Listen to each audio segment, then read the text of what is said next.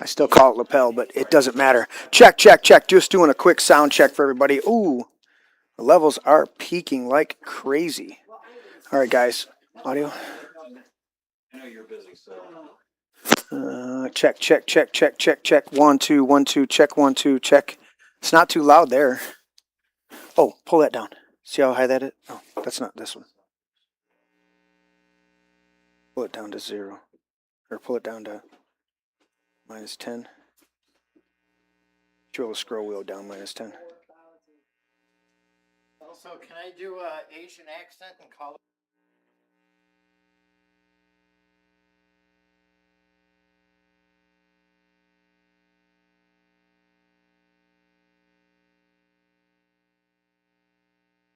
Do another check, check, check.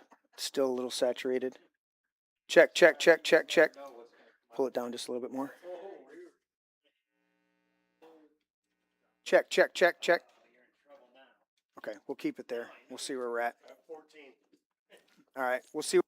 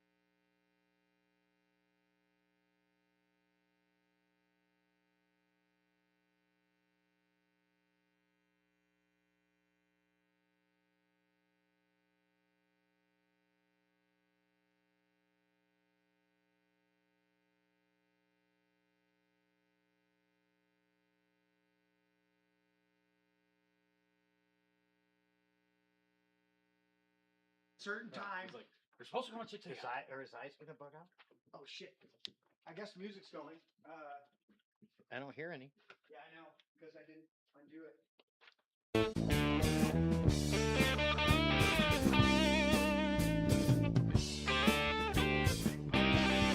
And now, live from the Man Cave Studios, deep in the heart of constitutional Livingston County, Michigan, on a Tuesday night, primary election watch party rant with co-host Teddy Bester's here, the awesome Lisa Hanlin, our good friend Mr. Joe Farkas,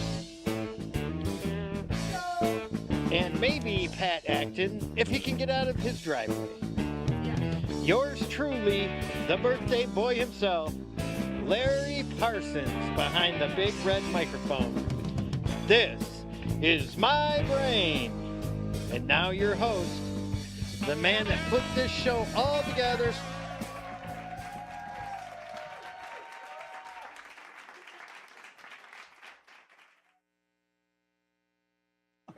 Oh, because you got started late and it cut off your microphone. Oh, that's only because somebody forgot to turn on the sound. Is that what it is? Yeah, somebody did Why that. is the table not zooming out? Messing up my birthday show? Happy birthday to you. Happy You're a gay birthday fish. to you. I hope you have more teeth than your sister. Oh, boy. Happy birthday to you. Happy birthday, Larry. We love you, man. We do Thank love you. you. You're 36 today. You're our, With how many years experience? it's dyslexia. Don't listen to Oh, it. No, we're good. We're What? good. I unmuted it. The 3 and Can the you 6 see is the there, levels right? now? 36. right. Yes. You know, Tell them how it works. Oh, it's a glitch in the way I set it up. If you look at the mixer up top, the X-Air mixer, you see they're white. It's just the way that, yeah. I like them better. You know what's interesting about this? Here's some behind the scenes, guys. When you do a lot of studio work, like when you've seen like Good Morning Vietnam or some of these other things, right? What color is it when it says on air? Red. Red. Yeah. Okay. Well, most of the buttons are programmed to be white when you unmute them and red when they're muted, like it's stop. So it depends on what system you're doing that's confusing, you know. So I have these buttons on my little control pad and they're red when the microphones are hot. Red, hot. Oh, right on. Versus, but then the other systems, they show them, Do we have to center? yes, you guys got to get centered. Scoot down a little bit. And I'll zoom out on you guys a little bit. So we're Scoot on this the way. fly tonight, guys. Even though Scott cooked a meal, I couldn't get my That's good. stuff together. Thanks, Is that the way I'm supposed to say it? That's a nice way to say Yeah, it, right? that's a nice way to I couldn't get my stuff together. So I'm going to zoom out on the rail shot here for a second and then adjust the height. Boom, boom, boom. Oop, too high. Somebody took Ow. my computer away and didn't put it back. Did you put the power in there? Oh, good. No lightning storm today. Oh, Oh, I you're not so lucky. I wasn't supposed to say that. Yeah. What did Larry call the Yingling today? Call them younglings? Younglings. I'm like, younglings are what Anakin killed, in episode 3. Yinglings, what you might want to have a drink of. Ah, ring. Ring. Birthday boy. Dale's giving you a shout out for birthday boy. Welcome to the show, everybody. It would be easier if I did it with one camcorder. I'm gonna leave it there. Let's see. Dale, how's the sound out there? It was a little hot in the one computer, given last week's fiasco where we didn't have sound for the first 10 minutes. Or not last week, it was Friday. So what do I need to plug my computer into the system? There should be an HDMI line underneath the table. Push it up through. You see it? I do not, but give me a minute and I will find Joe, I think it's on Oh, your side. maybe it's on my side. Does Larry know what an HDMI cord is? See that cable right there, that big thick cable? Yeah. Push it straight up. I did go to radio. I did take radio You and see it? TV technology You got it? in You see it? No. 1978 and 79. All right, let me get it. We're just live on the Oh, show, guys. my Just because Lord. Larry's got to Oh, share my his stuff. Lord. It's not even Tech Realm. It's just Larry. Larry, it's right there, dude. Is It's it? right there. Oh. I Reach stand. underneath there and push it up. I stand It's corrected. next to that line. Oh. It's right there. Oh, I do see. So there is a second line. How many Polacks does it take to find an Put it on the HDMI table cord? shot, Scott, so it Oh, shows the full fiasco. don't do any Pollock jokes around Larry. No, that's That's not it. What the crap? And it Oh, creeps now me. you, now you disconnected. Get out of my way. Oh, Lord. Good God. Talk amongst This is- yourselves. This is live TV, Oh, right there. folks. Sure. This is not an episode I got of I Love Lucy. Jeremy couldn't find the hole. That's You know what? always a You know problem. what? I'll take that abuse, Larry, because you couldn't find the line, the Well, cable itself. You know, that's just like Your opinion. your opinion, man. That doesn't fit over there, Larry. Doesn't fit there. Look at that. No. So half the battle to get That's the. not an HDMI cord. Yeah, Oh. Yeah. that's Different. HDMI. Oh, it's over It here. goes over there. It's half the battle to find the cords, the other There. half the battle for Larry to find the right Oh, cord. that is, yeah. Did you get it, Larry? I'm not seeing it yet. Larry, I'm not seeing it yet. I have Larry, to be hurry able up. to Come on. turn it No, on. just come on. Come on, man. Come on, man. Hurry up. Dale's already pissed. We already got chat blowing up. We got Are you tired? Dale Waiting? saying hi, Are Lisa, you tired Joe. of And, waiting? Dale says hi, Lisa, Joe, and Black Pill Teddy. Yeah. We have Proud Jew saying go Haley Stevens in Israel, Of course. and we have Jeff Mayo You guys are crazy. saying he voted for Larry Johnson, even though he's a funny-looking mug. Larry Johnson. Harry He's Johnson. he's off the Demo KKK rat plantation. And Dale says, "Don't fart, Larry." That was when you were under the table and I was coming near you. He was Yes. trying to save my life. Well, fortunately today we did work close to a White Castle. Did you eat at White Castle today? You son of a bitch. Unacceptable. Unacceptable. You got it plugged in? There we go. Is the computer on? I can't. It won't. The button's right here, right on the side. Yeah, it's right on that side. On this side. Oh, it's on this side. Right there. It's the power button. Oh, that's probably. There it is. Whose phone? All Is right, that your so we phone, got Lisa? yes, Lisa's phone. What? Yeah, Say- turn That's the my volume. Yeah, turn phone? out. Yeah. Oh, okay. It's always the best thing about the beginning of the It show is. is that we have like one or two tech problems to figure out. Well, Scott had to, I went over there to turn the screen on behind you guys, and as I'm sitting over here thinking I got it, Scott goes, "Still on USB, still on USB." I'm like, "Oh shit!" I run back. I'm waiting for it to reset. Okay, very good. We'll figure this out eventually. By next show, we'll have all the bugs worked out, and then there'll be more bugs. Well, our excuse is that shrimp scampi. Dude, that's it right there. So, Chef Scott over there, where's my boot cam? There it is. There it is. Chef Scott, dude. Shrimp scampi Florentine. Yep. You describe it. Why am I describing how awesome it is? Describe it. We'll chime in and confirm. So it was shrimp scampi Florentine with spinach over bow tie noodles. And we had some shrimp left over, so I just made some traditional scampi and then flash seared them in some butter. Well, actually, I just flash seared them in a pan to give them a little bit of crust when I put them on the plate. And then the way you did the French bread. Yeah, so the French bread, I was experimenting with my partner in crime down in the kitchen. Yeah. And I used the shrimp scampi butter, fried the bread, put some freshly grated 2-year-old Parmesan on top, and flipped it back over, and yeah, it was good. Phenomenal stuff. Phenomenal. Thank you. Dude. Yes, thank you. It's going to become a tradition now. Every time Scott's here to cook for the podcast, I'm just going to post like 15 videos beforehand. And you know what? We'll get like 1,000 views on the little video I do beforehand of the food, and we'll get 300 for the show. No, that's okay because we're going to be plugging the new Foodies. podcast starting off. We're going to so be doing the cooking show here very soon, and that's going to be badass. So going to be fun. yeah, absolutely. Thank you, Scott, for dinner. It was awesome. The gallery here, commentary on the shrimp scampi. Florentine. I thought it was great, but I'm more curious to see what the other great chef on the show has to say about it. Because I heard some commentary downstairs. Lisa, I did not expect that at all, and it was absolutely delicious. didn't you try to The recruit him flavors, all immediately of it. to the Pasta restaurant? Pasta was cooked perfectly al dente. Mm-hmm. Yes. The spice wasn't too much. It was just mild but wonderful. I really enjoyed it.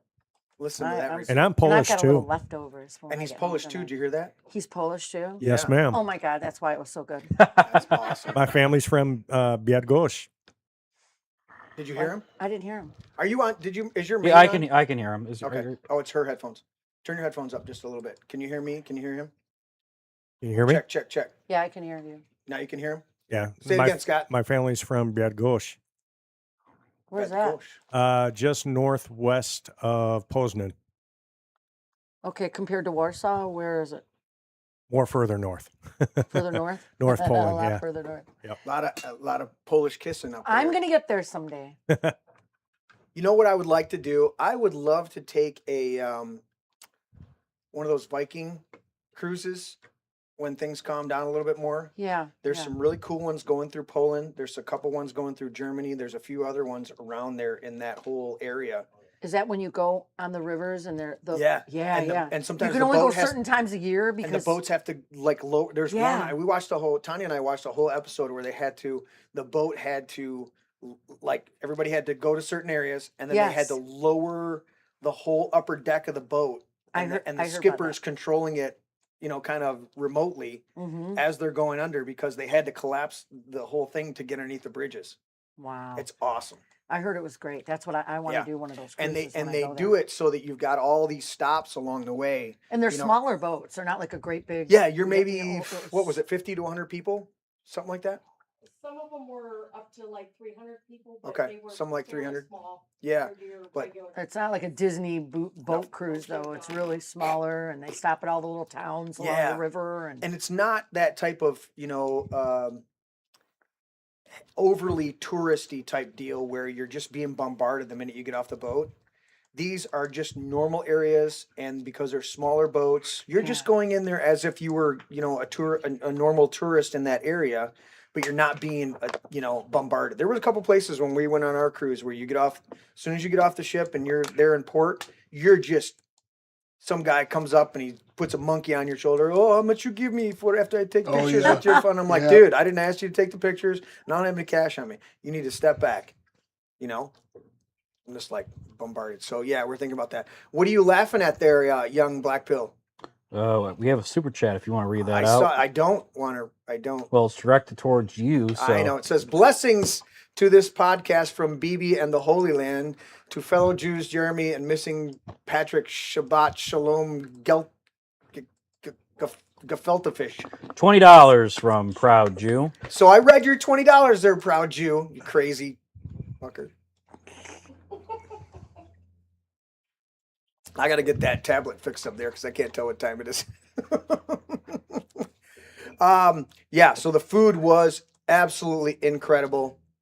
5 stars out of 3.5 available. He gets 5 full stars, even though there was only 3.5 available for any given meal. Right. He gets. Oh, so if it was 10 stars available, he gets 15. That's the equation that we're doing. That was phenomenal, dude. It was like, I love it. Scott, that's why I posted. Scott outdid himself. I just Olive Garden has nothing on him. nothing. And you should have seen him feverishly in here. He's chopping, doing this and doing that, and he's smashing this and smashing that. Wow. He's like, "You're almost out of garlic." He's like, "But I got these other garlics," and he's smashing up the garlic. But I love every second of it. Dude, he was in his element. I'm like trying to talk. I'm like, just Teddy and I just kept talking. I said, "See, this is how the cooking show is going to go, where I'm going to have to keep talking because Scott's zoned in on the food." And then he hands me a bite, and I go, "Oh my, dude, stop it." It was so awesome. It was so awesome. Joe even had a bite of the shrimp there. Yep. Even though he It's bowling. I have to explain that my wife and I go bowling with friends every Tuesday, Mhm.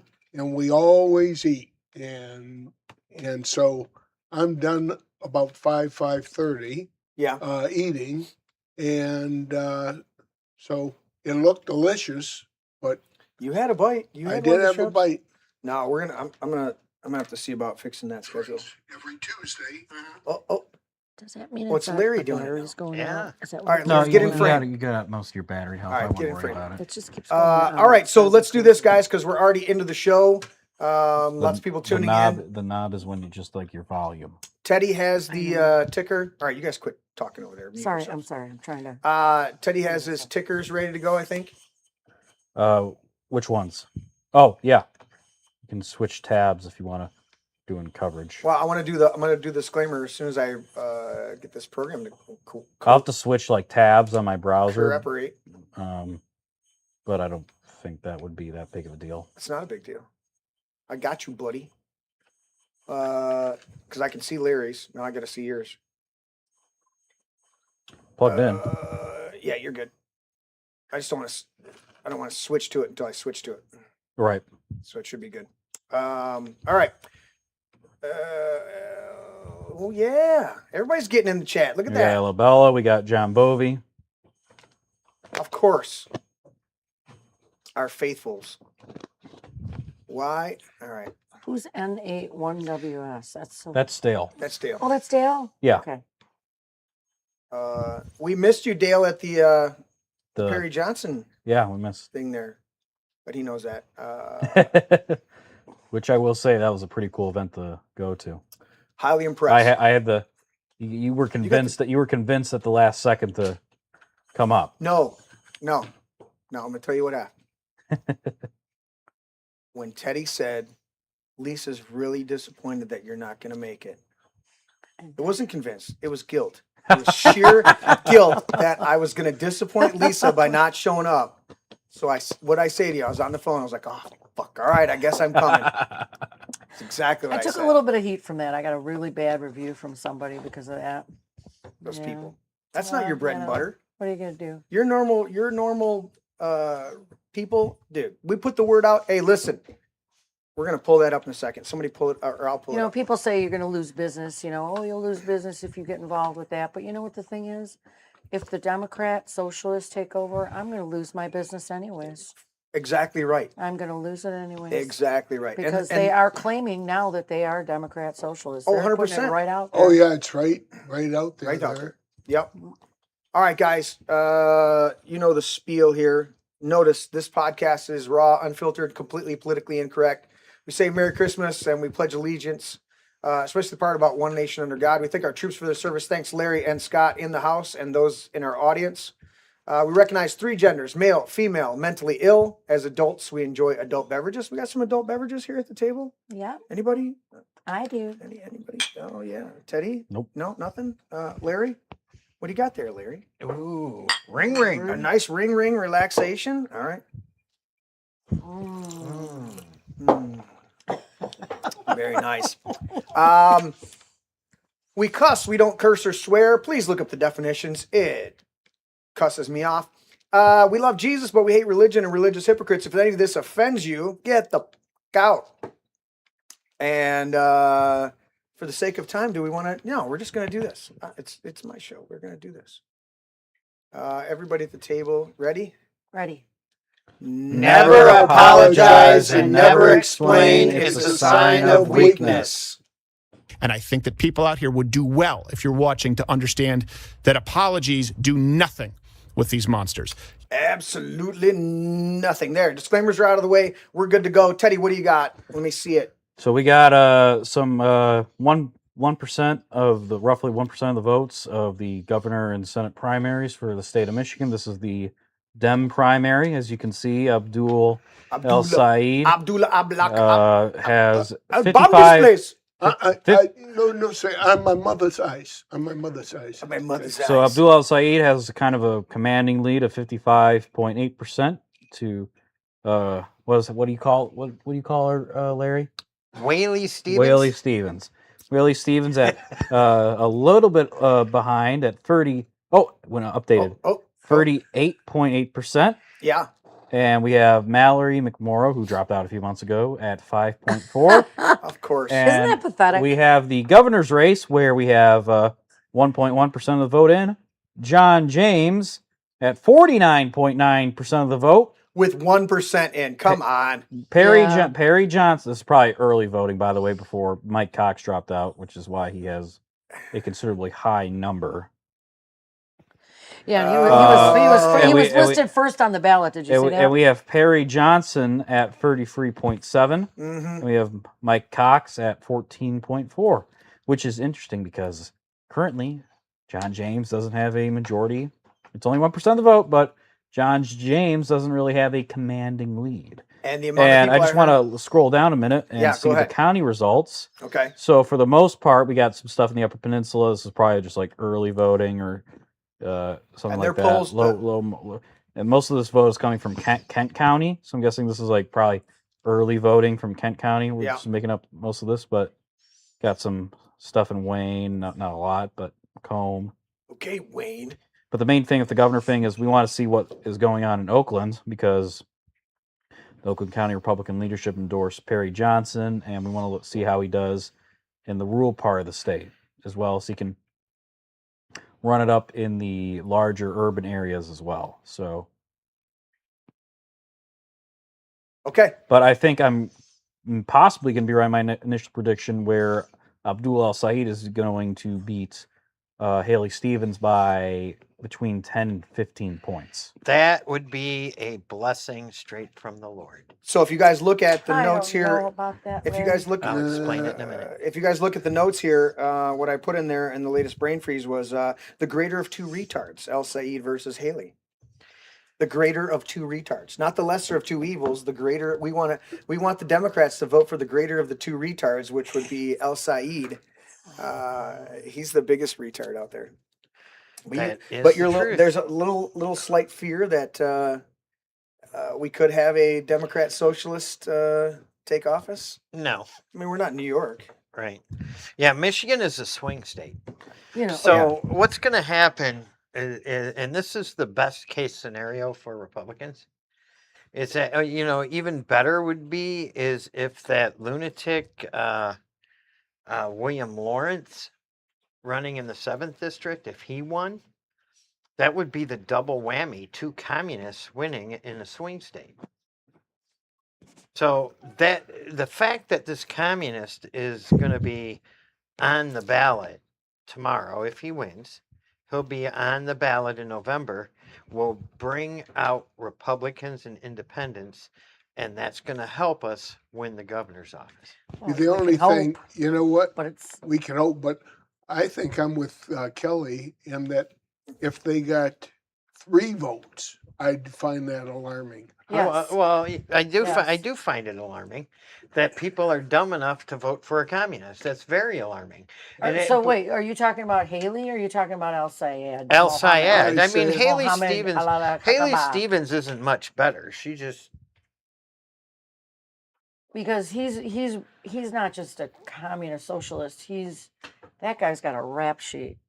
He's El Sayed. yeah. He's got a terrorist rap yeah. sheet. This guy's Yeah, Haley's scarier than the shit. slightly lesser he's of two scarier evils. than Mandami, don't you think? He's the better of the two retards because he's more retarded.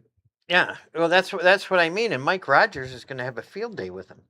We hope. Well, I mean, Yeah. there's something Yeah. called a national environment, and if I want to bring in my kind of, you can call it black pill, I can call it realism. Mike Rogers lost to Alyssa Slotkin when a national environment was plus. Is this on your computer or are you just talking? No, I'm just talking. Okay. Mike Rogers lost to Alyssa Slotkin in a nationally favorable Republican 2024 national environment was Trump took the Republican state plus and 3. he lost. Trump took the state and he lost. Mhm. Problem is now is that Trump is quite unpopular, and usually midterms the last century and a half. What was the They've stat you gave us and where was it from? Real Clear Politics at polling average. I can pull that up right now if you Yeah. want me to. I'll tell you when to pull that up. He's unfortunately at his lowest numbers, which is So- not what any of us wanted. When Mike we voted for Rogers Trump. is? No, No, Trump. Trump. Trump is, yeah. So you can pull And that. I think you it's could- simply you- because nobody's been arrested for all these things that we Yes, have all and this- you have it's- to it's- It's understand- because they have not arrested one fucking person. right. Yeah. It's So- crazy. You And we're focused on- Jeremy. You can pull It's that crazy. up right now. We're focused on outside And stuff all instead of the- interior. We should be All deporting the a bunch of evidence motherfuckers. that they have. What are they waiting for? know that if they're not prosecuted, it's going to happen again once they. Oh yeah, Did you pull Yeah. that up? In, waiting for in these guys. spades. yeah. All right, let's see what Teddy's got. So this is the Real Clear Politics President Trump job approval. This is a polling average. So you have, if I scroll up, you have all these polls throughout that are averaged Mhm. into this graph right here. So you have a 38.9% approve and a 58.5% disapprove. And I just want to go to, sorry, scroll down.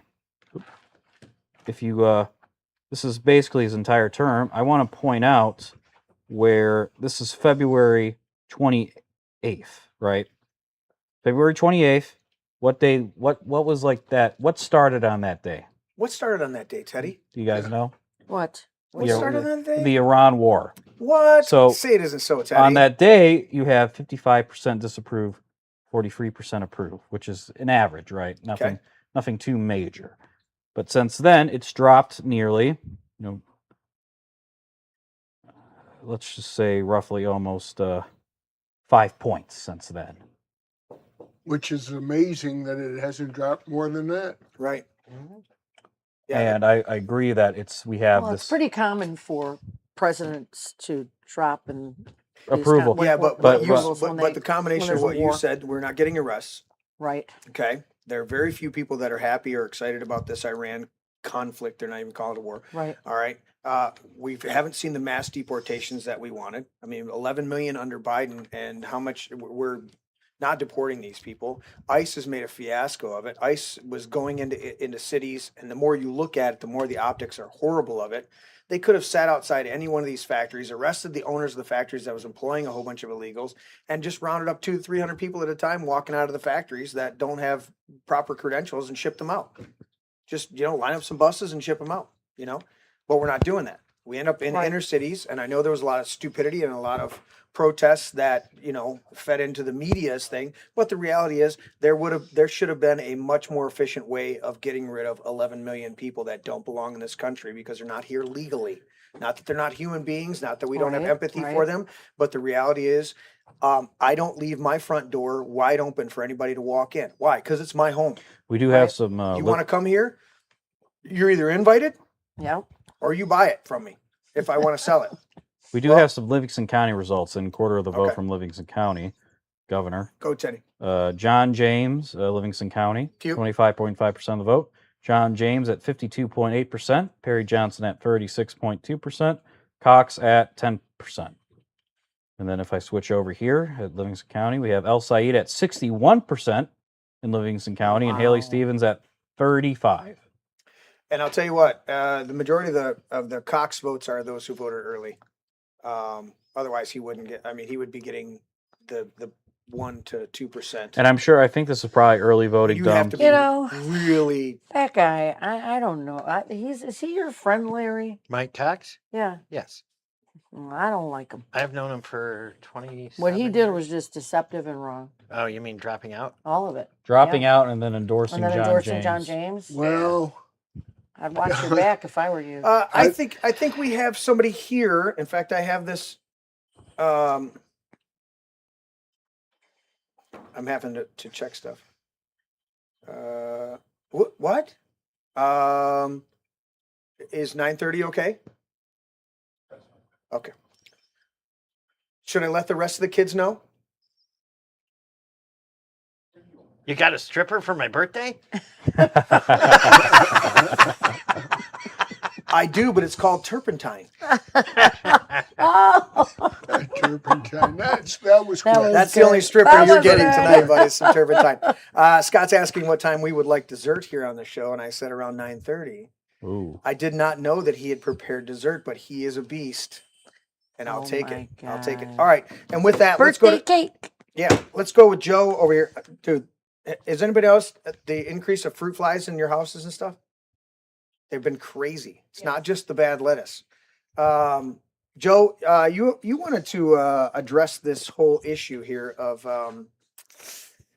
the dead cat bounce, right?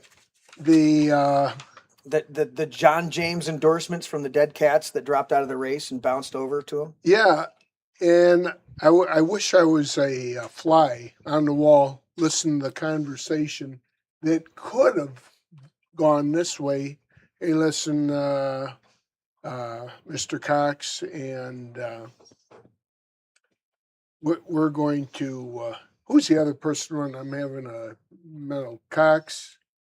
Oh, give me a break. Oh, who's running for governor? Yeah, Nesbitt. Nesbitt. That's the guy I'm trying to think of. Yeah. Can you imagine? You might hear this as, hey, listen, you two. I've got the black vote. I've got Detroit vote. You're speaking for Jimmy John. Kill switch Jimmy. I'm speculating how a conversation might go. I'm not saying this is the case, but he tells them to listen. I got the black vote, Detroit vote, and I've got the Trump vote. So if you want to go through a lot of hassle and cost you a lot of time and money going through this to end up a loser, go for it. But I got a better idea for you. We got something for you, and we'll make it worth your while if you just drop out Yeah. and I win the race. Yeah. And does any of us here believe that could possibly be the scenario that we're working under? Hmm? Is that does anybody here in our little group believe that is A there could plausible be scenario? a possible, yeah. Oh, absolutely. Absolutely. You know, half the ego people that run out there run for ego. When they don't get enough attention for their ego, then they look for the money. When people run for office, you're saying? Yes. When a lot of people run for office and they can only get so far, they're running on ego. We know that most politicians have I huge see what you mean. egos. Once And they- that's why And then once they Right. realize, once they're looking at the table and they realize they don't have a big stack of chips, they go, you know what? I'll just cash in now and take the money and walk away. So that's the type of people that I'm seeing, is these people that they're either going to get, you look at the amount of people that in the past that have dropped out of races and then got cabinet appointments or sweetheart deals or ambassadorships or other things. And you go, what was up with that? yeah, You know, campaigns that'll pay you, Right, to drop out to drop out. or pay for endorsements. I've heard rumors of a few endorsements out there that were paid for from some people that I wouldn't expect. So that's I yeah. think that's a good assessment, Joe. I think that is that and then look at the majority of the commercials that I saw from Mike Cox were attacking John James. I never saw a single commercial, and I didn't go out of my way to watch them. Yeah, But I saw some. when I was watching, and it was forced to it during a Tiger game or something like that, and I'm watching this, and I see a Mike Cox ad, it was against John James. And I it was- never saw a single ad against Perry Perry Johnson. Johnson. Now, does that mean that he didn't think Perry Johnson was viable? No, I think that would be a bullshit argument. I Right. think that his main opponent was John James, and then 10 seconds after he's announces his suspension of his campaign, he's endorsing the same guy that he's been spending hundreds of thousands of dollars to attack. That doesn't jive with me. How do you spell Horribly integrity? hypocritical. Exactly. Yeah, I know, but you've seen that before, Jeremy, you've seen that before in some political games. Yeah. But with this Mike Cox thing, it was just way too close. It was so. It was I don't know after open absentee balloting was available. So how many ballots got messed up Yeah, because how many people voted for Mike Cox? right. That they And don't we're even seeing know the he's not even percentage. running. And those are people, when I talk to grassroots people, a ton of grassroots people, or I saw posts on Facebook, the vast majority were like, F this, I'm voting for Perry. Yeah, Well, how many other people don't know they can go and could have gone in today and spoiled their spoil ballot their ballot. and then cast a new ballot for Perry Johnson? Because out of the two, Perry Johnson is far superior. In fact, the more that I look at his platform and then heard him at your restaurant at Chopsky's, he was phenomenal. yeah. And agree. He's not a politician. Mm-mm. And I think the only thing that John James has going for him was the early Trump endorsement, which was a mistake. Trump should have not, any president should not be involved in the primaries at all. Stay out of the I primaries. agree with that. Stay out of the primaries. I agree with Let that. the- Now after this, I'm like, Let the what grassroots hell? and the state people figure it out and then and deal with it from there. So why did Trump do that? Because He we were liked- he screaming liked- about that. We were screaming. remember. We're like, what the fuck? He Why liked- would he do this? I mean, Trump sometimes does some crazy shit. He hires crazy people, right? Right. Yeah. I mean, look at Amy Comey Barrett. I mean, come on. Look at- he's look at- getting look some at- really bad. He Some really bad thoughts He likes to pick from someone. winners, people that he perceives to be winners. No, well, not always. It's if he's going to win from them, that's when he's going to do it. Well, That's but he knows John James is an asshole because John James voted 48% of the time with the Democrats. Yes. So that's not. Yep. But what Trump looks at is what we have to realize too. Again, and I've been saying this since when he got elected the first time. Trump relies upon advisors. Okay. Yes. And when you step out of the business world and you step into politics, your advisors could be stabbing you in the back hardcore while they smile at your face. That's Shakespearean. One may smile and Right. smile and be a villain. Okay, they can be. Whereas in business, if you give me bad advice and it doesn't work out, I'm going to fire your ass, Right. and I'm going to make sure nobody else wants to hire you. Whereas in politics, you'll just spin that over into another situation and do whatever you want to do, and you're not worried about it. I mean, the amount of people that left office or that left the White House. Do you remember this? The exodus once it was declared that Biden had won, even though we knew it was a fraud. Okay, the amount of White House staffers that left the White House was epic. In the first Trump administration, when he was on his way out, Yeah. they ran like rats from a sinking ship. Okay, Wow. and didn't let the door swing fast enough to hit him in the ass on their way out. And that was people that claimed that they were loyal to him. But we know that they. But he did learn the lesson from that when he came in his second term, and he started doing executive orders on camera, holding up the executive order, having his assistant describe them, because he was doing executive orders in the first term, and they were walking out of the door and throwing them in the trash and never doing anything. And then he would ask his advisors a couple months later, "Hey, what happened with that? I signed that. Why haven't we seen any progress on that?" Okay, so that's one thing I will give Trump the benefit of the doubt, is that he relies on his advisors, and they go, "John James is a really good guy, Mr. President. He's a stand-up guy. Yeah, his record's been here and there, but there were reasons why he voted like that. But he's a stand-up guy, and he's electable. He's Mr. President. He is electable. If you throw your weight behind him, it's a shoe-in. It's absolute." And Trump just got his ego stroked, and he thinks he's a winner, and that's what Teddy was saying, was that he wants to pick these winners. Yeah.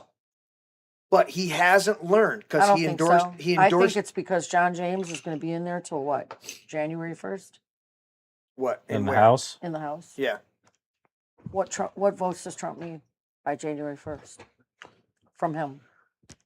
there He could be a needs couple. some- he needs something from him. But again, stay That's out of why it. Stay out of it until He should. stay out of it until the primaries are over, and then if he gets it, go look. He already run Right. his primary on his own, and I'm backing him 100%. That's even better.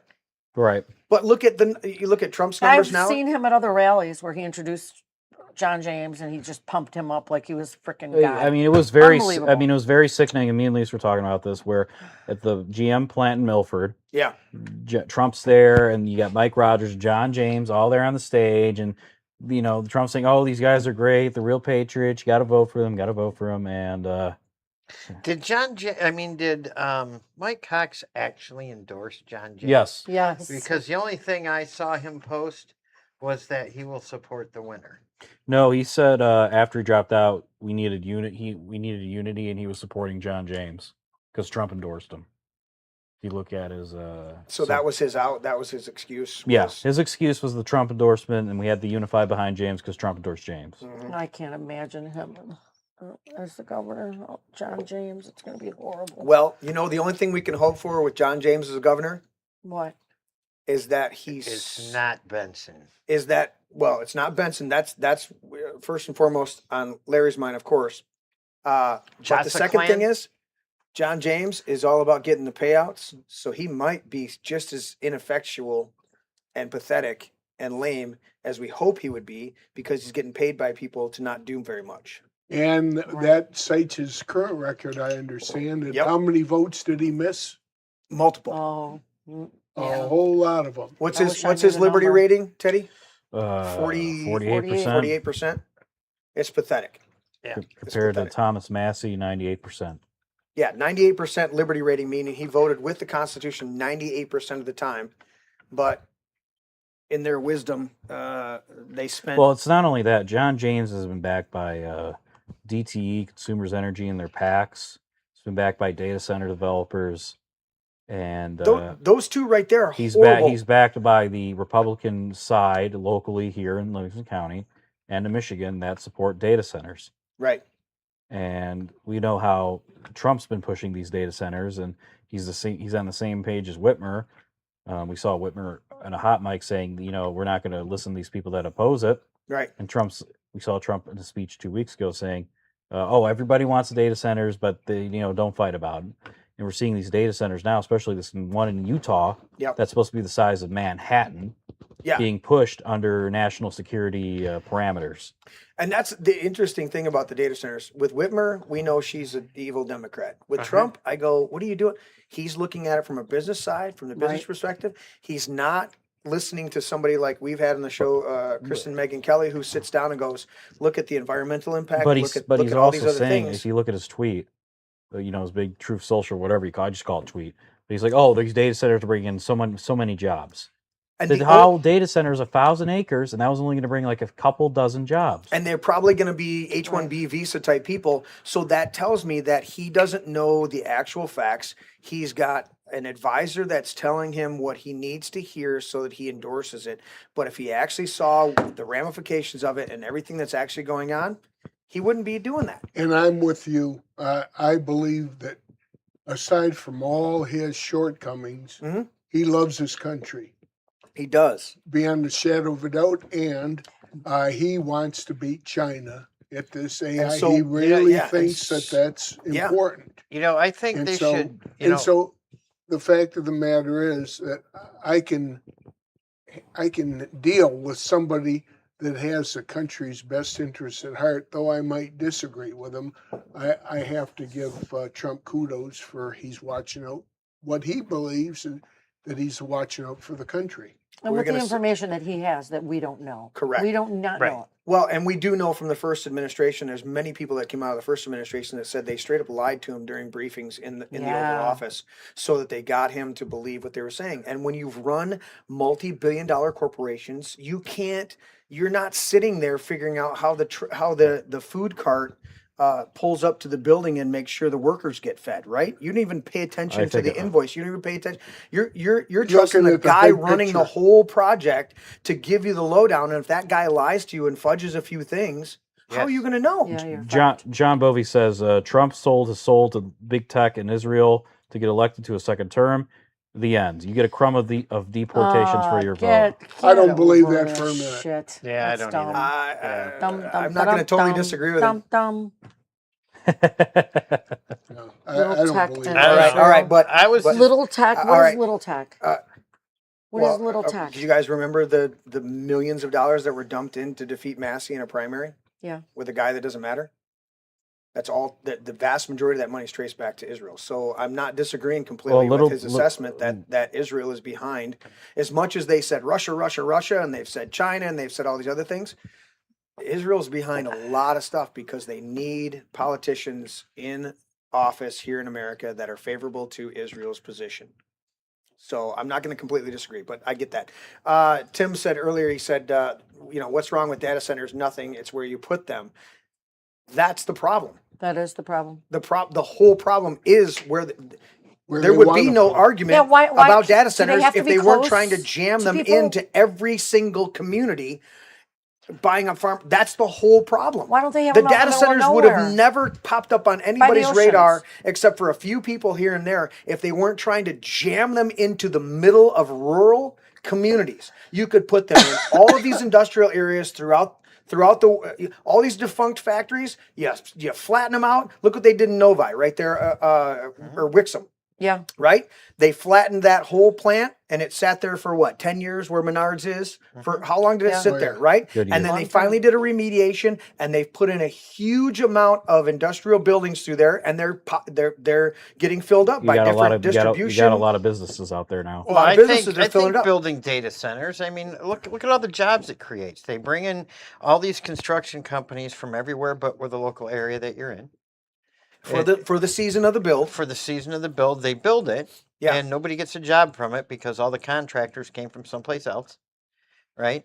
Then they tap into the water grid and start draining all the water. And then they say that it's From a all closed the loop wells. system, but then Yeah. they just petitioned to have They their just discharge petitioned- in Saline. The Right. data center that they forced through Saline, Whitmer, was with Sam Altman and the other data center, Yep. data CEOs, digging up, having that big old smile. The town council didn't want it. The citizens of Saline didn't want it. The And they citizens strong armed the town because it's a small rural township. right. This multi-billion-dollar company strong armed this tiny town and accepting this multi-thousand acre data center. Yep. And now they're like, well, it's not going to cause any pollution or wastewater or anything like that. It's a closed loop system, won't need that much water. And they petition to dump the wastewater of that data center into the Saline River. Right. And we talked about it on Friday with George. And this is coolant water. Is that correct? Used for cooling the massive computers. And again, there are so many other potential places that they can put these in that I've come to the conclusion, and I haven't heard a lot about this or anybody else echoing this. I've come to the conclusion it's not about the data centers in and of themselves. It's about land grab. They're trying to grab these. I mean, why would you put a data center on 1,000 acres of prime farmland unless you want to control food and water and take up the land? And that's why, I think a lot of, that's why we'll get to this later, why I begrudgingly put a vote in for Perry Johnson.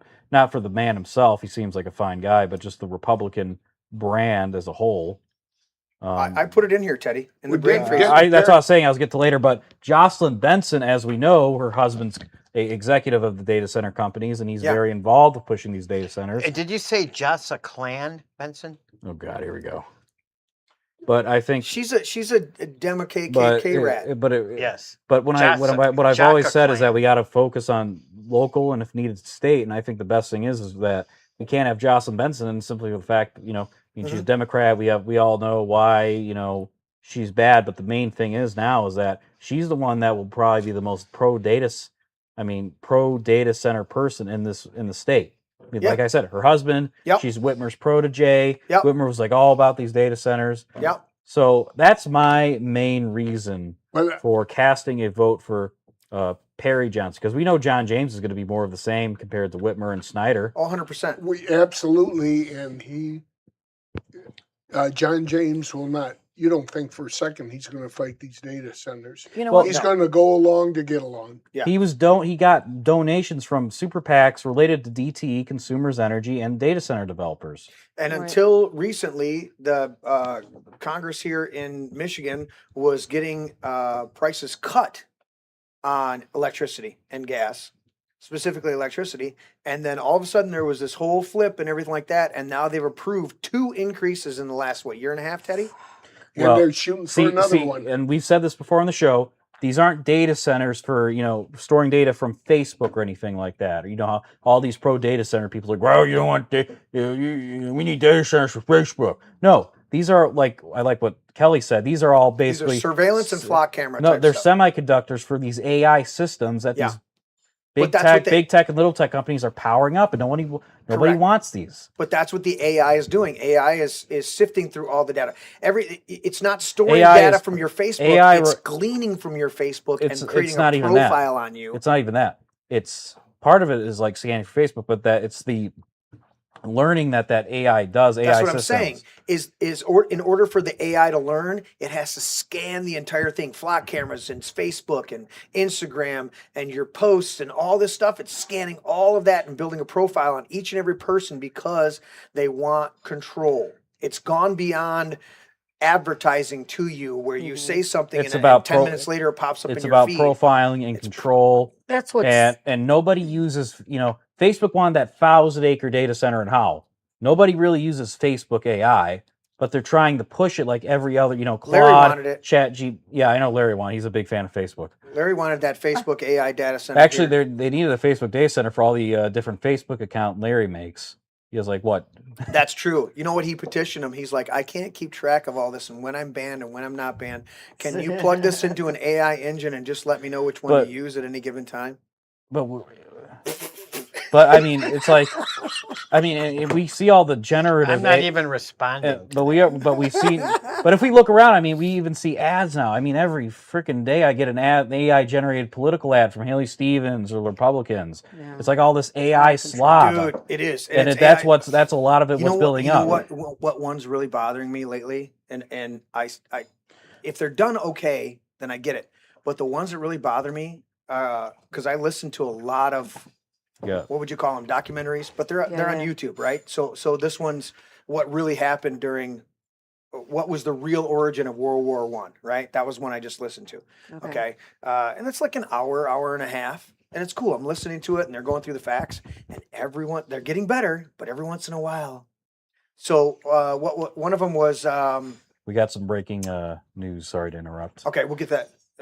Give me a second. I'll finish Oh, this thought at geez, this point. I'm not looking. So one of them I'll was wait for the surprise. so one of them. I was listening to one of them, and it was talking about ancient Rome and what the real fall of ancient Rome. And I would have to cross reference it with Teddy. Yeah. But one of the things they were saying they were talking about how they used to use lead. They would use lead in a lot of their stuff. In fact, they had a solution of lead that they would drink because of the flavoring, right? Oh my And so God. the guys were getting lead poisoning. This is one of the things. Well, I caught it that it was an AI doing the reading of it, even though it was really good. It sounded like a normal person reading it. Oh yeah. And every once in a while, they'd slip over and they'd say lead instead of lead. Jeremy. And so the lead poisoning that they were dealing with, because it didn't know how to differentiate lead from lead. When you say lead yeah. poisoning, and it It's would say spelled the same. lead poisoning, and every once in a while you can hear they're getting really good at the AI slot, but it's literally I can type in a few paragraphs, have the AI go search that subject, and flesh it all out, and then go read that and populate it with pictures, and I can put up a video that'll have 100,000 views. That it took me 3-4 paragraphs and a subscription to a good AI to create. Okay. Now, is that a genuine work that I spent time doing? Or is that something I threw up and I'm making some money off of? Okay. And they're getting better at them. Wow. You can catch that shit. Yeah. And you can see it. All right. What's the breaking news, Teddy? So we got some breaking primary news. Okay. This And then is very, Larry's going very. wow over there. So It's very unexpected. We Am have I going to be upset? Mike Rogers projected to win the Michigan Senate primary, Republican. Oh my God. Wait, And is that how many percentage of the votes? Is there a chance here? I mean, how much percentage of the vote? The race is uncontested. So far, NBC is saying 0 votes counted for Mike Rogers. 0 votes counted, but he's the projected But- winner because and then- he's The only uncontested. person that And then also, That is if you- breaking fucking If news. you want it, we got another piece here. Jocelyn Benson projected to win the Michigan Democratic primary. Another complete surprise. 16% of the vote in. Yeah. She has 84.7% of the vote compared to Chris Wow. Swanson, 15.3%. Yeah, that's what I was just going to say. Exactly. I've But got with it. that one. And then if I check the updated governor results for Republicans, we have John James at 51%, Perry Johnson at 35%, and Mike Cox at 11.9%. How much is it? Goober on that? National. 10%? 10.8% of the vote in. So Talk about lazy Still reporting. winnable. yeah, The results have to update. I mean, a lot of it's only 10% of the vote. I'm just giving you guys the updates. But the Senate race for the Democrats, last time I checked, Abdul IC was at 61%. It's now tightened to 52% for Abdul Al Said, and now what's percentage is in? this is 16.9%, so 17%. Okay. Ooh, And Haley Stevens is at 44. Haley Stevens is at All right, 44.4%. There's a few people that like the I call her the pinch face because she's got that little tiny face and that fat head. It's weird. Hold So it, right hold it, now- It's Teddy. not even what Ready? she You looks ready? like. It's what comes out of her mouth. Oh, he flew on Did I my. get it? Holy moly. We Did I need to get get him? you the assault Yeah, rifle. you did. Flew on So my- it Right. says here that John James has 56,270 votes counted so far. Perry Johnson has 38,752. Mike Cox with just under 13,000, and Eric Nesbitt at 1,193. What I'm looking at right now is I like 56 Derek percentage Nesbitt. in? 56,000 votes for John James, 38,000 for Perry Johnson, 12,000 for Mike Cox. What site are you on? NBC. What site are you on? Fox 2? Fox 2. Okay. And then I'll reboot, click on Detroit and see if they I don't updated use any. Facebook. So No Livingston County results yet to be reported by Fox 4. which most of our stuff is uncontested. What we're really looking at is I'm the judge looking at race, the judge stuff, and then there's and like then Yeah. how our county voted for James versus Yeah, Livingston Johnson. County results. Jocelyn Benson received 7,783 votes so far, with 75.8%. We do have- Are we keeping track of that 7,000 people that need to move out of our county? We do have and Chris updated- Sonson we do with They have- have 7,000. 24. Apparently. we do have updated governor stuff for Livingston County. Oakland County's 39% got to of be more than. Oakland County came in 51%. James at 52% in Oakland Jims. County, and Perry Johnson at 35%. Cox at 11.4%. Okay. We'll see how it continues to shake See, out, and if Cox wasn't such a cock, all right? those votes would have gone to Johnson, and this would be a much tighter race. Correct. He would have Fuck 1 to cocks. 2% of people that have Over no him. clue that he dropped But out. this I is don't still see him 10% of the vote in. This is probably a lot of early voting coming in. He Or did this on purpose. I got a poll today, actually. I got a phone call.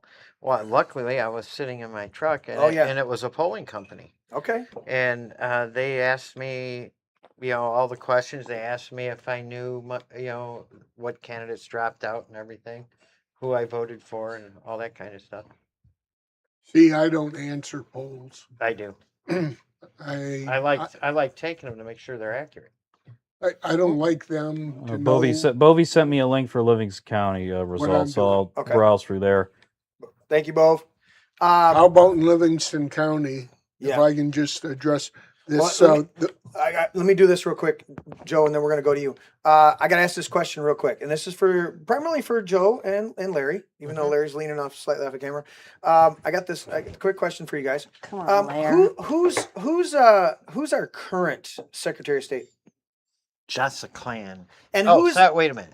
Secretary of State of Michigan, Jacka Clan Benson. Can you confirm that, Joe? Yeah. That's 2. All right, so I've got a confirmation there. And who is also the Democratic candidate for governor? Jacka Clan Benson. Oh, okay. Tisha Jones, our very own Tisha Jones, that's been on the show multiple times. Yes. That's very involved in politics. She sent me this, guys, and take a look at this. Here it is. What does that look like to you guys?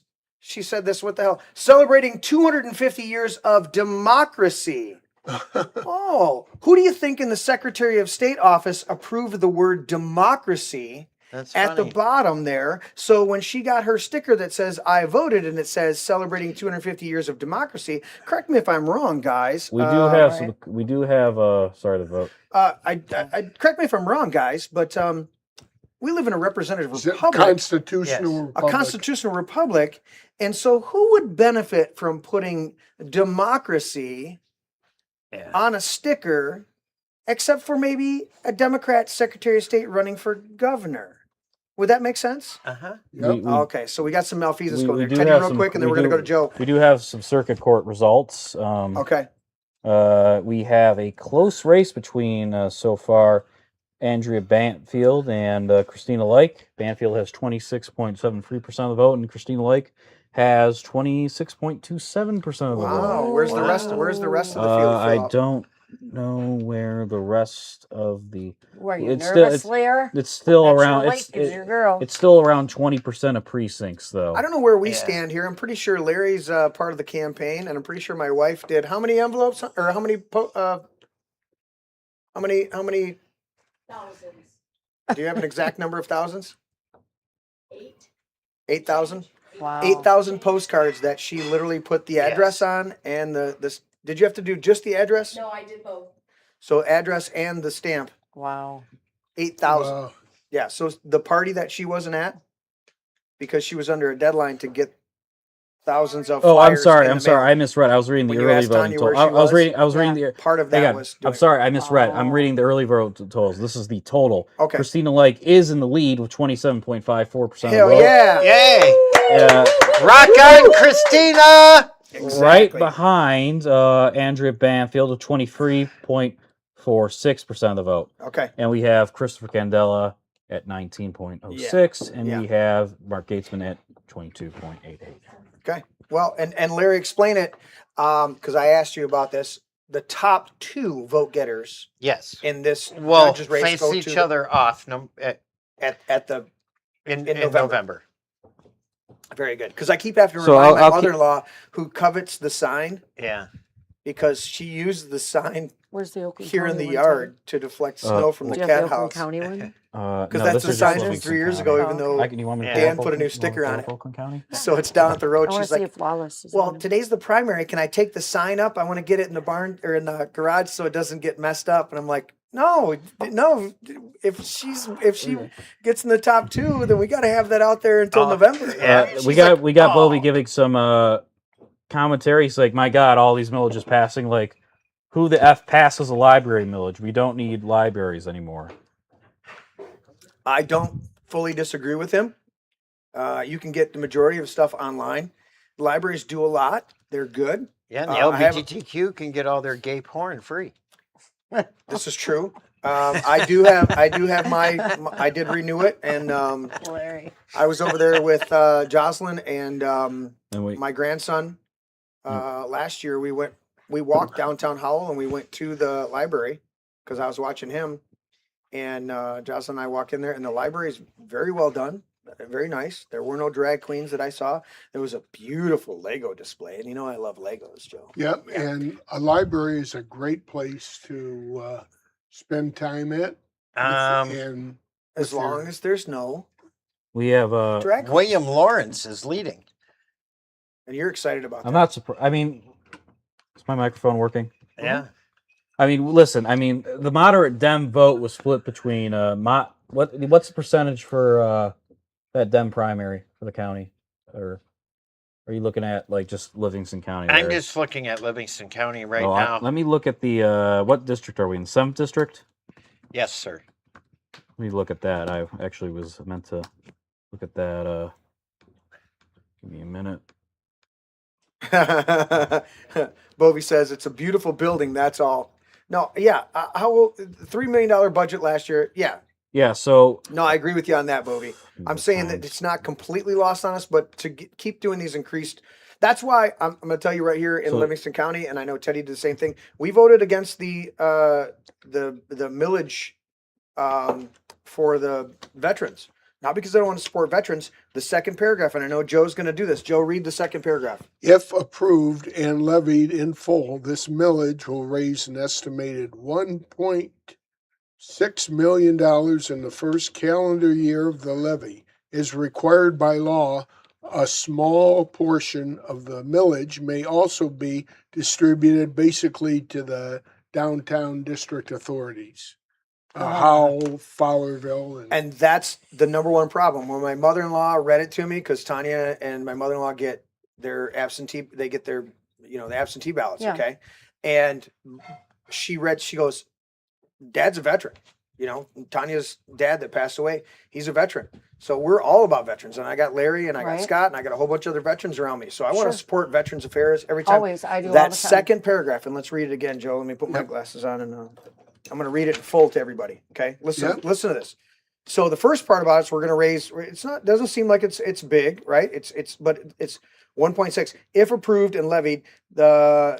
In full, this millage will raise an estimated $1.6 million. Okay, not a big deal in the first calendar year levy.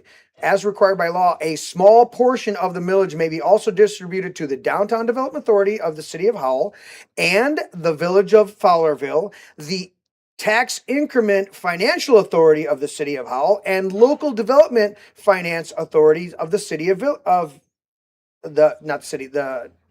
Financial Authority of the Village of Fowlerville. So the city and the Downtown Authority and the village and the Downtown Authority of Fowlerville both have their hands in there, and it doesn't describe what their percentage is. So Bingo. these people can walk in there. Let's say they do raise the 1.6 million in the first year. Okay, how much of that actually goes to the vets, and how much goes to these downtown development I know authorities? what- the And- fuck is the downtown development doing for my vets? and that's The VFW around here and the other number of groups around here do far more with normal volunteers giving and paying their dues. They do far more. Roger Deaton happens to be my commissioner here. Yeah, we love Roger. And Roger does a phenomenal job. He's unsung. He'll contact me. He's like, we're having a VFW thing. Can you come and just, be participant? And I can't make most of them, but Roger does a phenomenal job, and he's an unsung hero because he doesn't go out of his way to boast about it. He just does the work. And last time I checked, he's had over like 7 chapters or something like that. Plus he's a local guy. He's involved in a ton of what the veterans are doing. Yes. and that's why I brought this. Yeah, absolutely. Because, but what are the two operative words in that second paragraph? Yeah, May and small. exactly. So we got some more chats from Bovey that I thought were good. He says, Dems know they wouldn't let that William Lawrence guy babysit their kids. How is he going to win elections? I'll get to that. I'll get to that in a minute.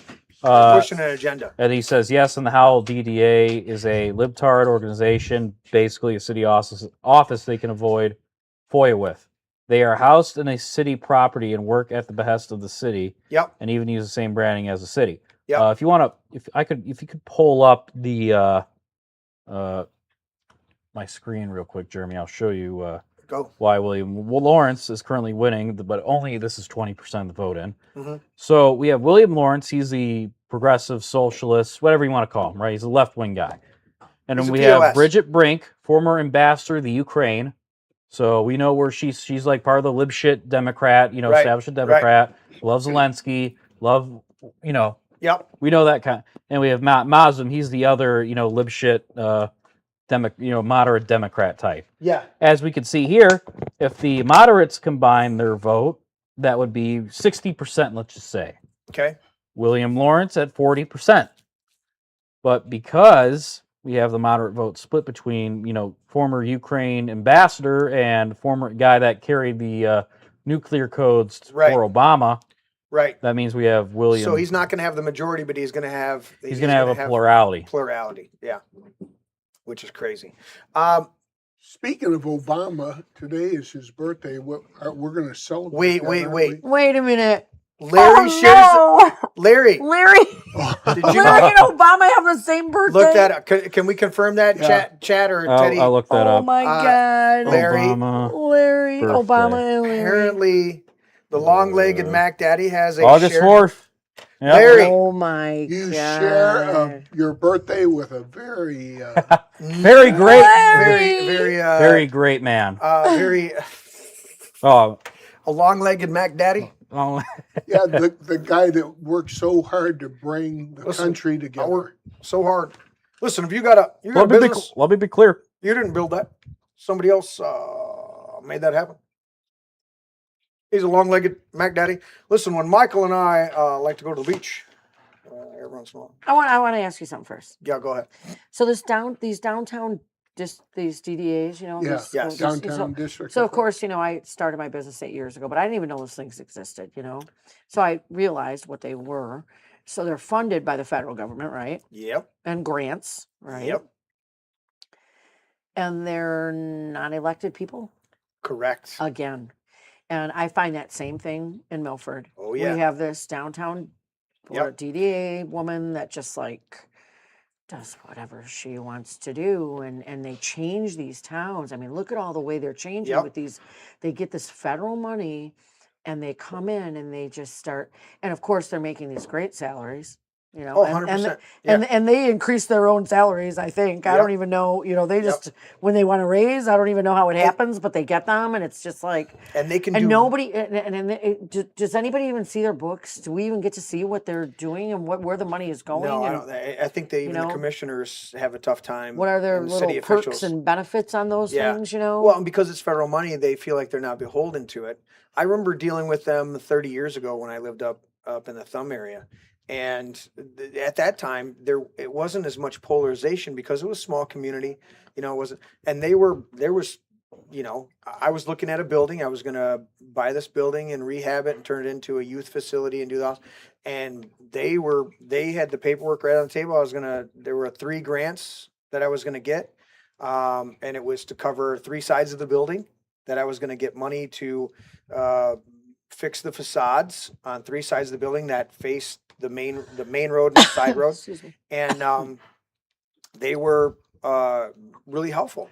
But it's just like a homeowners association. You can get a really good homeowners association that's in touch with the people and run by the people, or you can get a homeowners association that gets out of control and you got a couple little assholes in there that your lawn's a little too long. I took my ruler over there and your lawn's too long. And the same way with the DDA, you can get some really good DDA officials that care about their community and grew up there and raised their kids there, and they just want the downtown to look good and function good, and they want to preserve this bank building and then you get a bunch of other shit that just they're getting paid. Some people want those and they're small pushing town, the nostalgic, small little towns.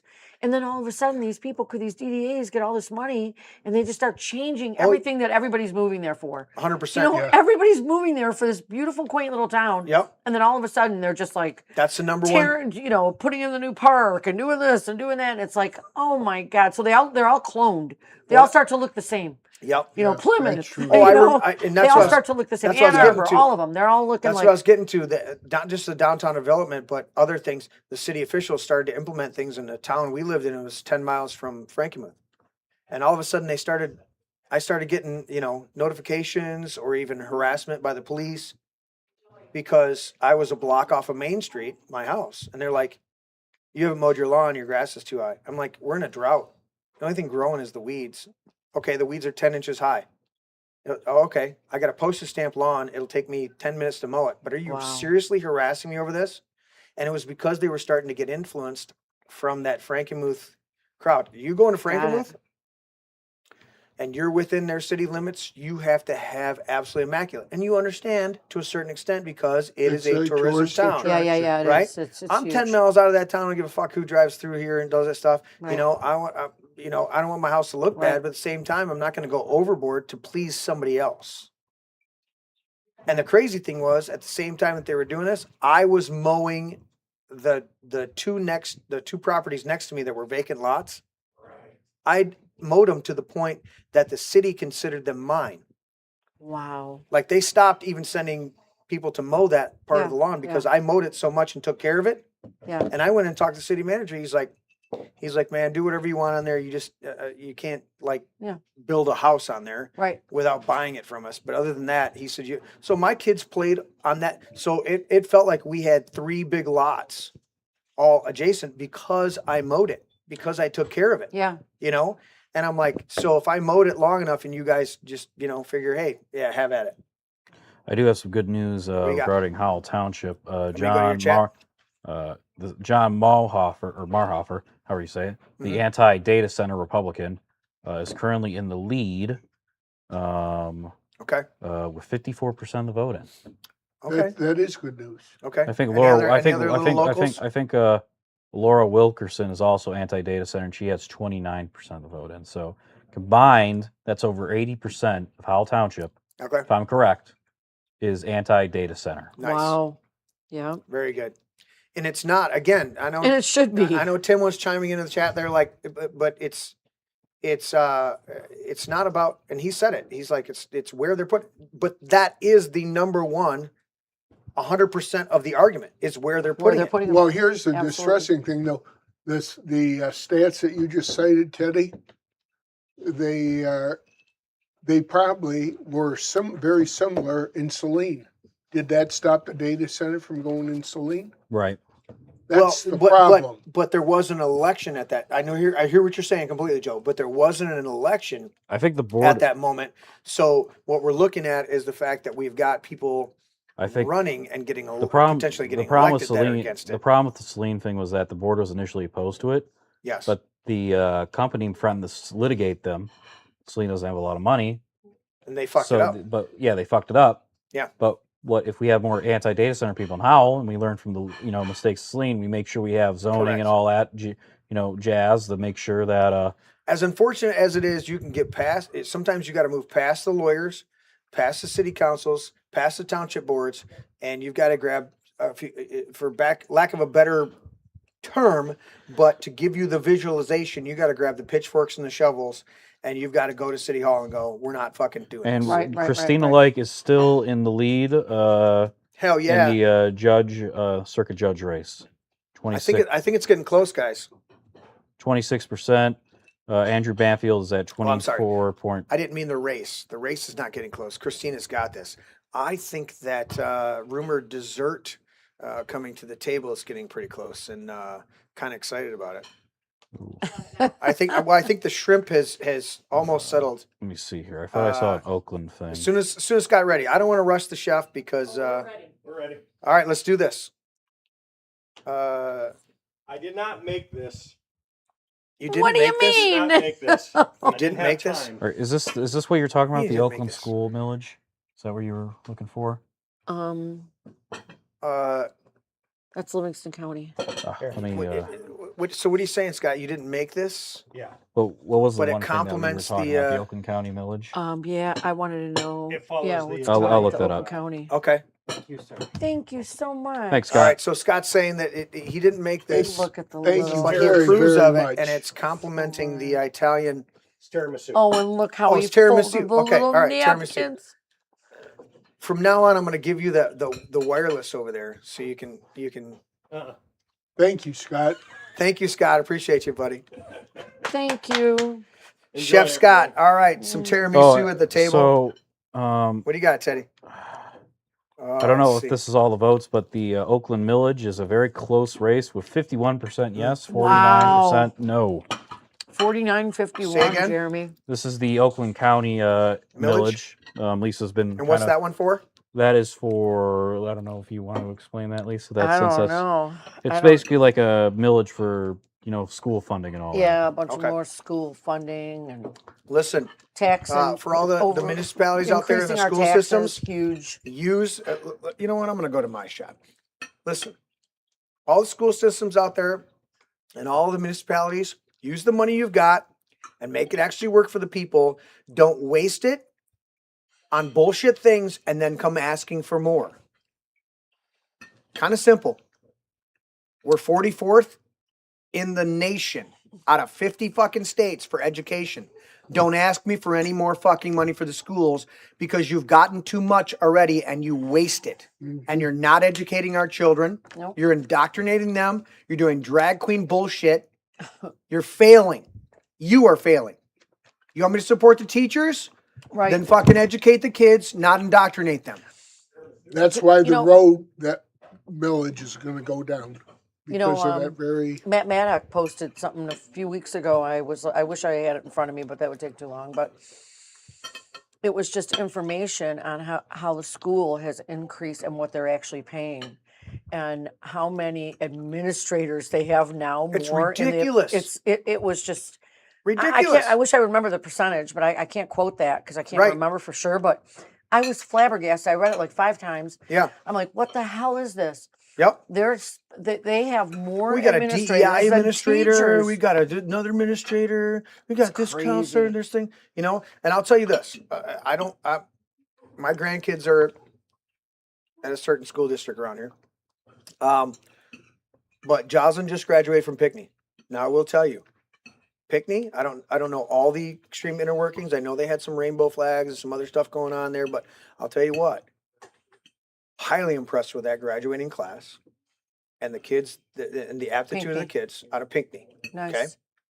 But it's out of all of our communities around here, as far as Brighton and Heartland, it's one of the more rural, you don't think of Pinckney as this big, we think It's of Brighton, small. it's a big, It's out there. It's out there. Exactly. You got to drive away. There's no Walmart and Myers. Right. Most Right. we have is the bushes and stuff like that. Whereas you come to even Heartland, let alone Brighton and Howell, all right?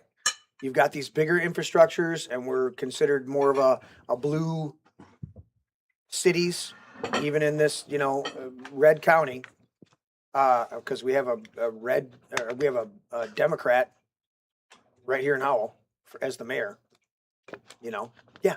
Oh, yeah. And it was 2 Democrats running. It wasn't even anybody opposed to them. God. They were ridiculous. But that's the thing is, I've seen some decent schools, but the reality is to keep siphoning money off of these failed programs is ridiculous. It's absolutely ridiculous. Tiramisu is freaking awesome. Joe just finished his. Very good. Dude, this guy said he went bowling and he's already full and he's done. Look at Larry. Holy That's mine shit. there. Larry goes after Lisa's second half. She surrenders it. Lisa's like, oh yeah, I guess I'm gonna Did he finish. snatch that from you? No, No, I gave it to him. he pointed at with his fork. I was He's teasing. doing me a I was favor. It's his making a birthday. joke. Oh, you better Oh, turn your that's right. microphone. It's his birthday. Oh, and does he know? Storyline, Does he yes, know yes, whose yes, birthday no. he shares his birthday with? Oh, Turn your mic back on. My brother. I Larry. was going to tell you. Larry, we don't want to have to break the news to you. At least you don't share a birthday with Big Mike. I don't know what you're talking about. You share a birthday. Wait. Hold on a second. I just realized this, guys. I need help in chat. I need help on the show. That's okay? not his real birth certificate. Exactly. Is that his? Yeah. When's his real birthday? When was he born in Kenya? Yes. And what's his real birth date? Yes. That's Larry's out. That's his saving grace right Yes. That's a fake birth certificate. Mine is real. Look at that. Didn't What, his look what Dale uncle said. live in His taxes are going to you jump Barme $500 or plus some? if Didn't- that passes. Oh, Dale said if the Oakland County, he's talking about the Oakland County millage. He Go says ahead. it can't pass. My taxes will jump $500 plus, already at $2,100. So it's going to go from 2,100 to 26, 26, 2,700. 26, 2,700. Try Ridiculous. paying my taxes. What's your taxes, Larry? Property taxes. 8. $8,000. You know, so I have a couple of friends that live on Drummond Island, very, very close girlfriend of mine and her husband. And this was like 10 years ago. They came down here to visit me. Mhm. And they're a little bit politically active on Drummond Island, which is like its own world in itself, you know. Mhm. But they drove down here and he like he pulls up into our driveway and he gets out of his car and he looks at me, Chad, I got to give him this thing. He's like, what the fuck are you doing in this county? They take so much money. They have so much money. They're the richest county in our state. Right? And your roads are so fucked up. He couldn't Horrible. believe how bad our roads were. Mm-hmm. And then, you know, and then he had to, he goes, you have to drive down a dirt road to get to your road? This is crazy. Yep. He couldn't believe it. You know, because Drummond's beautiful. And, you know, they've got some of the worst weather ever. You know, they have But they holes know on the how to roads, build but roads up there. they know how to build roads. Mhm. I mean, it's beautiful up there. And he couldn't believe, and I was like, you know, a little, I didn't, What do you say? I didn't know what to he was that? talking about, really. I mean, I didn't figure it out. And When you over drive the on years. shit roads, you don't realize it was until you like- hit a nice road, and then you're like, what? Well, that's when I started paying Oh, attention. so Like, are what you are they doing saying- with our money? So are you now saying? we know. Are you saying we should have supported the road bill? I'm not. No, fuck the damn roads right now. That- I don't want to give any more money right now, and I'm not giving Exactly. any Hey, more wait, money. wait. Did Gretchen 'Cause Whitmer I'm not run saying on fixing they the really, damn roads? I don't way mean fuck too the much roads because money. we need to get our roads fixed. But Didn't Gretchen no Whitmer more run on extra fix the money. damn roads twice? But we Yeah, don't yeah. trust them. We don't trust them to manage our money fairly. No. Or- The politician who just served one term is the one who comes out and goes, you know, that last administration didn't fix a damn thing. I'm going to fix everything this time. I know who That's you're how they lie to talking you. That's how they lie to you. Christina Like is ahead in Tyrone Township right now with 6,178 votes. Second place goes to Is this Tyrone Township or the whole county? Tyrone Township. 6,000 votes in Tyrone Township. Yes, 6,178 for Christina. Christopher Candella's at 4,269, and Andrea Banfield's at 5,778. What about Lawless in Oakland County? I Mark want that guy. Gatesman's at What is 5,738. he? What's he running for? Are these votes or are these percentages? Judge? These are votes. Oh, Oakland County Judge. I believe it's a judiciary. All right. So our girl, Christina Like, still in Yeah? the lead. She's gonna win. We like that. We win, but at least be in the top two. That's what we want. She is a phenomenal litigator. She cares about people. I've personally seen her take on pro bono cases. Nice. And I've seen her sit there and fight with, she's not golfing with the prosecutor and the judge after the case. Let's put it that way. Wow. And I've walked into too many cases where, sidebar, are we going golfing? Is this what you're? You know, and I go, Wow. Which one are you looking for? a good prosecutor is not supposed to be just convicting people. A good prosecutor is in search for the truth of the case and is doing their job to find out the Hatton. truth of the case, I voted for Hatton. not just getting convictions. When a prosecutor tells me their conviction rate, you lose me right there because your conviction rate means I don't even nothing. have to vote on Did that. you seek for the truth in these cases? That's not his job. Is it this That one? is his That job. one I That, voted well, for. not really. Yeah, Go I down? know where you're coming from. The Yeah. prosecutor. The is prosecutor's office is to prosecute. prosecute. Yeah, that's their job. Their job is to win, Just like a defense attorney. and the defense So you're attorney's telling me job they're is you're to telling me you're telling me their oath of office to win a case is not to find all the I- truth of a case and just and put it off their books if it's not a winnable case or if the people are not fully responsible for whatever they're being charged with? Well, I did a FOIA request one time on a prosecutor in Wayne County that was prosecuting me on a traffic ticket. And so I sent the FOIA, right? And I got a letter, an angry letter. I should find it and bring it to you because I kept it. It's somewhere in my files. And I got an angry letter from a law firm that told me that assistant prosecutors don't have to have an oath of office. Assistant prosecutors, but the prosecutor's office, the prosecutor, I think the prosecutor does. 100%, and But, their yeah, job and is The not letter to, that they sent me was pretty rude, actually. That's why I kept it. Because they acted like I was bothering them. That's what I'm saying. Is a true prosecutor doesn't just go after somebody has been charged with something. They want to know, can I prove this case, or is there other circumstances, other Yeah. situations? Their bottom line is they want to win cases. They don't care. and that They don't care. Then they're- a then- lot of times. then A they're lot not- of times, just so everybody knows, Then I they're am not an not ethical talking prosecutor. about Carolyn Henry. No. All right, I am not talking about Carolyn Henry. Well, I didn't Right, even bring her up, but yeah. but many people that are in that position don't care about justice. They don't care about truth. That They is care about convictions. Correct. Valancourt, right? that is is a the perfect example yes, of what should never have been a prosecutor. and that is the current situation in many places throughout America. Yes. But the true position and responsibility of a prosecutor was to find out every truth so that justice was done. Same way with a judge is not supposed to be the one that arbitrarily controls everything. They were supposed to be the one that directs the jury and gives them as much information they can to make an informed decision on the case in front of them. We've lost our judges. We've lost our prosecutors. The reason And I'm we've- hopeful with Christina Like is because Obama placed a lot of judges. well, the when he was reason in that office. I'm very excited about Christina running for judge is because she has that perspective of finding true justice and understanding what the law requires and informing, being over informative. That's why we had Judge Michael Warren on here running for Supreme Court, because he takes the time every single case that has a jury, and he takes like the morning of the case, the whole morning, and explains to the jury their duties, their responsibilities, what's going to entail, how things are going to work, so that they can make the best decision.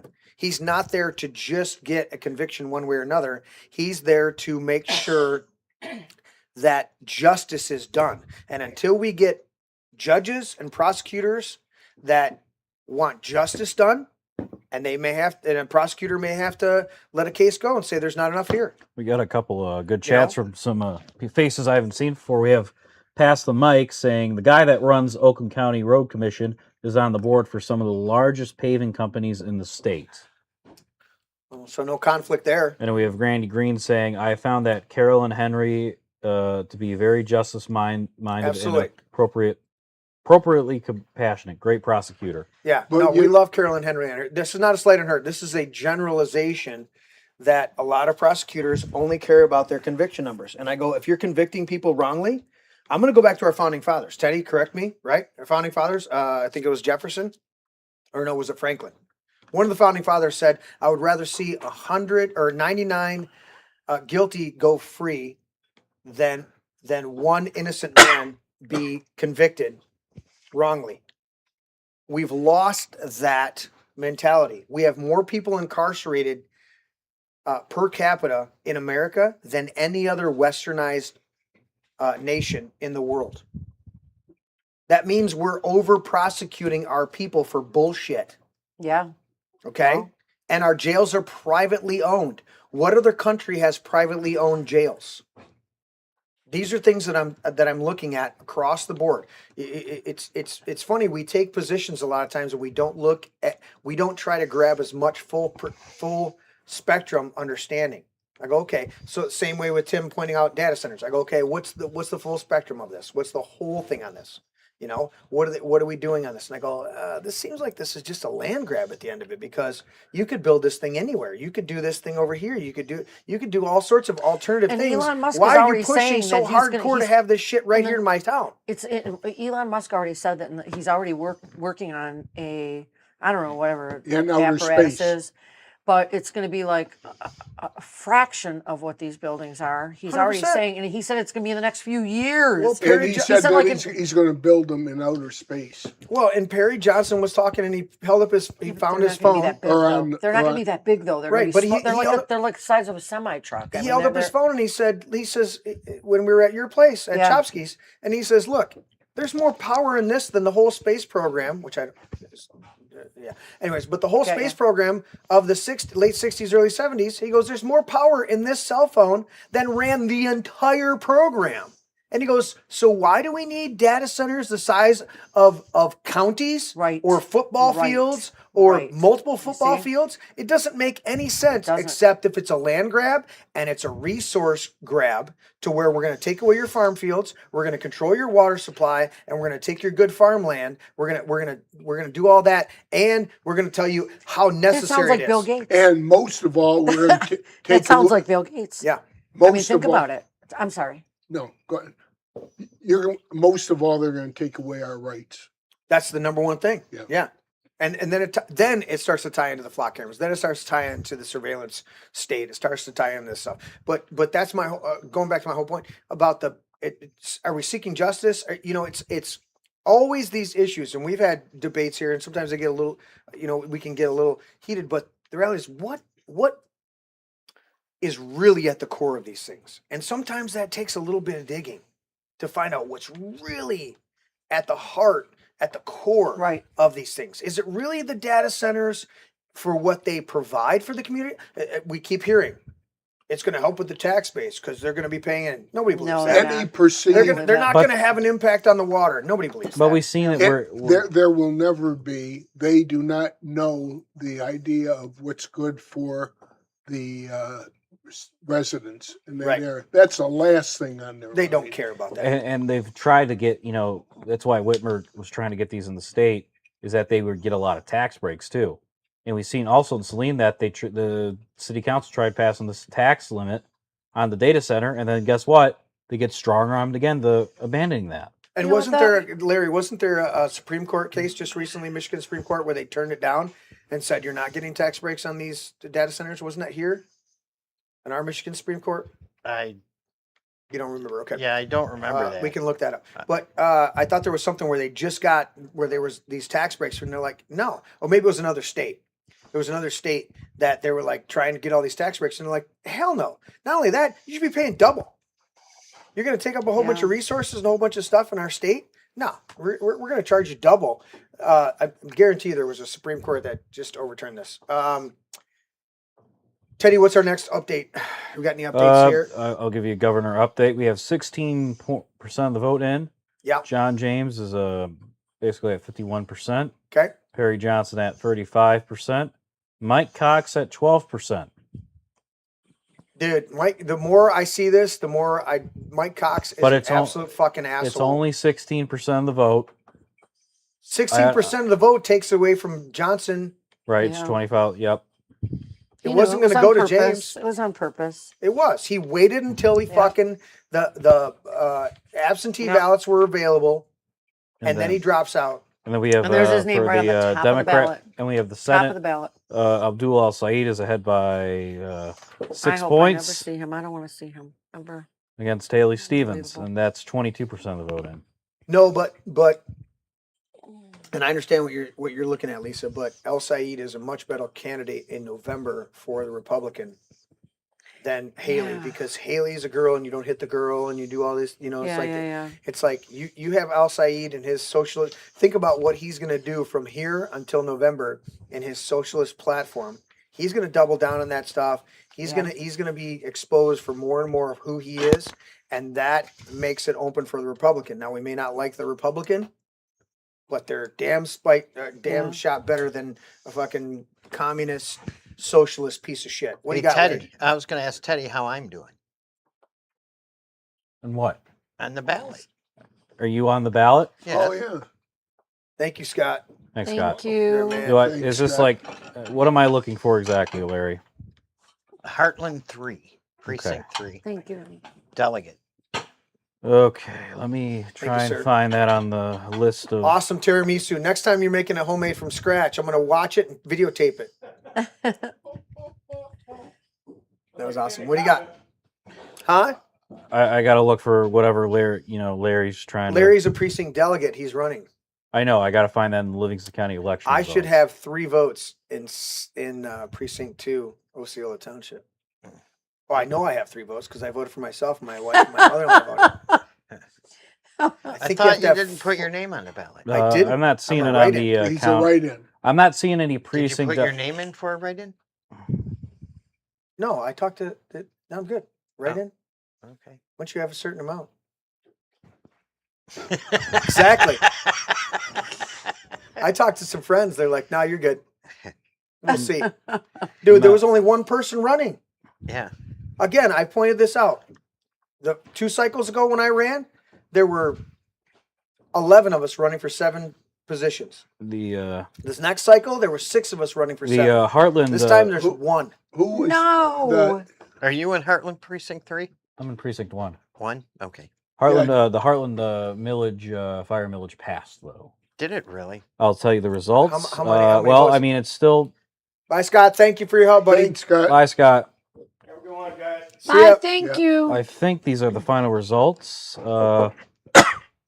63% to 36%. Yeah. It generally, everything in Heartland pretty much always passes. How much, what's the percentage right now? I think this is 100%. I'm still trying to figure out the. Road millage renewal proposal. Still trying to Wow. figure out the site, but I think these are all the precincts, which actually Fix probably the means damn roads. maybe the whole of the county's in for judge. I'll get back to that, Okay. but yeah. I mean, wait. We're actually, our county's actually going to be closer to like France's all paper ballots that they can have them all counted and the results out within an hour of the precincts closing. Well, yeah, but I mean, it's a primary election compared to a general election, So it's a smaller turnout. smaller turnout. And Yeah. I'm sure more people probably just vote for governor or whatever than the millage. Or just trying to find Larry's. I don't think there's precinct results in here or delegate Okay. results in the Livingston County. Pass the mic says happy birthday, Larry. Thank you. Thank you. Thank you. Hey, Pro- Tim, I see what you're saying in the chat. They're bypassing all of that and don't care about the residents. So I know you're for the Haley data centers, but the Stevens. reality is they are screwing over everybody's local communities on purpose. Haley Stevens is getting destroyed in Livingston County. Good. Absolutely getting destroyed. Right now it's Abdul El Sayed with almost 64% of the vote, with Haley Stevens at a meek 33.6%. And this is 70%. I'm looking at NBC. I don't know what the percentage reporting for you, Larry, Livingston County, but for NBC, 70% in Livingston County. I'll say it at 50%. Stevens at 45%. So 50% of Livingston County voted. Democrats. Yes. Democrats voted. Yeah. For What's the Wow. Yeah, they are don't really even doing know, us a man. favor. voting for Al Said? Yeah. Yes, they are. And no. William Lawrence seems to be ahead too. Mm-hmm. Let me reboot that and get you a update from NBC. William You'll Lawrence have at Omar Stone. 37.9, Bridget Brink at 31%, Matt Madsom at 30%. Yes. That is Alyssa Slotkin's boy. Matt Mazdam, yeah. Yeah, Matt Mazdam. That's Well, that's all you need to know about him. And like I said, Bridget Brink, former ambassador to Ukraine. yes. That's all you need to know about her. Yeah. I wouldn't vote for any of them freaks if you stuck a gun to Wow. my head. What if I It's stuck? sad. They what's all, going you know, on. all It's three sad of what's them, going on. all three of them represent everything I stood against in the U.S. military.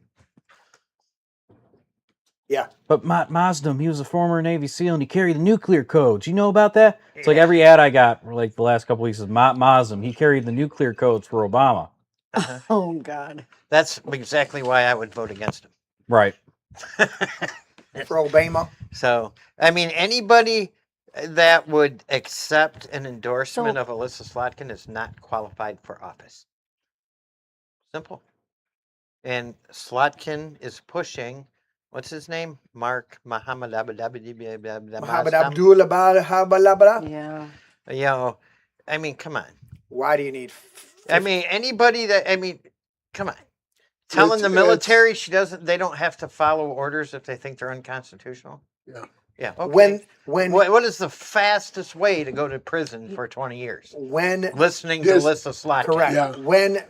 when you join the military, the first thing you're told is one of the first things you're told is an unlawful order. Right. You're already debriefed. You're already told that in boot camp right away. Yeah, well, see, here's the thing. Unless it's an order like, hey, private, storm that building and rape all the women and children. You know, if it's not that blatant of an unconstitutional, go kill all the prisoners in that room. I do have some bad news from Genoa Township. It seems Rick, I don't know how you pronounce his last name, is going to win with 49% of the vote. And Candy Hovarder, who was on the show, Yeah. has 37% of the vote. Where's the other Okay. percentage going? You have Debbie McCormick, who's, I guess, a third party candidate. I believe it's Susie. I believe it's Rick. Rick Susie. There's a third there's a third candidate that has 12% of the vote.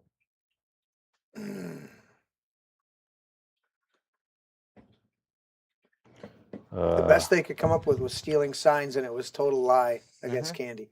You know what I liked about Perry Johnson when I listened to him about the data centers we were talking about, but you know, everybody, you know, oh, I'm against data centers, I'm for data centers, but you know, that guy stood back. He went to one of those meetings, stood there, listened, listened to what was going on. Because somebody told me he did that, you know. Yeah. And then he's not just saying, let's not ever have those. Let's not go to have, they're bad. He said, let's just slow down. Let's put a moratorium. Let's put a moratorium for a year. Let's see what these things are doing. Let's see the You know, and I'm long-term like, effects. this guy's fucking. He's got. That's so. Exactly. It's so like the way that we should run things. Right. You know, you're not just gonna jump out like I am always. Oh, you know. He just is taking it easy and saying, we're not going to say we're against them. We're not going to say we're for them. Yep. They're all new to all of us. Let's just check it out. And my respect meter went like ching, because I thought this is the way we need to run things. Right. You know, and that's Perry Johnson. You know, he really is looking at it in a way to learn and figure it out and then make a decision instead of jumping half cocked just to get the vote. You know, just to get a vote. Yeah. In chat, Randy, I don't disagree with that. I understand that. He's saying nobody thought Mandami could win, but look what happened there. Jason Wolford has a lot of undervotes. What does that mean? Undervotes are when people don't vote for you. Yes, because a lot of people saw that he was the only one running and just didn't fill it out. Yeah, he's got, in early voting, he has 110 undervotes. In absentee voting, he has 540 undervotes. And in precinct voting, he has 382 undervotes for a whopping 1,032. Again, an incumbent in an unopposed primary. Yeah. What's the turnout going to be? I mean, I looked at skipping through. I went. Yeah, no, I did. No, I filled each one in. That's a lot. That's the most undervotes I've seen. I skipped through. Oh, wait a minute. 1,001 for. So there is somebody else here. Okay. Yeah. Larry Parsons. Yes. I should have wrote in Larry for state rep. No, he should run for. He's running for delegate. Chair. According to Sutton people in the Republican state party, delegates aren't truly elected officials. They're just peons. They're just useless. Should be handled by the county chairs. I don't know where I heard that. Maybe it was on the show with a certain guest. Well, I'll tell you what. delegates should be trained. I mean, once you get elected, they should be trained. They should be. Because every delegate is going to have their own talent. You know who helped me? Right? Some delegates are going to be great at knocking doors because they have that talent. Some delegates are going to be great at making phone calls Right. because they're going to have that talent. Some delegates might be able to make signs, or maybe some of them have organizational skills. You know, everybody's going to have their talent and have their place. So, and everybody comes together as a unit and we get our candidates elected. That's how it's supposed to work. But first off, we got to get people to come up and sign up to be a part of it. And Not I'm gonna get tell you- elected Yep. and then say, "Oh, this is disgusting," and then they're gone. Because it is. I'll tell you what, this guy right here sitting next to me Mhm. and a lady named Susan and a lady named Trisha Yes. are the three that helped me the most to understand after I was elected as a delegate what my responsibilities were and what was going on in the party. Those three. I had meetings in my office on Saturday afternoon Yeah. where we sat down and we went through a very, very extensive precinct delegate training manual or program. And because people didn't know what's a precinct delegate, you know? So we Right. started out from the basic and not only recruited them, but helped to train them.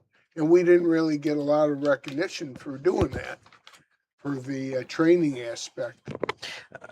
Yes. And by the way, I want to share something with you. So I got a phone call today from a friend. He wanted to wish me a happy birthday. Happy birthday, Larry! Yes. You're gonna milk this all fucking night, aren't you? And well, I'm just telling the story. I love you, buddy. So, but he tells me, he says, the story. he says, Larry, I got a phone call today I got to tell you about, and it kind of like was weird. I ended up telling the person off. But he said, I got a phone call today, and it was some crazy lady on the phone, and she telling me not to listen to Larry Parsons and don't support any candidate that Larry Parsons supports because he's corrupt and they are. He only supports corrupt candidates, right?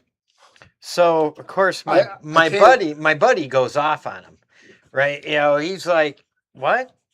Larry Parsons? You mean in Heartland? That Larry Parsons?" I can't help but laugh, and I'm cutting in, but I can't help but laugh and hearing corrupt and Larry Parsons in the same sentence.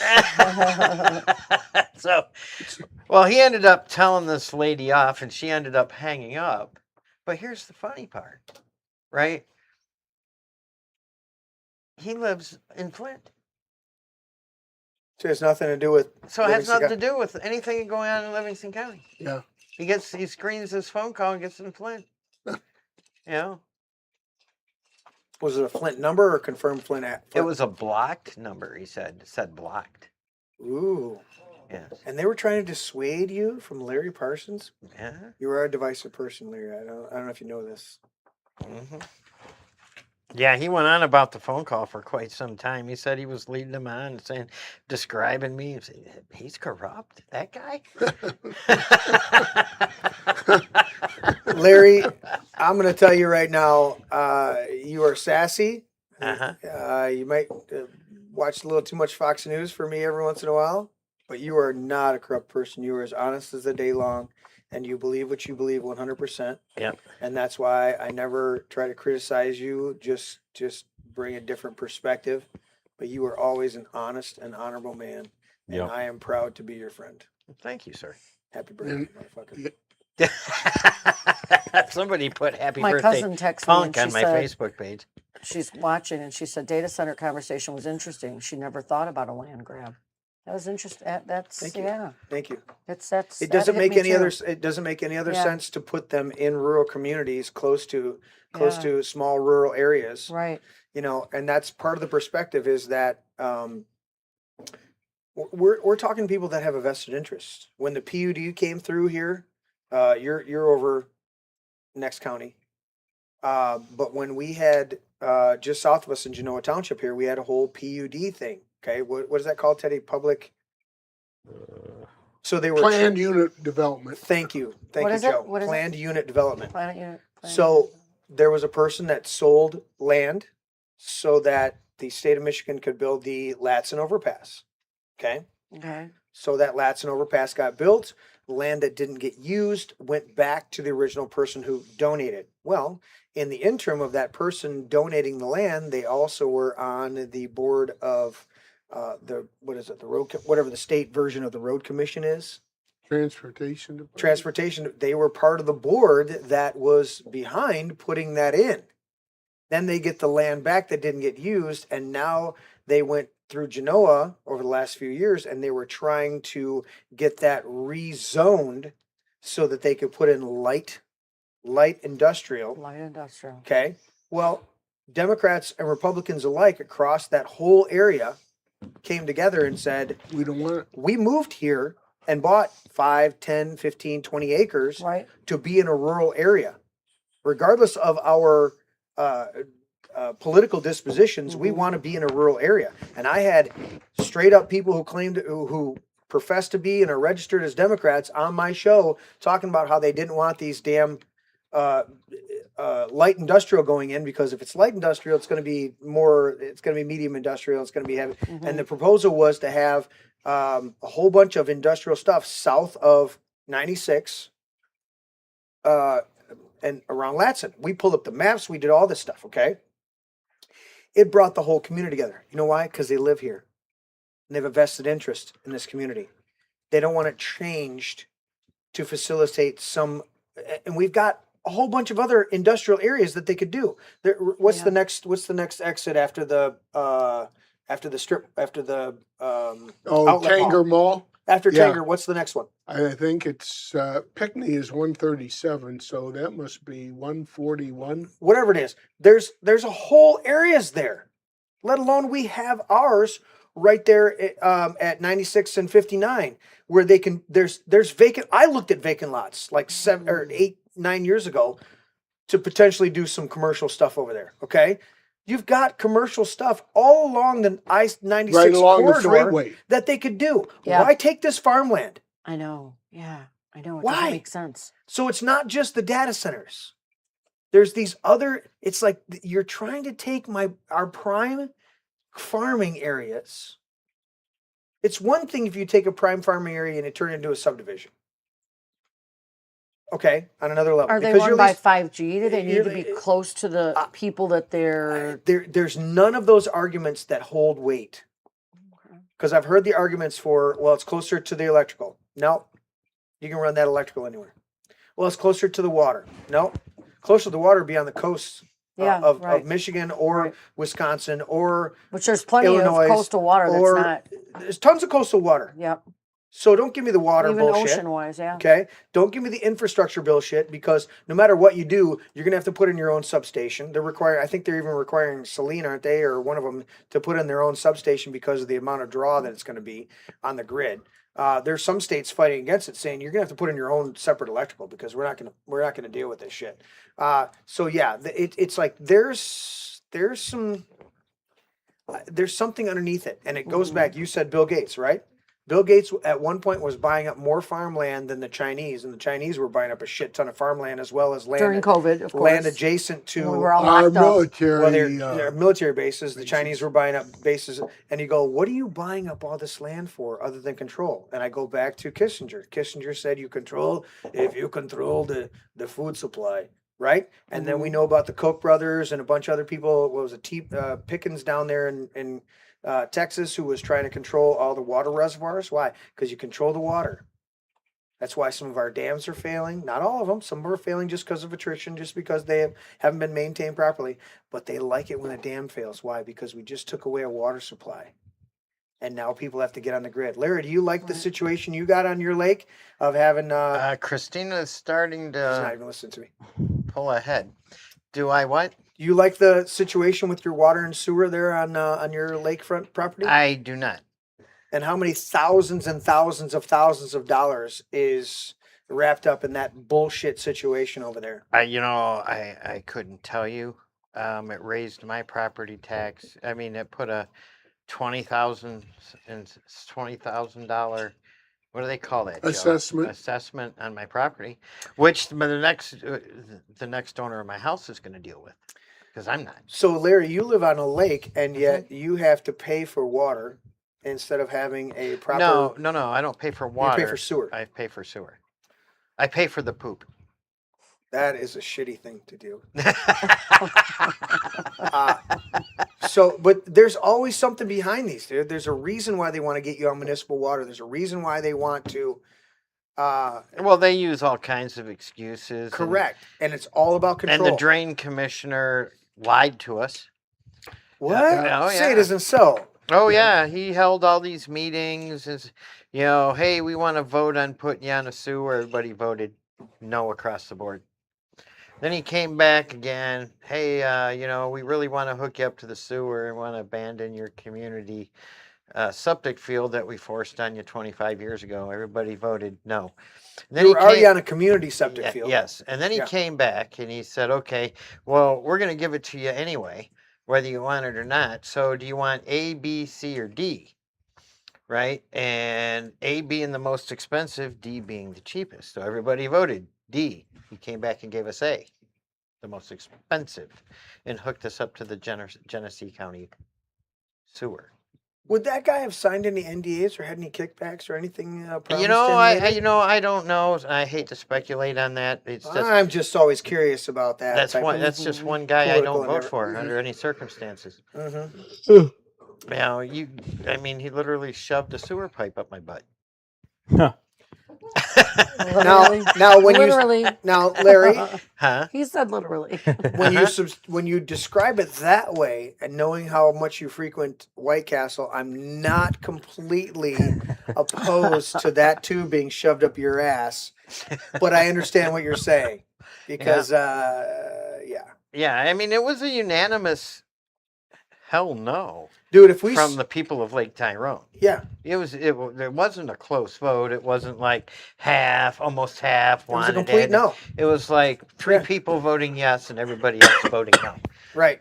So, but I would say this, that these data centers or anything else that the industrial park that they wanted to put up at Latson in '96, these things would not be happening if the local establishment didn't want them to happen. So we're at 52.31% of the local district's reporting.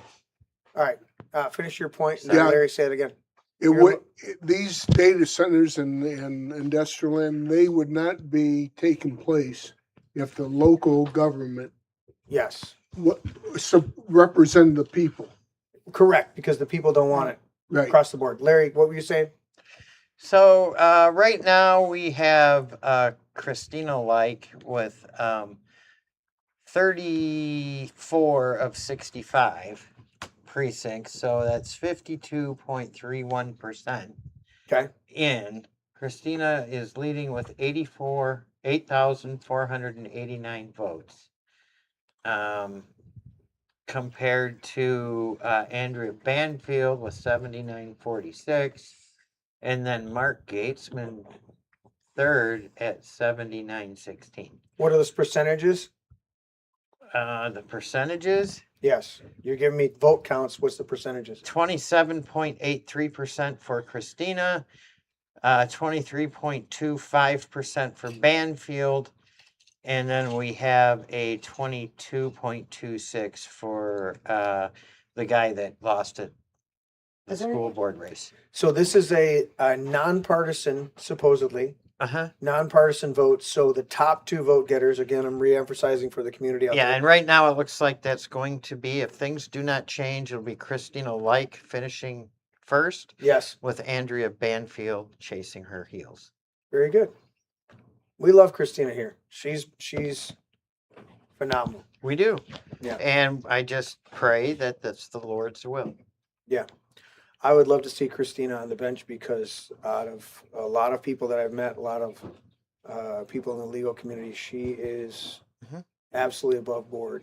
Yes. And I've met a couple people that had issues with her, but it was nothing to do with her legal practice. It was either personality or something like that. And I tried to sit down and talk with them, and I said, that's, you know, because some people think, well, I called the office and I got, I didn't get this, or that somebody was rude to me, and I go, okay. Things happen.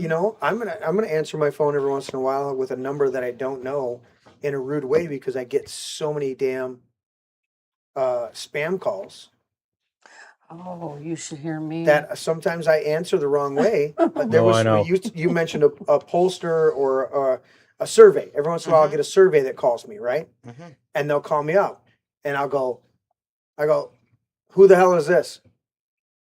And they go, oh, this is so and so. I'm doing a survey for Republican Party. I go, okay. And then it calms down. But there's times when I go, quite frankly, I go, who the fuck are you? What do you want? Now, I don't always try to start that way because it might be somebody nice, right? I've done that to a customer. Well, when Teddy, Lisa. Are you a fucking computer? exactly. When Teddy called me, all right, just an hour before that, and I told him, I said, I got a call from the Perry Johnson campaign. And they're like, we just wanted to call you and see if you were going to be able to attend, in Milford, and he's called Chapski's. And I was like, I let him talk a little bit, I goes, dude, I said, That's I not how know the owners. And I said, and I know one of my co-hosts works there. I said, but let me correct you real quick. And I was nice. Yeah.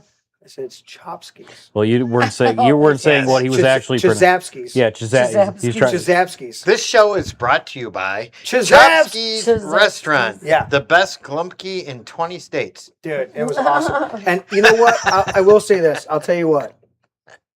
You didn't, and I'm going to let the audience know out there. Lisa, you didn't know they booked you, wanted to come to your restaurant because you're an awesome place to go to right there in downtown Thanks. Milford, right? I mean, you couldn't be any closer to the park. And they Right. just redid it. So they're going to, this weekend coming up, you guys are going to be slammed because they're doing Milford Memories. Yeah. My band played there 3 years ago in the second pavilion. Okay. And it was great because we started playing and people left the beer tent where the main stage was and left the band that was there and started. Fourth song in, we just saw this influx of people, and you can't bring your beer outside of that. So they were finishing their beers and walking out of that pavilion area and coming over to watch us. And by the time we were done, it was the whole area where we were at was packed with people. So me and my wife can come with our motorhome and park at the restaurant. Camp out for the weekend. You're totally sidelining my whole story here. I know. Such a dick. Acts like it's his birthday and he can just jump in there. I know. But you're right there downtown, and you were gracious. You I don't know how that worked out where you called him and you're hosting and everything like that. Yeah. But you were like, hey, absolutely. And Teddy, of course, I got roped, and I'm there, and I'm like, okay. You found out, I don't know, that day that they advertised free food. Yeah. And you're like, I heard Teddy, he's like, yeah, at least a little panic. And the Perry Johnson campaign walked in, I don't know which representative it was, walked right up to you and said, we're covering the tab today for not only the food, Drinks. but Everything. drinks. Perry Johnson. They taking took care of it everything. across the board, and they came in and they were gracious. You were an awesome host. They came in, they were respectful, Yeah. and they brought all sorts. It was awesome. And I go, who was it? Who was telling me that they had a friend that came that was looking at somebody was telling me about the John James campaign, and they were like, John, I really like John James, and then he got out of the limousine at a specific event, and they were like, this guy's an aristocratic piece of shit that just wants to be waiting on. I've seen him at rallies. Was that you saying that, Joe? That's exactly. Yeah. My It's wife very was. Oh, it was your wife? Yeah, that's right. Yeah. My wife was all about John James, Yeah. and I told her, I said, just hold your thought. You'll find out. that he's an empty suit. And so she wasn't too sure, but we She went to a rally? went to a meeting where Yeah. John Aw. James was, and he pulled up in an Escalade with a chauffeur, Oh, a yeah, chauffeur-driven his- Escalade. And didn't And- get out until the chauffeur let him out. Oh, And my wife right there said, where'd this guy come turned to from? me and said, "I see what you mean." And John, and in contrast, Perry Johnson was a little late getting there, right? To Well, your he event. he stayed in he was in the bus, you know. Correct. He was And in when the he bus. finally and- came out, he Yeah. says he's there and he's ready to Yeah. speak, and he's like, he's telling us what they're doing in the bus. Mhm. Between him and a couple other people, they're like, who was the other guy that was there? They're like, they're literally editing videos, and Perry's taking a look at him. Yeah. They're doing all this, and he's literally he's involved. Yeah. And he praised more than anything that night or that afternoon. He praised his team. He said, "I can't do this alone, Oh yeah. but yeah, this he is did. what I've done in business, and if I can do it in business, I can do it here in the Yeah. state of Michigan, and I can cut this and cut this and cut this without having to do very much at all, Right. and not even I can get rid of this and get rid of this and get rid of this." And then he said, "Then the budget's here, and we're doing this." Well, and you he know, goes, it's not the first time he was at Chopsky's. He came there many years ago. I had him in. Parker Maddock was Okay. also running his campaign, and the difference in this past 5 years ago, and I mean a really big difference in the way he's handling and well, he's learning, he's learning how to be a politician, right? Yeah. which we love him Yeah. because he's not, but he has to play that game But you, Right. to get elected. and It's I don't sad, even like but- the politician moniker. But I get what you're saying. It's learning to be public. Yes. When you own your own corporation, you're a CEO, and you're walking into a lot of times, like Trump, like Perry Johnson, you have to be cutthroat. You come in there and you go, "Okay, guys, I'm going to give you some praise or whatever for what you're doing. I appreciate that. But here's what we got to do. We got to cut this. We got to take care of that. We got to take care. You don't just fluff people up and make them feel good about stuff in a lot of business situations, corporate situations. Yeah. You come in there and you go, "Okay, guys, they put me in charge, or I've contracted with you. Here's what we're going to do today." And you take a few, but you don't pay. You're like, "No, this is what we're doing." And when you come out of that environment and you've got to be able to interact with the public, you have to have a little softer tone, a little bit more understanding, a little bit of ideas. You got to do a few things where you got to figure out, well, what's going to play better, not manipulate people better, but what's going to, if I come in there and go, And he's a "I'm he's a mathematician. He's a young he's a, 100%. he's a number man. Did Right. you hear him quoting some of those? Oh, dude, off the numbers top of his head. Off the top of his head, it was like, Yeah, I'm and just that's like- partially the campaign, trail where he's saying it, appearance after appearance after appearance, but it's also that inner working. but you could see that I was could see- off. well, that I- was off his script. 100%, because I saw him pause Yes. and think about it for a couple seconds, and he goes, "Here's the number," and he I even saw that too. it was like, I noticed that. what impressed me was his confidence, but also his humility. His confidence in what he's accomplished in the past, but his humility in knowing that he needs a team, Yeah. and he needs the people of Michigan to stand behind him. But if they do, he can get it done. He already knows his team's behind him. But if the people of the state of Michigan stand behind him, he's like, "I can do this. If you give me the job, I can do this." Yeah. That's the And- confidence. he The is. humility is going, "I need you to give me the job." And I think that's one of the things that he's been tempered in learning what to do. Joe? And not to beat up John James, but the Why thing not? that I find most distressing about him is you ask him, what's your plan? What is your plan?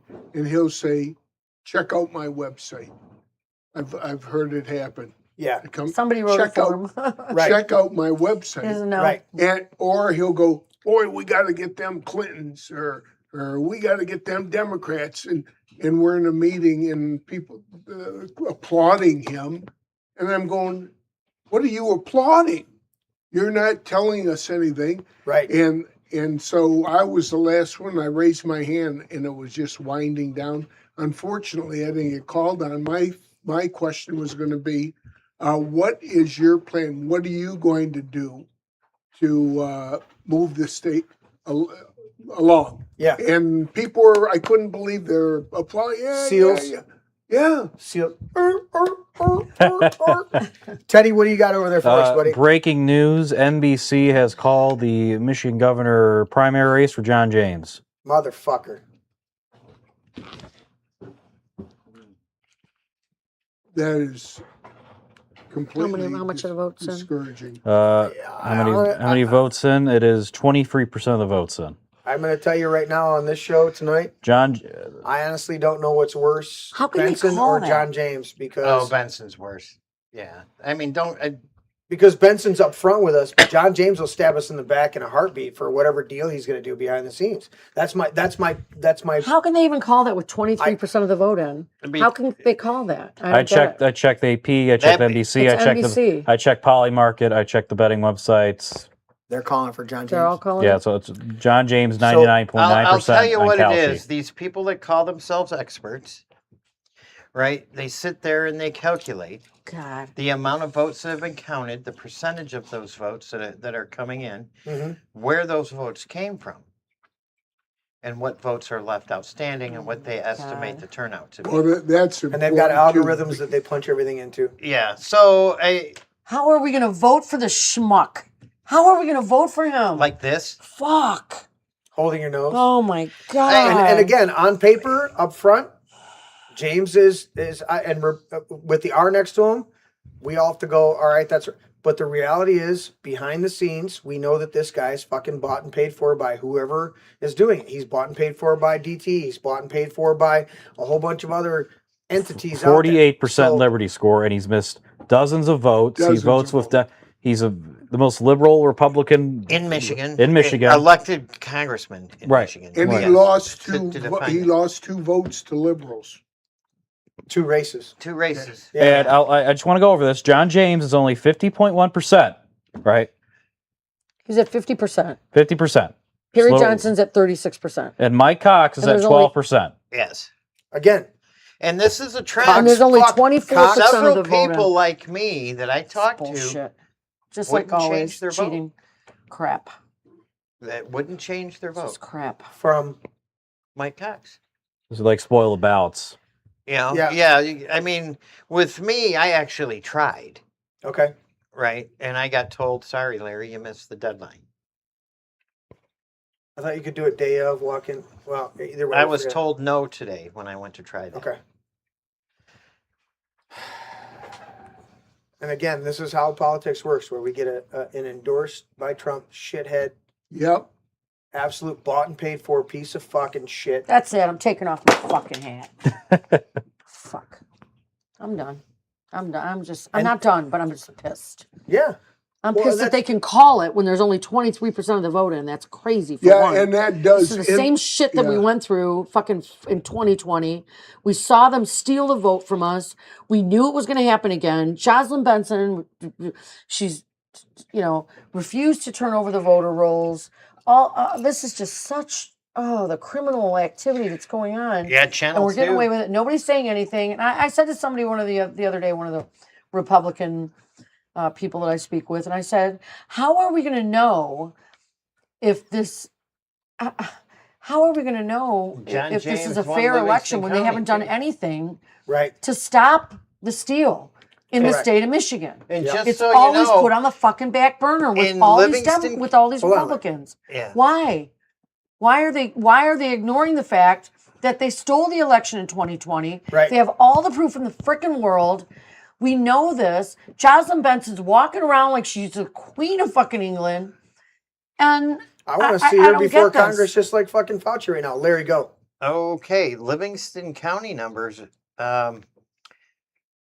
The AP is reporting John James with 51.4% and Perry Johnson with 34.7% here in Livingston County. I think the biggest shocker for me is Oakland County, because Oakland County Republican Party Yeah. endorsed Perry Johnson. John James was, treated Oakland County Republicans as shit, but he still has 52% of the vote in Oakland County. And I attribute Yeah, that almost Damn 51.9. it. So to Trump. Right. And the numbers aren't varying but- much as you go across these counties. You know, I mean, look at Washtenaw County. John James, 52%. Perry Johnson, 33%. Livingston County, you're at John James, 51.4%. Perry Johnson, 34.7%.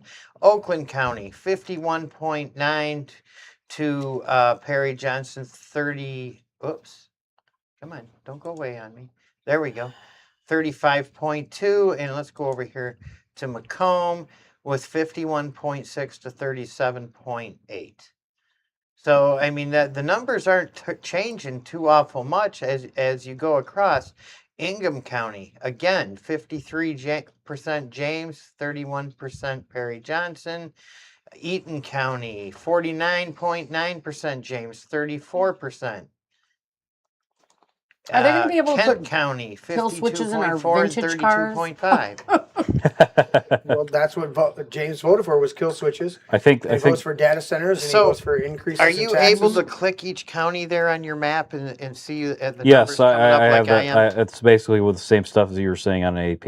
Yeah. So, so this seems to be the trend.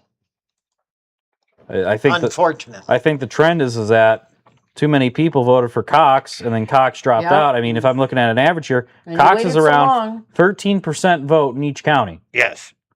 And Cox, we know, endorsed James, and if he wouldn't have done that Yep. and just dropped out, This would and be, he would have dropped out a few weeks earlier, yeah. then absentee ballots would have not been filed for him. Do you have his number? Let's call that son of a bitch.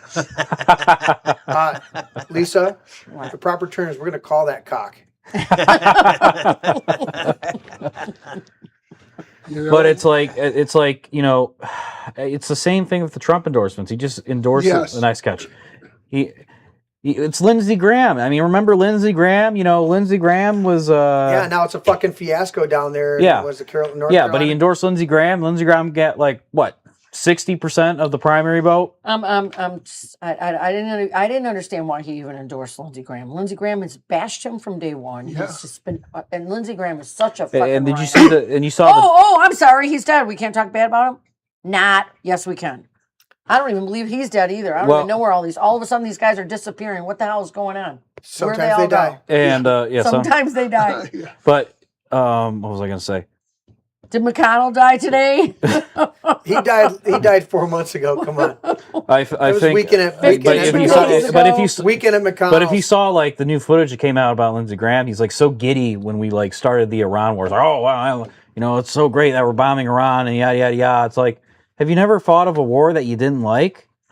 And he's always been like that. I mean, but the day before he died, he was in Ukraine Signing bombs. signing, with Zelensky at a drone factory,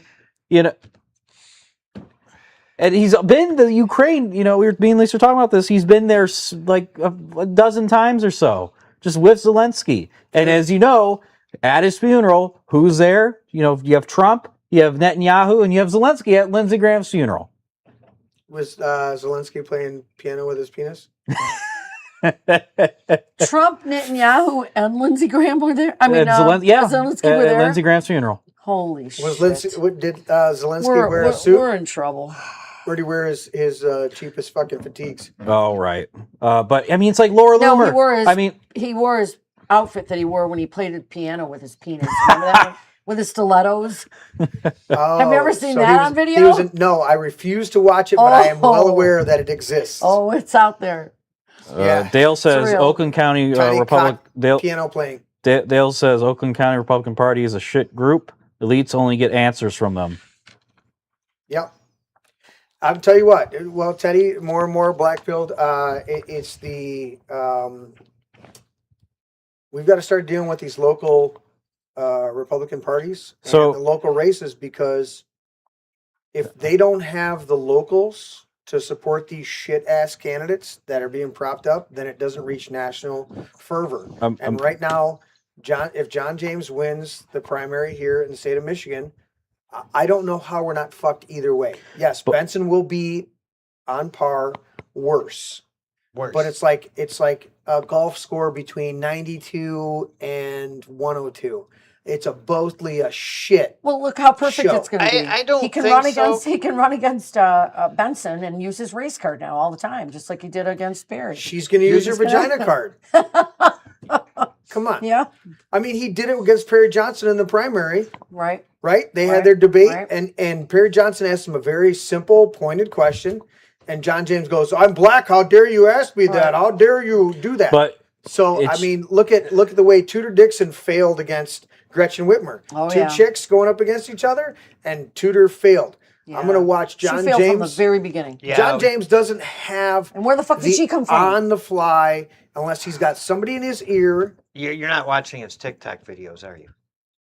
John James? Yes. I don't No. have TikTok. Okay. He doesn't have any. Does he have anything on the fly Yes. He's got quite a bit on the fly, actually. on a TikTok video? Yeah. Yes. Because I wasn't impressed with it. I am not endorsing him. No, Don't take what I'm saying I'm talking wrong. about Boy, the there- debate he did. The debate he did with Perry Johnson. Yeah. He couldn't answer certain Yeah. questions without defaulting to bullshit answers. That's Word right. what I'm salads, talking about. Word salads. And he's going to go up against Benson, who's Yeah. a litigator, Oh yeah, who's yeah. she's going to fry him. Isn't that what no, I? she's that's- not. And here's why. Well, that's what. Because we're going to have Williams and we're going to have Al Said on the ballot, and they're going to suck Republicans out I have to vote for the bad Republicans. I do have a Senate update for the Democrat All right, primary. get the real estate things out. Let's see where we're gonna move. Abdul Al Said is We're only gonna- Abdul Al Said. It's only 35% of the vote. Is only 3 points ahead of Haley Stevens. Oh, It's tightening Wow. up. the Eh? Norwal might Tightening win. up. I just want to see if it's just Wayne County. I think it's just a big dump from Wayne County, maybe Detroit. Oh Uh, gosh, can you imagine? Haley Stevens. That lady is Norwal, But I'm looking at- swimming in the sea. I'm looking at Poly Market right now. Looking at Okay. Poly Market. Abdul Al Said. What is it at now? Bovey's calling you out, Larry. Um, This Larry's a libtard. He voted for the Muslim takeover. Abdul Al Said Bovey is loves you so much. dropped nearly 10 percentage points. Or it's fluctuating, but he dropped a little bit in the betting markets right now. Saeed. But it's closer than I thought it would be. I Guys, thought how it was. can they call a vote that only 23% of the vote is in? I mean, I It's- guess I'm not that it's- good at It's math. key. It's key precincts. It's just. that- It's like. it's like the 20 major counties throughout the country tend to dictate what the It's rest just. of the country It's just averages data. I mean, look. Listen. If Mike Cox is averaging 10 to 15% in all these counties, every single county, Mhm. and John James is averaging 52%, what does that tell you?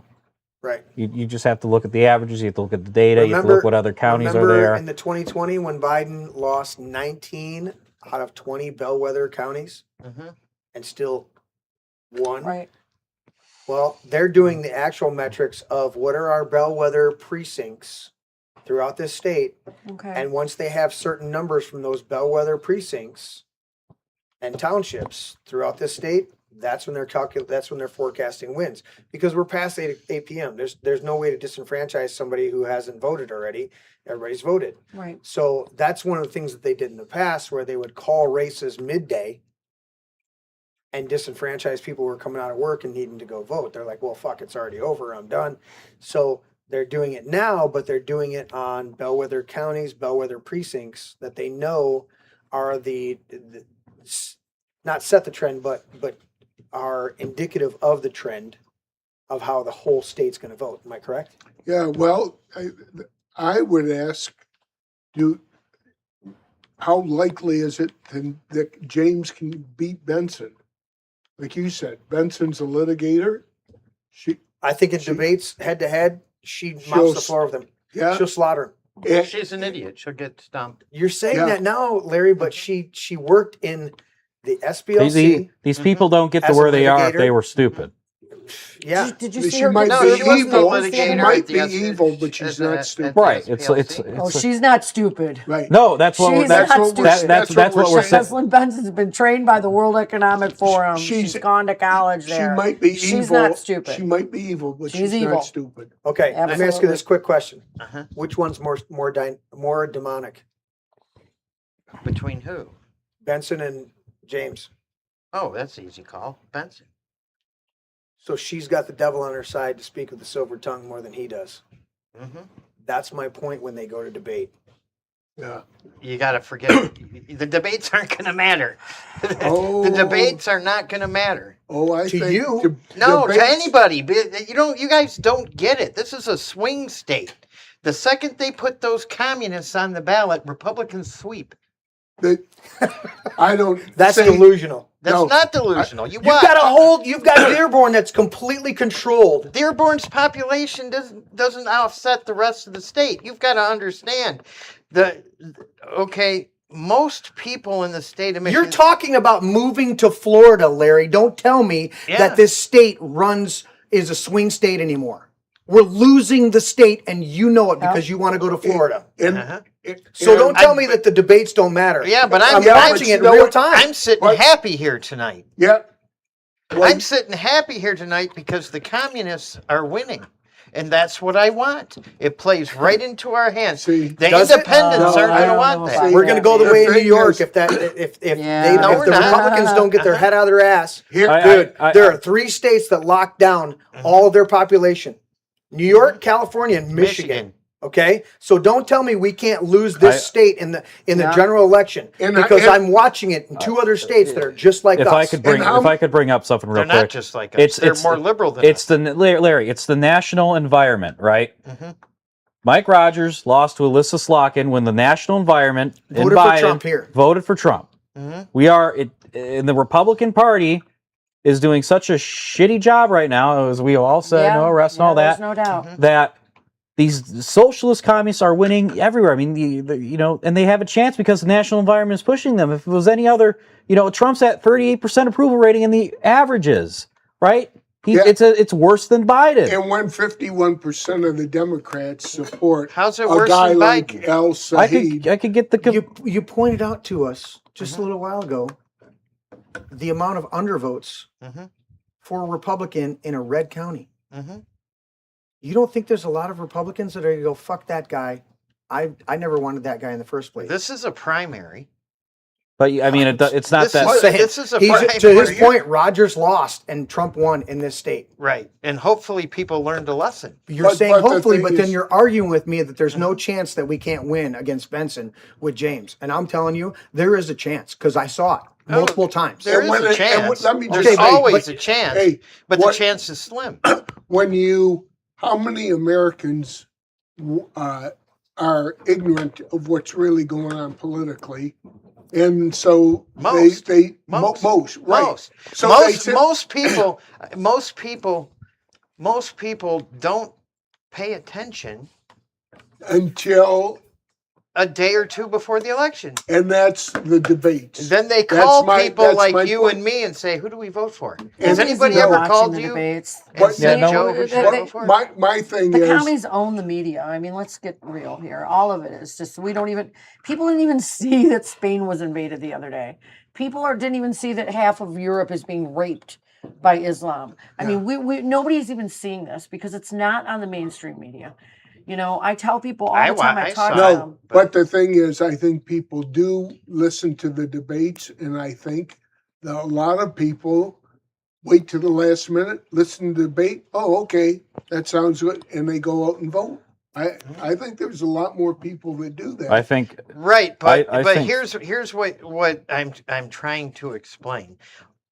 What do you call them? Low propensity No voters. propensity voters. Is that the right term? Low That propensity is, voters? yeah. Right. When the low propensity voters see that there's socialists and communists on the ticket, they're going to come out. See, I don't think so. I don't think they will. think they will because they're indifferent. They weren't voting before they see this crap show. Yeah. I think they're more inclined to say, "Screw it, I'm not voting Yep. now." Yeah. it's I'm moving to Florida. I'm moving to Tennessee. it- I'm moving to Kentucky. Yep. It's the Yep, it's the that's what I'm economy, hearing. right? The 2024 election wasn't, there was always talk about the trans and the woke and all that, but when you look at the data, Mhm. it was all about the economy and how bad Biden did the economy, and that's what we're seeing here. I mean, Oh, there's gas prices, nothing's going down, yada yada yada. Yeah, there's not even was and you're not- terrible under Biden. right. It's terrible right now. It's terrible. How is right, it terrible right now? This It's higher than it was under Biden. not higher, but it's getting there. Comparable. It's comparable. And my wife, who does most of the shopping, I asked Yeah. her the other day. I said, in the last 2 years, what would you say prices have gone up? She said 30% or better. I don't Yeah. even think debates matter, even especially statewide. I mean, listen, most people aren't gonna watch the full debate. You're gonna get clips from Local 4 or Fox 2 or whatever. You're gonna get clips of the big Well, moments. I think right? they'll watch them, but I think they'll watch the debates and they wait till the last minute. They don't do the research like we do, right? And But so they wait that's- until the last that- minute, and then it's the debates. Oh, okay, that sounds, and that's what they But go that's with. what I'm saying with the national environment. Just it's like number one, you don't fix anything that the independents want you to, economy and all that. And number two, when your party keeps, stabbing you in the back with the promises, right? Right. No arrests, no new wars, yada yada yada. Right? We get the picture. Then you're going to have your own base not be able to turn out. Exactly. And And you're- that's the twofold detriment to our side. Right. We're screwed. Actually. I don't need 2 black pills. So what do you think?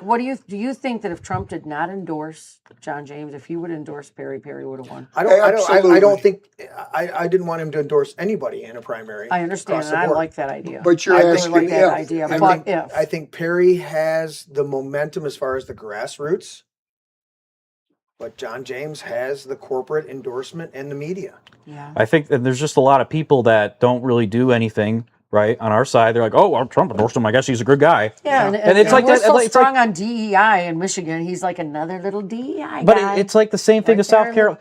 It's the governor's It's the office. same thing in South Carolina. Like I've said, it's Oh, like God. Lindsey endorsed Lindsey Graham, and you get 60% of the Republicans to still vote for Lindsey Graham because Trump endorsed him. Correct. There's, we can blame Trump and all that, but there's also a big chunk of people that aren't educated enough. They don't care. I mean, I don't know if they, they Right. could. That was. And we can Like- talk, and Larry And, can disagree with me. and you know what? Lisa works a whole. Lisa works. God, I don't know, 60. Like how long? Like an average week. Let's just say Lisa, how many hours do you work? Probably 60-70 hours. Like She only Yeah, takes I off work to come at to the least 70 podcast hours. and So hang out with Lisa Jim works on like- the- Lisa at- works at- like- I made next my to the- husband next work to the tonight pool. for me. I'm like, honey, you gotta let me out of here. I gotta go to the podcast. But yeah, this is just it's so Lisa works discouraging. 60, 70 hours per week, and she still has she's still educated on what's going on, right? So I yes. try. So I understand what Larry's saying about debates not mattering. Okay.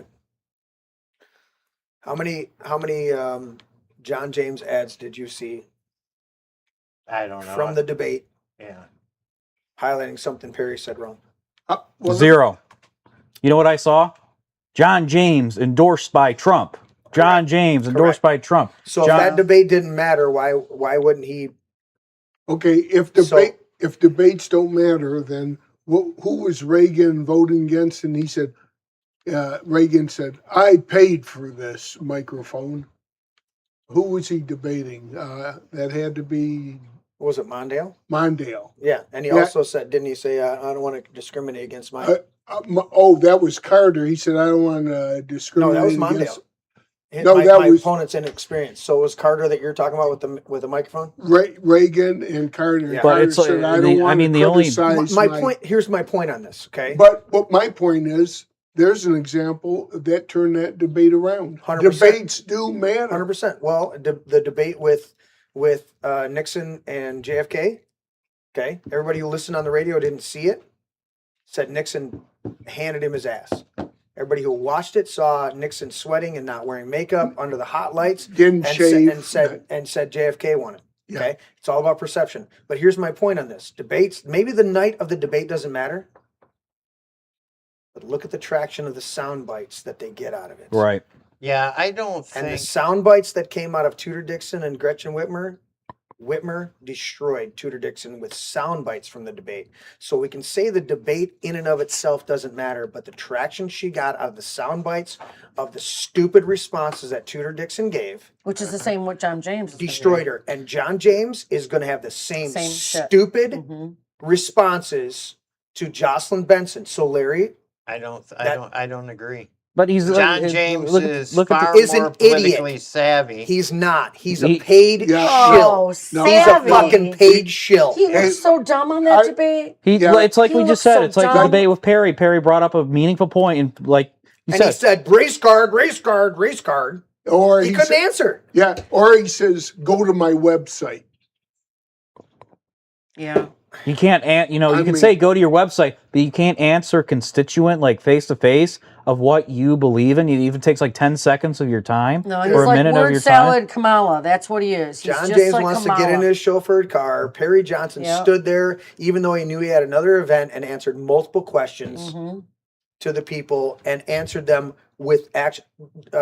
Our very own Patrick Acton was there with us at your place at Chopsky's Yeah. and asked him a question.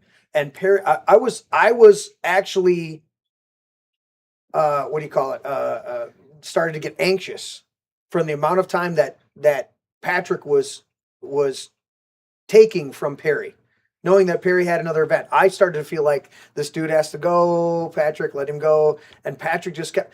And Patrick sat back down. He goes, he answered every one of my questions. I like that guy. I like that guy a lot. Yeah. know? Yeah. He's And cool. and we know Patrick from the show. Patrick can be a little adamant about things.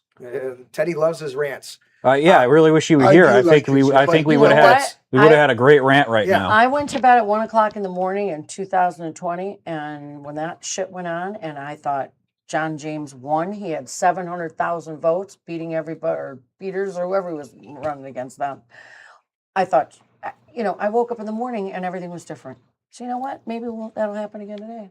I'm Well, just gonna keep my here's the hopes other up. thing gonna pray. beyond the sound bites and whatever debates transpire with John James and Benson, if he ends up being the one tonight, she's going to do exactly what happened in Arizona, and she's going to control the elections because Mhm, she is the exactly. Secretary of State. Just like they did in As soon as she Katie filed, Hobbs. as soon as She she even looks like Katie Hobbs. as soon as she filed to Yeah. run for governor, she should have resigned her office and let her lieutenant Absolutely. Yep. take over. and we see And Then she she did. couldn't cheat. So that tells you that the cheat is in. Yep, the cheat is in. And all these other factors are going to help it. You're going to have a shit ton of people And don't that you voted think for they Perry. wanted I John don't- James to win? They wanted John James Exactly, to win. because fucking he is- right they did. he- They do not want her to run against Perry. I don't because even- Perry will Exactly. sweep her fucking around. Yep. They knew. But want- John They knew. James doesn't even have anything like inspiring. He's not. He has no. Nothing. He has No. nothing. He has like no No. unique platform except he's endorsed by Trump. That's all I've seen. That's it. Right. Perry at nothing least else had appealing about Perry this had the no data centers. I mean, we saw a sign, no big data center. Benson. He's got Carla Wagner. He part could of have. his, part of right. his organization Well, hang on. or part of his team. But Perry would have gone, on Benson about the data centers, and that could have helped him a lot because, like we said, Benson's husband, executive of the data centers. Oh, he would have everybody. hammered I mean, her. we look at how last time we checked, 80% of the voters in Howe voted for people in the township board that are against data centers, 100%. and you could hammer her on that. But John James isn't going to hammer Benson on data He's not centers. going to do anything. He's not going to do He's not gonna anything. No. He's going to be pathetic. He's going to. He's an empty suit. Well, gonna- you can see it on here's my what- website. Here's what he's going to say. Woke. Benson is woke. Socialism. Benson's communist. And after you and say I'm conservative. yeah, and That's after you say that a whole lot of times in the last years, it's not that effective. Especially someone like the silver tongue like They're gonna- Benson. He'll She's throw gonna- that word her conservative campaign is gonna around. You'll hear that 1,000 times. And in her speech. campaign is going to exploit his record and how many And- times he but voted with it's- Democrats and go, it's just not. vote for a Democrat. It's 'Cause not. this guy, It's not even that. He It's the, voted against border wall. right? It's not even that. It's the national. It's the national environment. All you have to do is just say John James is a Republican, and and the Trump endorsement really doesn't help either in this national environment where you just. And I'm with you, Teddy. Aside from all this, it's the economy, stupid. Yep. And that's where that's we're going to get our rear ends handed to that's what us. I've been saying. Trump can What's do. wrong with the economy? What- Come on, Larry. No, seriously, I want to know what's wrong with the Higher economy. gas, the same gas prices Okay, that we have gas right now. What was prices your aren't electric the bill the other economy. day? 'Cause I Yes, got they electric are. bill. It's not the fucking economy. Yes, they are. No, the gas they're not. prices. Do you put gas in your truck and Yeah. it costs you more to go do Yeah, things? but that's not the you economy. keep saying that, That's but if the it was oil companies no, gouging. it's not. Yes, It's it Trump is. getting us into a bad war. And you don't want to acknowledge, but if Biden did it and the gas prices were at the same price, you would look at the stickers and you'd be posting it on Facebook because it's Trump. You don't want to do gas it. prices were higher under Biden. He's right. Well, they But were. that doesn't. They It were, doesn't by how See, much? you're trying. but The it's- economy is economic growth. It is not the price of gas. This is not It's a economic no. growth. All right. Well, I've been at Bush. Bush Brothers has been in business since 1980. This is our busiest year. I just get. Great. You know, It's your so- busiest year. it's- So it's not every trucking company I know is slammed, right? And if the economy's bad, trucks are parked. yeah, all those Not running. people that The don't want to work economy's are running getting free good. The fucking gas food. prices If are you too look- high. Yeah, The Larry, food prices please, are too high. please. Don't confuse them with the Larry, economy. if They're you two look different at this- things. You're splitting hairs because you want to I'm defend not Trump no split- matter I'm what. Not You are. I didn't even mention Trump. The economy's not in bad shape. If you looked at the same economic numbers and Uh-huh. Biden was president, Uh-huh. you would be screaming about how bad it is. And our gas tax in the state of Michigan, I mean, she just No, I put up, wouldn't. she just added a 50 I cent wouldn't something be able gas to. It tax. wouldn't. That would be dishonest. All right. If What? Biden All right, had now- these what? economic All right, all right, numbers, now- he now. would have got reelected. Let's agree to disagree because I don't want to get into a fight on your birthday. Okay. Yeah. But you're wrong. I'm not wrong. You are wrong. No, I'm not. No, I mean, it's your show, but it doesn't Yeah. mean I'm wrong. But see, the thing is, I don't know what you would call. Don't call it the economy, but call it high. I'll just call it higher food prices. Yes. I'll call it higher Across the gas board, prices across the board. I'll call it the people's Some things went perception. up, some things went People's down. perception becomes reality. People, you take a poll, they believe the economy sucks, right? You go on and on and on, and there's nothing that says that Trump is going to turn this thing around. And we know from past history that the midterms we're going to get our rear ends kicked just Well, that based would on be that. that would be normal. That would be normal. That would be but now normal, with- even So if then you Trump do was everything. doing good. So then you But no. now with what's taking No. place, it's Do If you who know the- you're going to lose the midterms, you do everything you can to make the Republicans look good for the midterms. And Trump is doing everything to make them look bad. Teddy Absolutely. pulled up the chart. He's doing everything wrong. He's endorsing the wrong candidates. Yep. He's letting the economy, whatever your perspective is. It's not. You know. Dale's posting right now, $5.39 a gallon Saturday morning. That's not a good economy, dude. That's gas prices. How's that there? See, Do you put gas in a semi truck that delivers goods to stores? yes.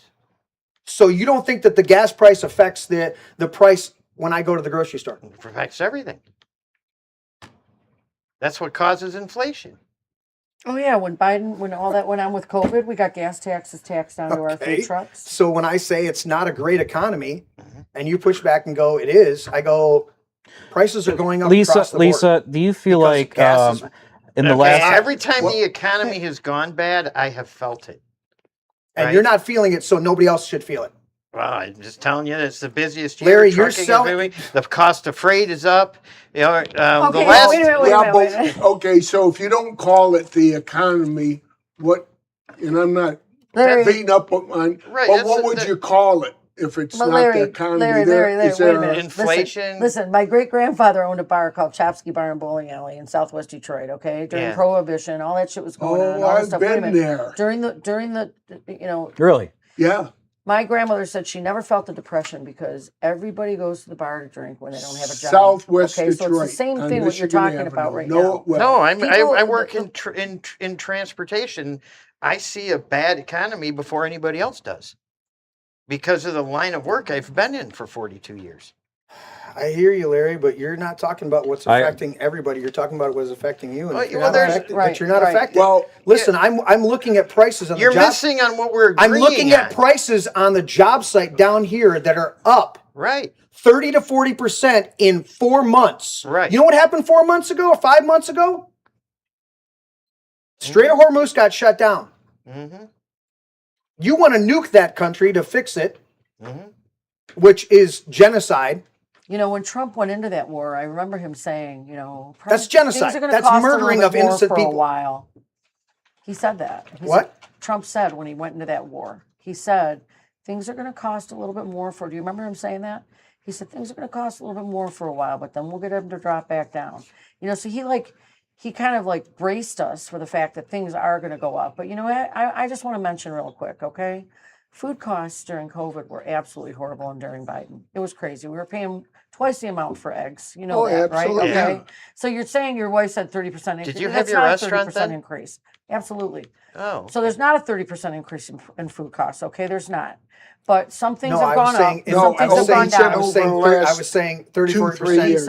in supplies at a job site to Right, build right. building materials. Right. That's But- delivered by but let's not delivered by forget- semi trucks. And Let's not forget that I would Gretchen also Whitmer say, increased the wages, Oh, which is killing me, man. I don't disagree it's with that. fucking killing me. I had to put my prices up because of wage increases that Gretchen Whitmer did. It's killing me. You have no idea. I mean, when you had a waitress that was making $2.70 an hour, and now I'm paying $5.60. Do you know what that does? That's why all these even bigger places are closing up restaurants. Yep. Because it's hard enough on me, but the bigger places, if it's hurting them, then you know it's bad. Yep. But minimum wage went up. I know. And this is not a joke. It Yeah. hurts us bad. So if those food costs aren't coming down in an increment that's going to help you to offset what your increase of your payroll is, then you're fucked.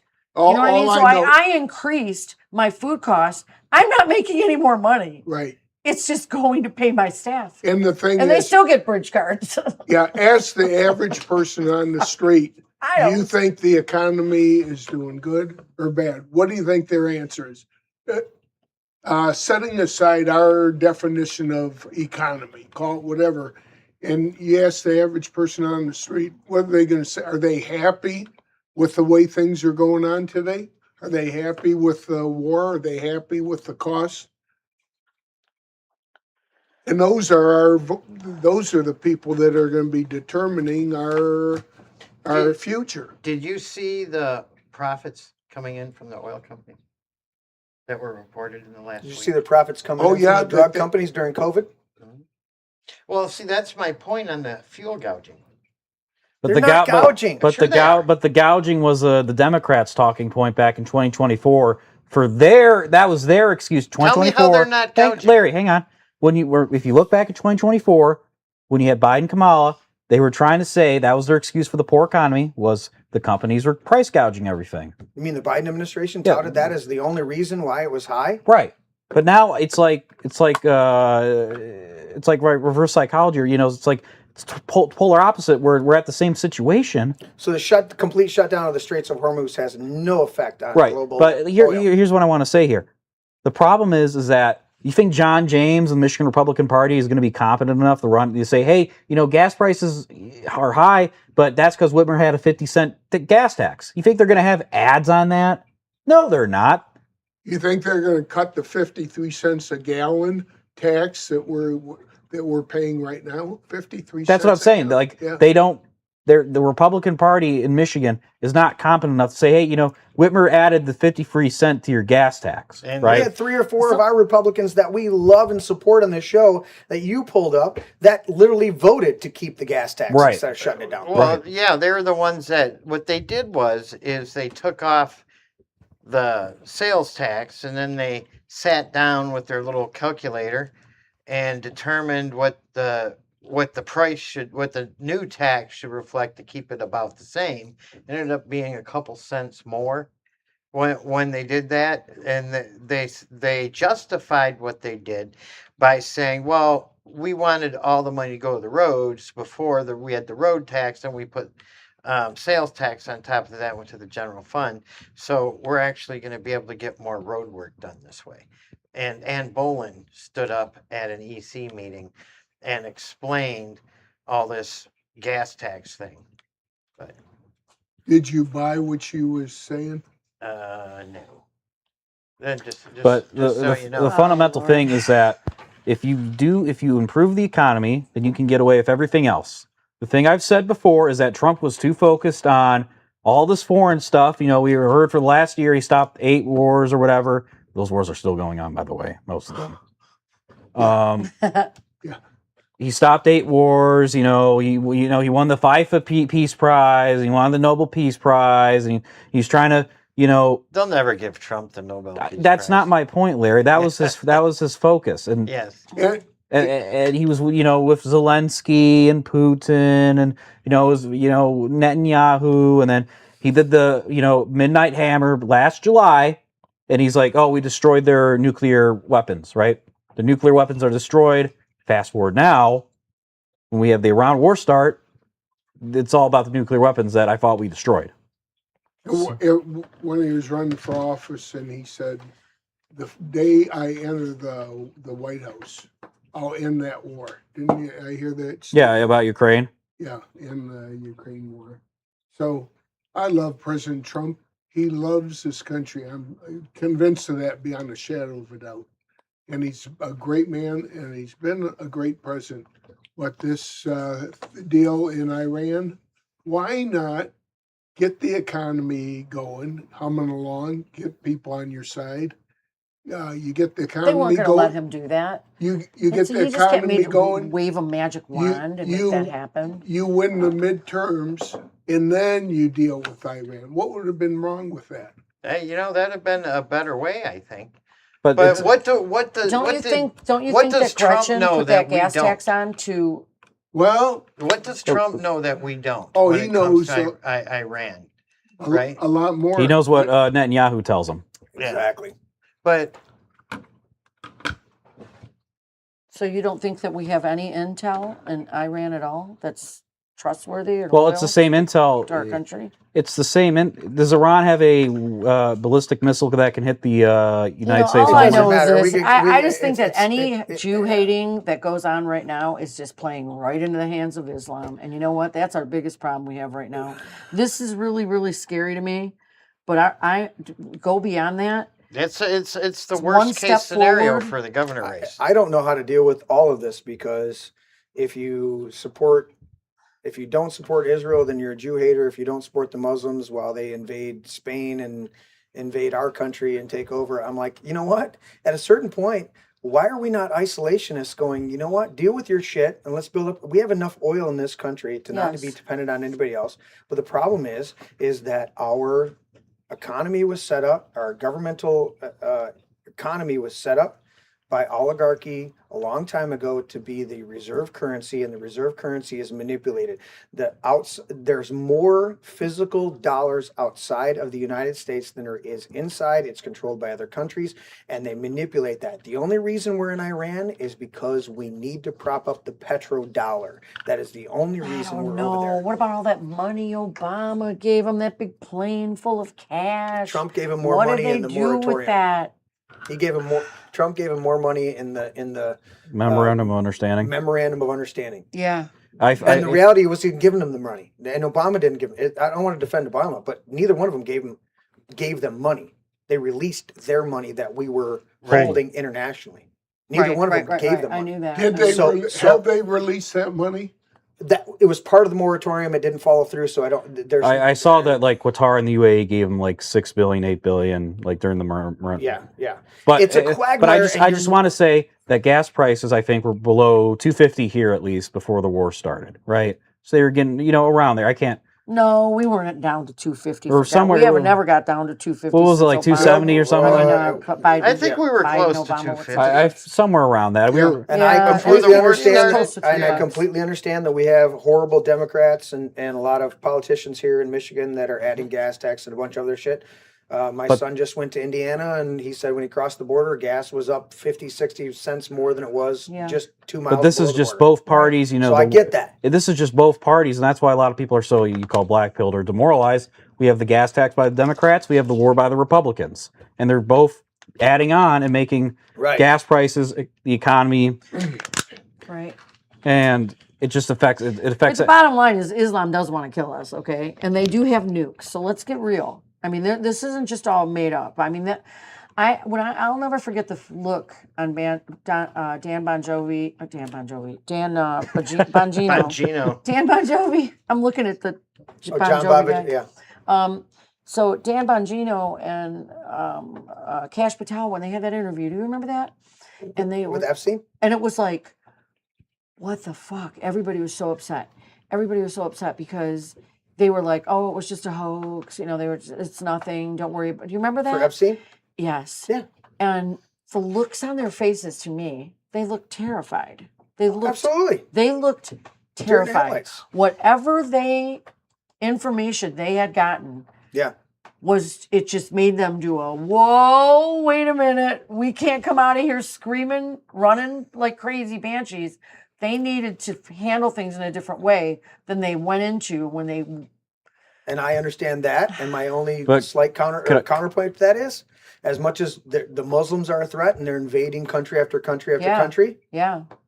Epstein was Mossad, straight up, with Ghislaine Maxwell. So I'm saying I am concerned with both the Muslims and Israel, because Israel wants to control the entire Middle East and the Muslims want to control the rest of the Does world. all of Israel want to do that, or is it just a faction of Jews? What is it? Let's say it's the controlling part of Israel Okay. that wants to do And, that. you It's know, the Israel first. and what's the term? Not the Israel first. That's the, Greater Israel? Greater Israel. That's their stated goal. Is Greater Israel is control the whole Middle East. And while they're doing that, the Muslims are invading the rest of it, and then we're not even watching China do their bullshit. It's all these conflicts caused by this, this Middle East since 1948 that's pushing all these people from war-torn countries, Libya, Syria, Afghanistan, into Europe, right? And that was my main thing about Iran. Okay, you bomb Iran, you kill all the power plants and all that. Where are these 80 million people going to go? Are they just going to stay there and die of thirst or hunger? They're going to go to Europe or whatever. But I just wanted to say, Pakistan has nukes. Trump just signed an agreement with Saudi Arabia. They have their own nuclear program. And the amount of countries that have nukes that have never been and North Korea identified is ridiculous. Larry's got an announcement. Cuba. Well, no, Larry's got to go. It's past 11. No. I'm staying later tonight. Okay. What's your announcement, Larry? I know I want you to update us, and I want Teddy to update us. So unless Livingston he County updates you and you don't need to. now has 39 of 65. Is that on your reporting. laptop? Yeah. Who has, say that again? Livingston County now has 39 of 65 precincts reporting. So now the number is 60%, and Christina Lake is maintaining her lead. What's the Excellent. what's the percentage? Christina Lake percentage. No, the percentage in Oh, I'm sorry. The percentage in is 60%. 60%, and she has She's now at almost 28%. 20%, and the next one, close to one, 23, 22. 23.4. Well, 23.3. And that's just in. That they just updated. The just Christina now. has- Is that the county or is that the? Livingston County. Christina, Is that the county count? Yes, sir. Christina Okay, has we're not going 23.4? No, she has 28. Oh, okay, so she keeps going up. Correct. And as Um, long as Christina and Banfield maintain close Yeah, to it looks 50%. like it's going to be Christina versus. Yeah, as long as Banfield. That's what those it's two looking maintain like. close to 50% or over 50%, nobody else has a chance. Right. Well, Mary Ellen Hayes is at 6.41%, and Christopher Candela finally broke 20%. What about Gatesman? Gatesman's right on Andrea Banfield's heels at he's 1% behind. So you're looking at 22.38 for the carpetbagger and 23.39 for the left wing nut We're job. talking about groceries. You got to see that. So White House put that out. Christina's got 8,819 votes. And Andrea Banfield is 8,283.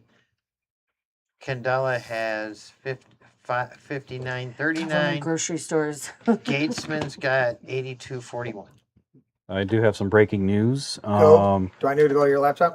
Yeah, I'll go on my laptop. Okay. William Lawrence is projected to win the Michigan 7th District primary. I hear Larry's Dr. Evil laugh right there. Is he unopposed? No, I mean, like I said, he had the two moderates that split the moderate vote. Moderates? So, moderate in the Democrat sense. Is there such a thing? No. The only moderate Democrat that I know of is dead Pennsylvania. That Pennsylvania Oh. guy, John Fetterman. Anyways, I wouldn't even call him a moderate Democrat. He's flipped so far to the other side. Anyway, so He had a William, stroke and so woke we the have fuck up. 50% of the vote. William Lawrence has 42.7% of the vote. Bridget Brink, Ukraine ambassador, if I have to say that again, 29.5, and Matt Mazdam, Obama, the guy that carried the nuclear football for Obama, 27. Larry likes that guy. And then I'll go to I'll go to Michigan governor, and we can just update the numbers there. We have 38.6% of the vote. John James still hovering around 50%, 50.1% if I'm being. Perry Johnson at 35.7, and Mike Cox at 12.7. A lot of folks that it's voted earlier. It was early ballots. If you had to guess, how many people were like me and just didn't change their vote? What do you think? It's 12.7% of them. Well, couldn't or wouldn't. That was my People don't know how to do that, and then they have the time to do it, and they didn't, they just don't know. And Mike Cox knew that. That's why he dropped out like at the last minute. That's why he did Yep. And he siphoned it off. Mike Cox today is our new little guy from Texas that ran. What's this fuck? Ross Perot. There's a lot of.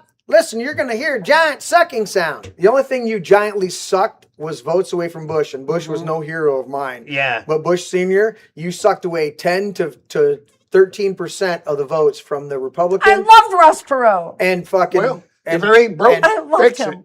But it got But he dropped- Bill Clinton elected with 46%. Ross versus, Perot was leading in August, and he dropped out in that middle of the summer for no inexplicable Because it reason. probably got Something paid. happened with his daughter. So He got paid. There was something are we happening gonna with see his Mike? daughter. I don't If John James wins, is Mike Cox going to be working Probably. for John James? We'll see who John James nominates as lieutenant. Job. Well, we'll see who John James nominates as lieutenant governor in the next week or two. Yep. It'll Watch be Mike Cox. Isn't the Republican Party through the delegates supposed to nominate the lieutenant governor? Well, generally what happens Or is... they recommend? Well, no. What will happen is the candidate will put a guy up. To the Republican Party. And now the delegates can put somebody else up. But they're not. There's no spot. But the delegates don't matter. That's what the state convention is about. Yeah, Chris Long said the delegates don't matter, Larry. Yeah. Well, no, I sent you some stuff that Chris Long wrote. I was pretty amazed. He, the coin flip and get all of a sudden be. For Perry Right. Johnson. Really? Yeah. Did you get the Dr. Fauci Yep. footage I sent you today? Yes. You're not the only one that said it. Senate. I got it. You got it You got it bombarded. The bombarded Dem with Senate that. update, which is probably the most interesting thing right now. Go. Abdul Al Sayed is 49.9%, and Haley Stevens is 46.4%. 45% of the vote remaining. Okay. If we keep it on there for a second, if we look at the 45% in. Yep, if I look at the this is Cal sheet, this is betting odds. Yeah. Abdul Al Sayed top was at 99.5%. It's gone down a little bit, all the way to 80%. So maybe a little bit of an upset by Haley Whaley Stevens, possibly. Yes, possibly. I cannot deal with some of your chats over here. I will say this one, $25 super chat from John Bovey. John Bovey. And we know behind the scenes who you fucking are. He says, for all the show's boomers to spend on their third lake house and their Asian second wives split equally. So the $25 goes to the show's boomers and their to spend on their third lake house. Dude, that's not even going to buy enough of a cleaning cloth for their fancy mailbox. What are you talking about? $25 split equally. I mean, we got 45 in total And from their this second episode. Asian wife can't even think about getting her deals done. It costs more money for her to think about it. But I do want $25 fucking split. I do want to touch back on something that I agree with everybody here when you said everything costs too much money. I agree with everybody on that. So maybe Even the guy in the nice shirt. maybe the definition of economy, maybe you've got a better even word if for. Well, I mean, I'm just going by, like when Obama was president. Okay, I'm a truck driver. Trucking companies were going bankrupt left and right? Diesel fuel was over $5 a gallon all over the place. And I was buying it in Connecticut. I was buying it in Pennsylvania. I was buying it in New York, and... Larry, was that during around 08, 09? No, it was during 10,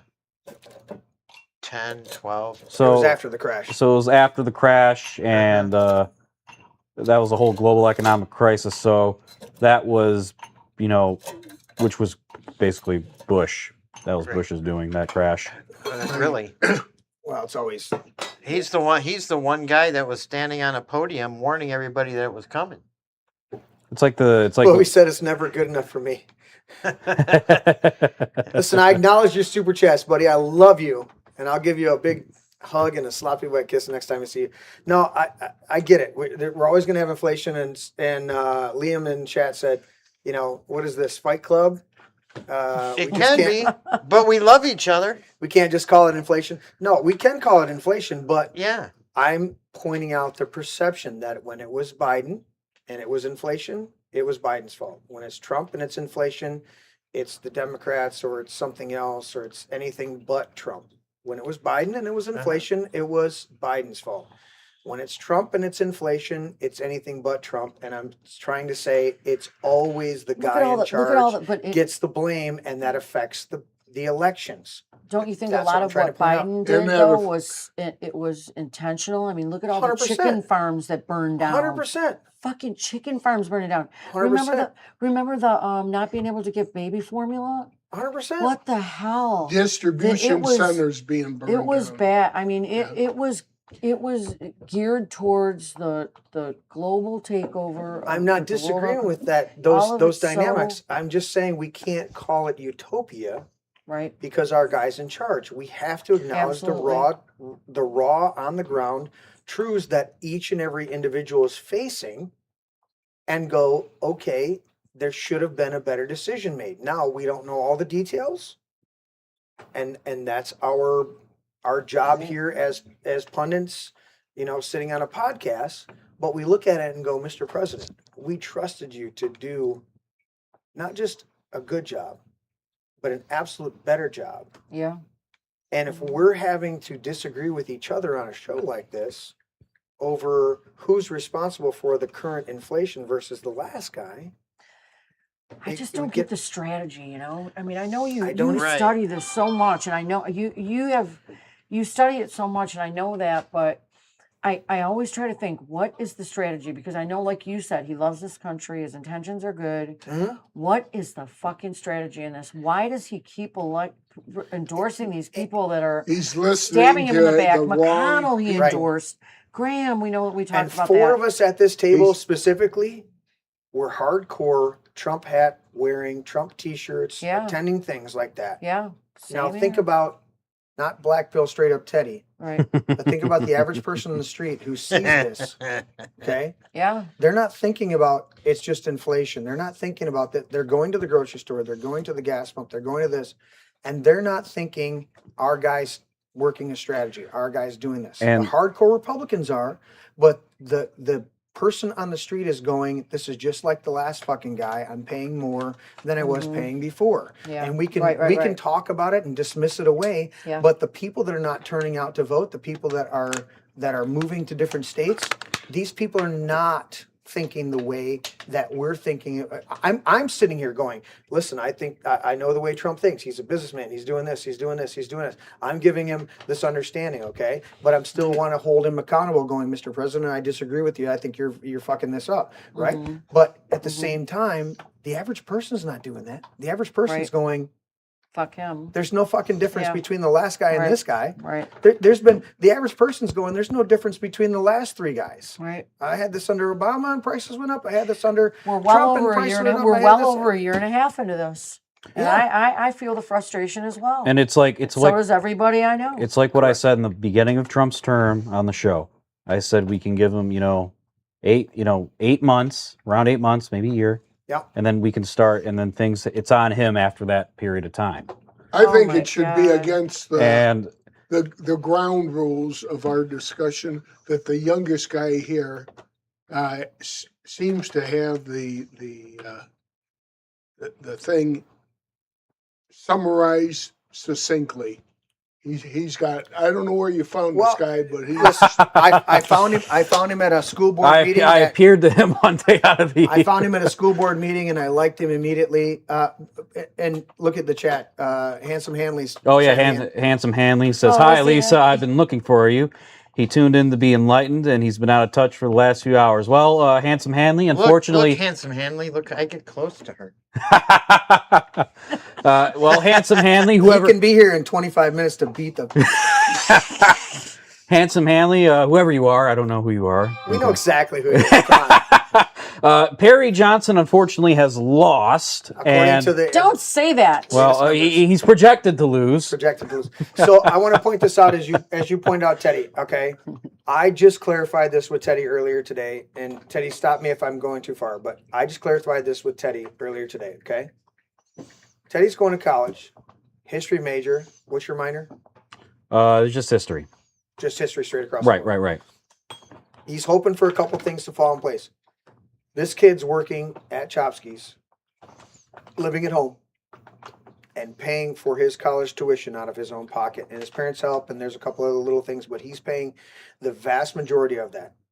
So when he tells me what he sees of the economy, when he shares with me what he sees on the street, I pay attention to that because he has no other backup than relying on his parents, who have established themselves for years but are not independently, wealthy where they could, Right. Move to Florida. And I have friends from high school that, are at an office job or they're engineers, higher end companies, and they can't afford a home, they have to rent, Right. yada yada yada. So I'm not getting this just for me, right? I'm a little bit behind compared to other people, but other people in front of me that have well-off jobs are thinking the same thing, right? And so that's where I default, as you said, Joe. I tend to default to Teddy as far as some of these areas because as much as he gets black-pilled, but I put it in the notes today that Teddy voted, as much as he gets black-pilled. Don't rub it in. I'm rubbing it. Fucking rub that shit right in there, dude. Okay, Christina.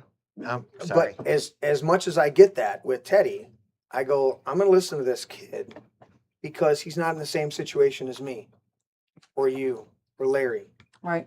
Oh, me. Or at Lisa, right? He's grinding it out. Yeah.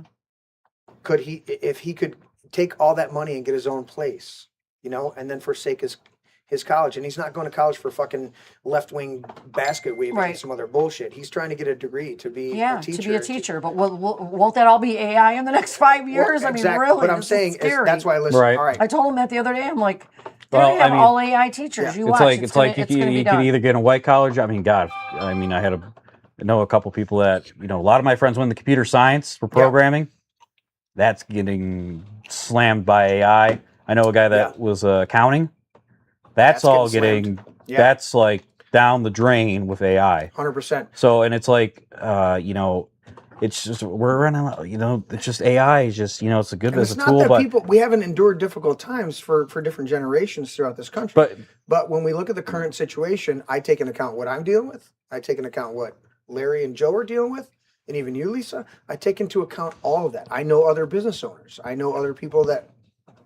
Larry's 63. So where's he at? Right? He's got another couple of years. He's going to retire. Yeah. Where's he at? And then I look at a kid like this, and I look at all of what everybody else is dealing with. Okay. Larry's in the process of dealing with his own house. Okay. Why? Mm-hmm. Because the bullshit's coming down. Whether it's the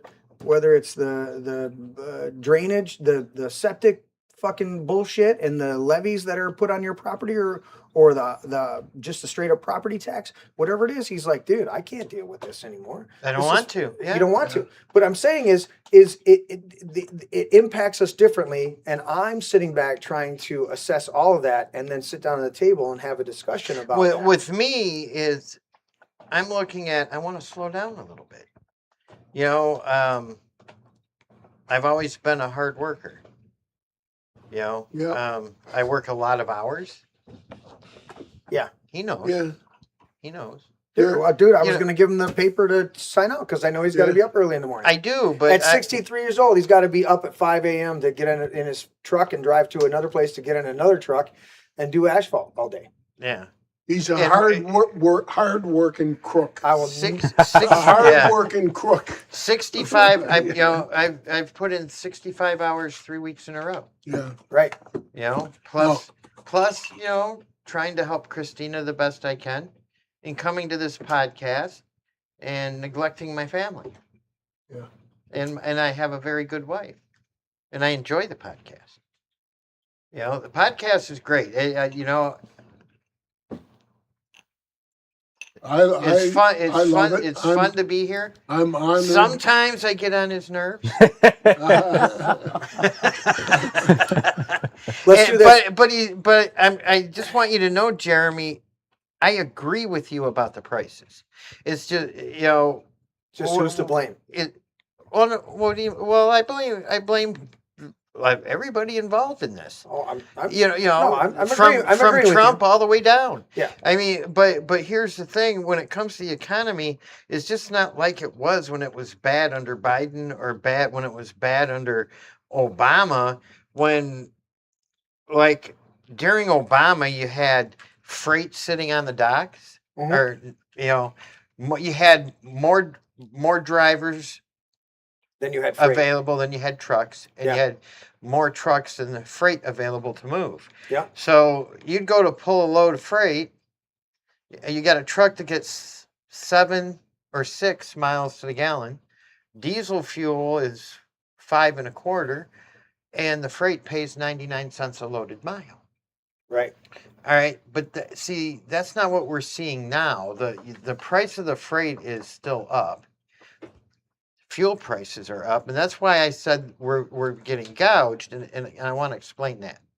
Why I believe strongly that we're being gouged doesn't mean that the price of oil isn't too high, which it is, because of the price of a barrel of oil's back around $100 a barrel, I believe. Yeah. that's Where it market- started to drop. Yeah. If you take the price of a barrel of oil, and the barrel of oil is $80, and you know, I don't know what the reflective price of $80 a barrel, but let's say it's $3, right? Just to pick a number, Okay. right, for this example, right? And the oil companies make $10 billion in that quarter. Yep. Right. Then they got oil. Next barrel comes in the next quarter, $100. They raise the price to $5.60. Do you know how oil? Then they make $25 billion. That's gouging. Yep. And that's go pull the numbers, see how much money big oil has made with or what they're making now. They're posting record profits, and see, if they weren't gouging, right, the price would reflect $80 a barrel, $100 a barrel. So you're going to have a little bit 90. higher, but the profits should stay the same. But since the profits are inflated, they're Right. that's where Gotcha. that's why I'm saying So they're gouging. I'll agree with you gouging. Do you because, under- yeah. yeah. No, I agree with you No, on gouging. but this is on the it's company- still too high at 100. Right. No, I'll Right. agree with you on gouging as far as the corporations. Yes. But they've been doing that since they introduced the term peak oil, saying that we only have a limited supply when we know Yeah, the field's refilled. Yeah. So so I'll concede that when you say gouging, Yes. the average person thinks of the pump price. They don't think of global markets. Right. When you have And global, the manipulation of global markets. So yes, I don't That's see what- that's gouging at what the I pump was- because I know that independent or even corporate gas stations, they have to buy fuel on Monday or Tuesday at market price, whatever the wholesale market price is. Okay, so you'll see prices go up Monday or Tuesday, even though the prices that they paid for the oil, the gasoline, may be lower, but they have to jack their price up because they don't know it. So you'll always see at the gas stations prices jump and slowly come down. Always jump and slowly come down because they're paying for wholesale, and that wholesale price may be higher because of the barrel of oil price. Right. And then the barrel can come down immediately, but they've already paid a higher price Mm-hmm. last week for their oil. So even though they're getting it for a lower price now, they've got to balance it out. And most gas stations, people don't know this either, most gas stations make zero Money on gas, They make all They their make it on money on the concessions. potato chips. Yeah. all that stuff. And so when Larry points out Yeah. gouging, there is gouging, but that gouging, and then my only clarification is that gouging's been happening since the 40s and 50s when they brought out this idea of peak oil and we only have a limited supply and there's no more. They know that oil fields replenish themselves constantly. And if they know the metric flow of the oil coming out of those fields, they can meter them responsibly. If a field will only produce 60 renewable barrels of oil a day, then you don't run it at 100 and run it dry and then let it sit for 20 years and now it's filled back up and now you can run it again. And that's what they did. They ran these oil fields dry. Wow. And then acted like there was no more oil. And they're going back and tapping into it and they're like, oh, there's a ton of oil. Yeah, because you ran it too high. If I got my well back here, I love my well. It's 154 feet deep. Okay. Wow. And it's artesian. It pushes it. I've got a natural flow to my well. Okay. Well, if I hooked up to an industrial pump and it just pumps it out and it isn't able to handle the capacity of it, my well runs dry. Whose fault is that? And if I try to explain it away and go, well, the well just ran dry, it just wasn't enough water. No, I overused it. And so there are wells throughout the world that they overrun, and then they claim it's peak oil. We only have enough oil. And then they do what Larry's talking about is the companies raise the prices, okay? Look up who's behind the vast majority of the green movements, who's funding it behind the scenes, the vast majority of the green movements and anti-oil initiatives throughout the world, okay? Yeah. It's Dutch Shell, it's BP, it's all these things because they want to prop up the prices. So I agree with Larry 100% on that, okay? But then we don't sit here and we don't realize, okay, these packs that you guys you're using, right? This keyboard, okay? These glasses, these are all petrochemical made products. Right. And people don't think about their Tupperware when they're thinking about the price of the pump. And so that's where I want to always find the balance of going, look, when you go in the grocery store and all of a sudden that plastic bottle that you're going to buy for your kids to take, a water bottle for your kid to take to football practice or whatever is now $3 more. Why? Because the price of oil went up precipitously. Because not only is he talking about, we're talking about barrels of oil being $80 to $100, right? Mm-hmm. But we're also talking about inflation that was cited. And the dollar's worth less and less and less. It's worth about, 0.5% of what it was 100 years ago. And so that factors into it. So, yeah, the price of oil is relatively the same it's been for the last number of years. Mm-hmm. But my dollar's worth less. So I'm actually paying more. They talk about inflation being another, it's definitely another form of taxation. Yep. Mm-hmm. Yeah. So I think we're good. Larry, give us an update. I'm going to go grab another drink because I'm out of Di-Serrano. So we are almost at 70% reporting now. All right. So we're at 67.69%, and Christina's maintaining her lead of 27.47. So she dropped from 27.60 to 27.47. I'm not sure who picked it up. Maybe it was split between Banfield, Gatesman, and Candela. But texting me saying, congratulations, everybody calm down. We're waiting for a ballot dump. Sounds like ominous ballot dump. Teddy,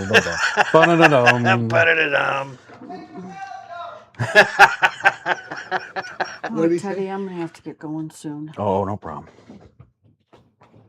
Thank you for that Glumkey the other day. Oh, you're welcome. I deeply appreciated that. You're welcome. Nice meeting you, Lisa. I do have to get going. I got so much food to cook tomorrow. You have no idea. All you guys, you wait for me to go take a ballot dump before you. I'll give you a hug. All you guys got to go to Chopsky's in downtown Milford. Stop in and see Lisa. Tell them Larry sent you. Okay, Larry. And get in there and get some great food. They're a phenomenal place. We absolutely love Lisa and Jim. The whole crew there, they are phenomenal people. If you have to wait an extra few minutes, it's because they are crafting something spectacular in the kitchen for you. And you may be a Karen and just need to be walked out the front door. Hey, you got to tell them like it is. Am I right? Am I right, Lisa? You just got to take the good with the bad and know that it's not going to matter. I will recommend this. Get some of the beer from the Frankfurt Brewery to sell in your beautiful restaurant.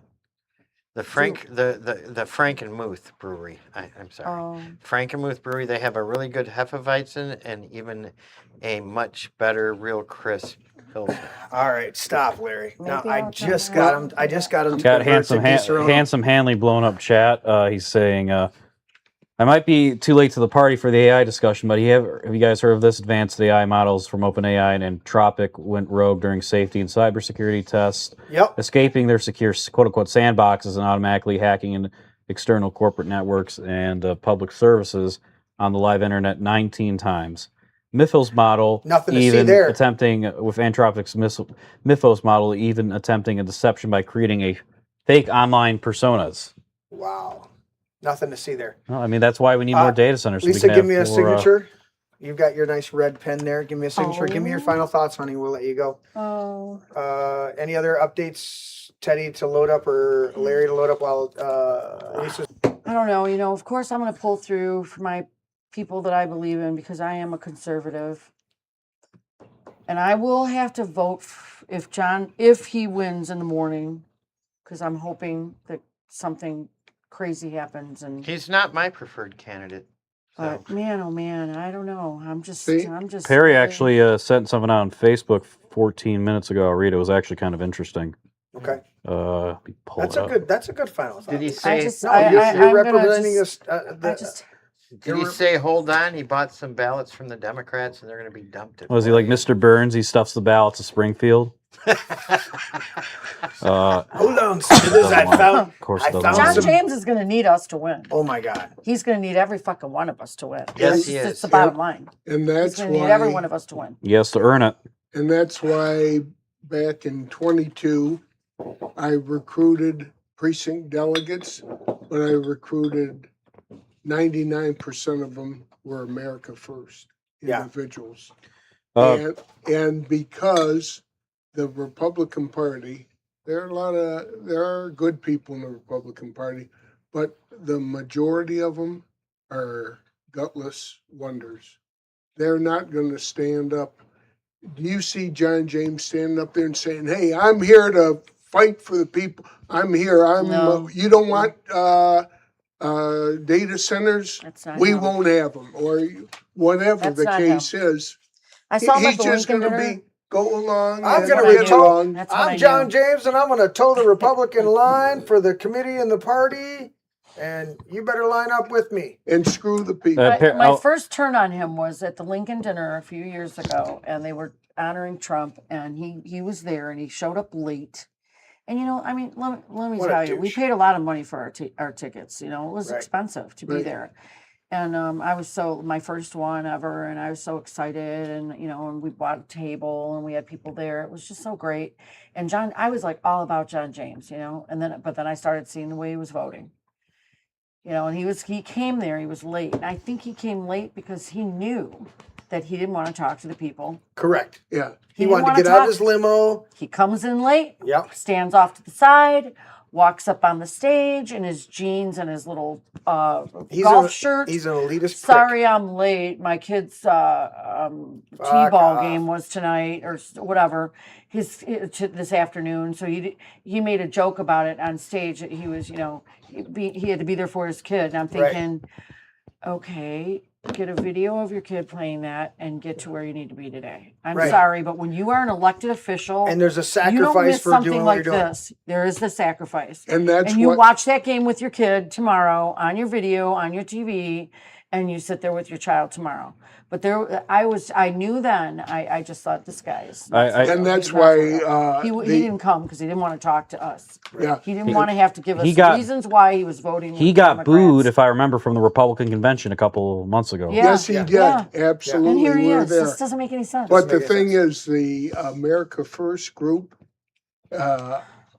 what we believe is that we'd rather support somebody that has the cojones to change things and to actually get us out of this uniparty system. Yeah. And that's why we want America First people. They would never, and the establishment wants people like John James.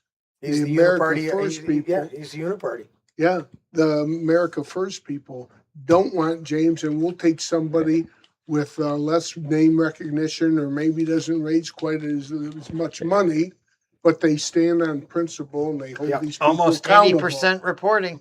Cool.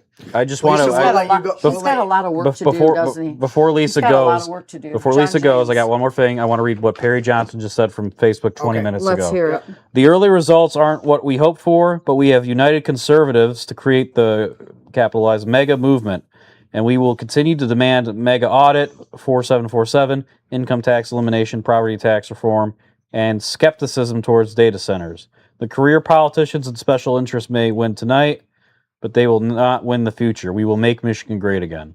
So he hasn't conceded, but he's seeing the writing on the wall. Right. But he will be a thorn in the flesh. Thank you so much. Thank you for having me. Oh, I love being here. always. It's a lot of fun. Got your microphone off? Absolutely. Yep. I think so. Oh no, here it is. All right. Love you, Lisa. Oh, I love you too. We will see you soon. Yeah, if you guys haven't been out there, go to Milford. Look up Chapski's, CZAPSKI. Oh yeah. Go check out Chapski's. Great food. My cook made 600 pierogi today. Come Oh, on, the Sean. pierogies Absolutely. are awesome. I'm going to have to take my Polish wife to the Chopskis. It's phenomenal. I love And the that. decor, you feel like you're walking into grandma's kitchen. Every table's unique. Yeah. All the decorations are unique and eclectic and even crazy. I look at that one and I go, oh, that's cool. And then I look over here and I go, wow, that, I don't know if those two, I go, because in the man cave, We I call try to them be, tchotchkes. well, I try to be themed to where it's like Yeah. this section is sports and this section is Star Wars and this section is music and everything like Right. that. And I look at you guys, no, we're just going to put that one there because it's this one over here and this one over here. I go, That's me. all right, wow, it's beautiful. So Thank we love you. you, Lisa and Happy Jim. birthday, my friend. And give her a hug, Larry. Happy birthday, Claire. Happy birthday, Oh, buddy. thank you, sweetie. Teddy All right, time. Lisa, I don't safe see you- journeys. I don't see you tomorrow. I'll see you Thursday. Well, if you want to come in and work tomorrow, She could use you. She's throwing that out there. Yeah. you know, if you're bored and feeling froggy, Right. come on in and make some mashed potatoes. Thank you so much, Lisa. We Bye, appreciate guys. you. Nice Thanks. Larry, We'll see you soon, Lisa. Alrighty. All right, love you, hon. Love you Definitely. too. Bye, Lisa. Larry, give us the latest on your. So, can So, we have we said it on the show? Can we say it now? It's close. No, Okay. the fact that you've been the campaign manager the whole time. Still the general, buddy. Yeah. Yeah, congratulations. Dude, no, you've done the fucking job to get Christina elected along with her and Dan. You guys have been boots on the ground. Of course, we've had other people that have helped. My wife, sent out Christina is the hardest worker, she is awesome. and I'm not taking anything away from anybody else. Oh, All right, we have a great team. Yeah. I'm not going to mention them all. They know who they are. They're all wonderful. They're all working their butts off, and Christina is out working everybody. So she Yeah. is a candidate. She works all day, knocks doors all night. Yep. She gets home at 4 a.m, gets up and goes back to work. I get calls from either her or Dan Yes. once a week or so, and they're just cranking it out. They're going to town. Yes. Awesome stuff. And so what do you got? 80%, 81%? Hold I'll just give up a Senate Give me Senate yours. update because that's the only race that's interesting at this point. Yeah. All right. Give me Abdul Teddy's is laptop. at 49.4 and Haley Stevens is at 46.8. yes. The Whaley Stevens. We're actually is at a not winning? situation where Mallory McMorrow and her 3.7% are probably the difference between Abdul winning and Abdul. what else? So she could be a spoiler. Oh, Dropped out. Why do you think why? Do you have any idea? I know you're savvy in that kind of field. I do not. I don't. Was he promised lieutenant governor position or I don't think he's going to get a cabinet position. I think he might get some kickbacks. You know. Oh, Larry. Sorry, I didn't mean to step in there. No, you're fine.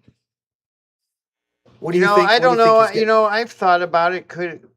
Could John James have said, "Hey, endorse me, and I'll make you lieutenant governor," which changes everything, Yeah, right? Because that's a scam in itself. there'll be some Scandal. some more support coming to him Right. if he picks his lieutenant governor well. But I don't have the confidence in that. There's also like I that's said, all. There's also the other possibility. Mike Cox is still pretty young, and Trump could oust his attorney general and throw Mike Cox in there. Okay. So I mean, Have you heard rumblings about that, or is that speculation? No, this everything is pure speculation. Okay. I was just pure 100%. Because if you got inside information, Larry, you better fucking share with me. Yeah, no, I don't. I like Mike Cox a lot. He's really a nice guy. He disappointed me and a lot of people. Disappointed is an understatement. Yes. Yeah, I was devastated when he dropped out. So I would have rather he stayed in it to win it. That's what he told me when he asked me to support him. And then he dropped out. Yeah. And he dropped out. He dropped out again after. You got a chat from Handsome Hanley. Yeah, explain this to me. I don't know how to explain it to you, but I'll read it. He wants to know if Dave Osborne's sitting next to me. He's like, Jeremy, I don't have my glasses on, so I really can't see. But is that Super Dave Osborne sitting next to you? Sure what? Sounds like him. You know what? We're going to have to look up Super Dave because I'm not sure. And then Dale says, Mike Cox fucked us. Mike Cox fucked us. Such language. Come on, Dale. Dale, in the chat. How dare you use such language? What the fuck were you thinking? Yeah, he says Mike Cox fucked us. I guess we got fucked by the Cox. That is not right. We're at 78.46%. We're going to admonish you, Dale, for using such language in the chat. First, he doesn't show up the Chopskis while we're all here, and then he does that language in our chat. Right, and now he wants to point out something that Cox did when he's being a dick. We got a lot of language. Yeah, it's just very, Perry's just been hovering around 35% the last couple hours, 51% of the vote in. Damn it. It's coming in slow. I mean, Perry, isn't it amazing that some of the best people that can fix shit just... It's almost like they don't have the whatever it is. I don't want to quantify it. They just don't have that thing that pushes them over the top, right? I do believe that Ross Perot would have been a better president because he would have been an economic president. I can make a projection based on these numbers. Okay. Okay.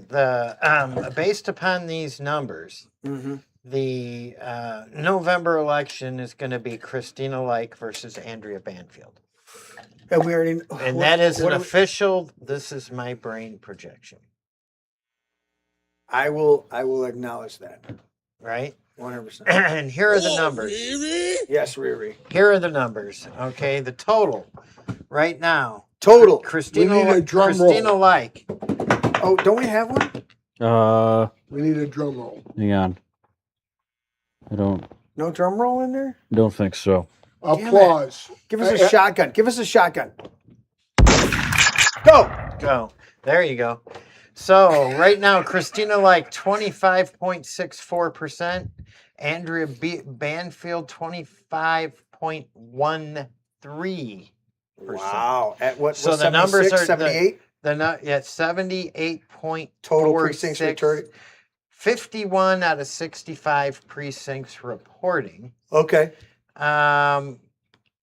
In a distant third is Mark Gatesman. Where's he at? 23? 22.45.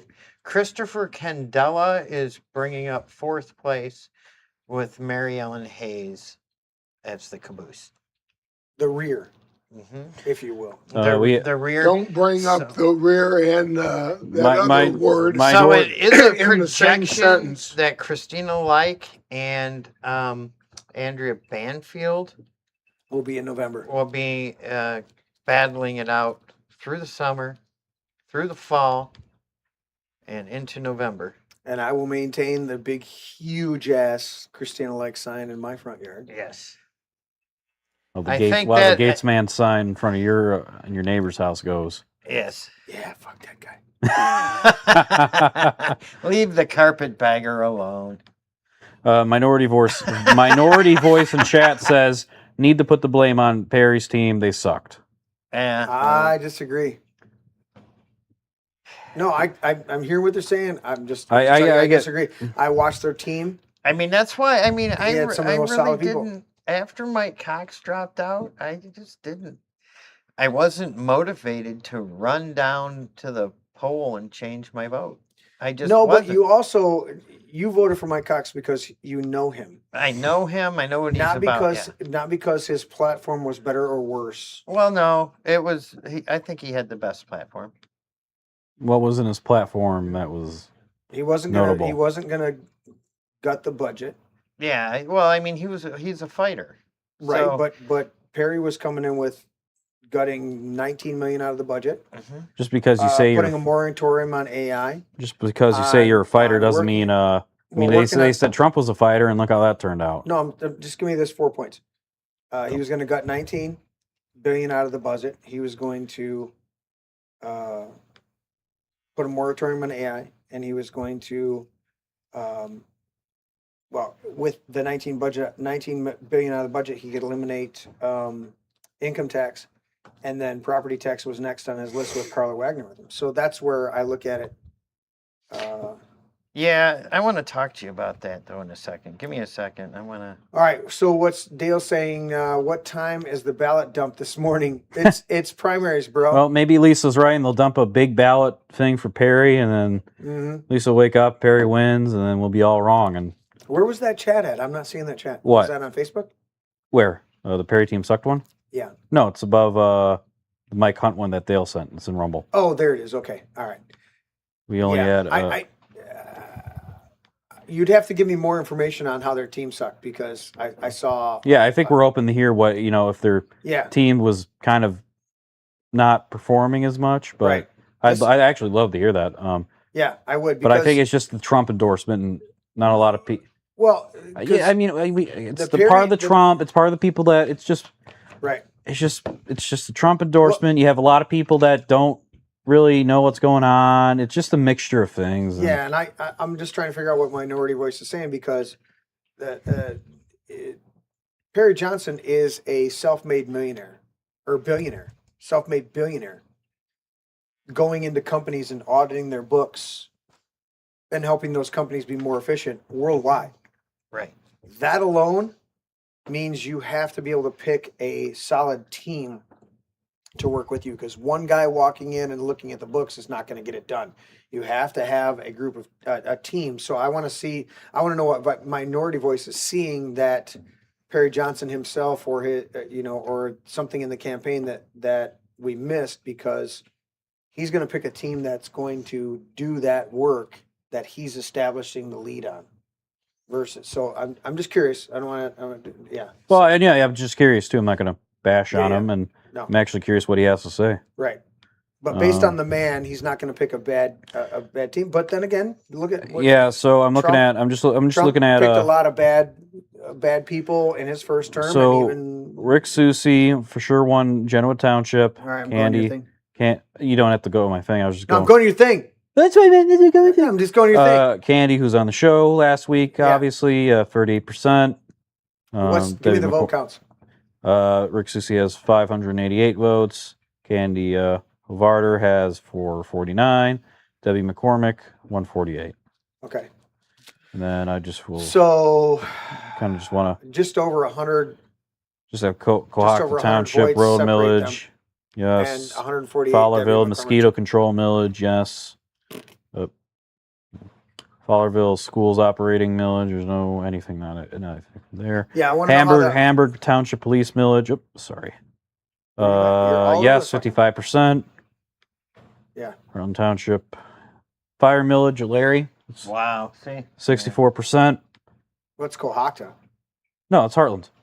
Oh, sorry. I'm and- looking at the scroll. And that's there. a tax increase for everybody. Right. Just Howell, for people. Howell Township, John Marhofer, 51% of the vote. Good one. Laura Wilkerson, I think that's the other anti-data center person, Howell, that's running. All right. I'd have to look at like the Stop the Data Centers groups. What about the other guy? Is he anti too? Jeffrey Ace, I don't know. John Molopoffer? John Marhofer, I think I've seen a few posts from him in that group.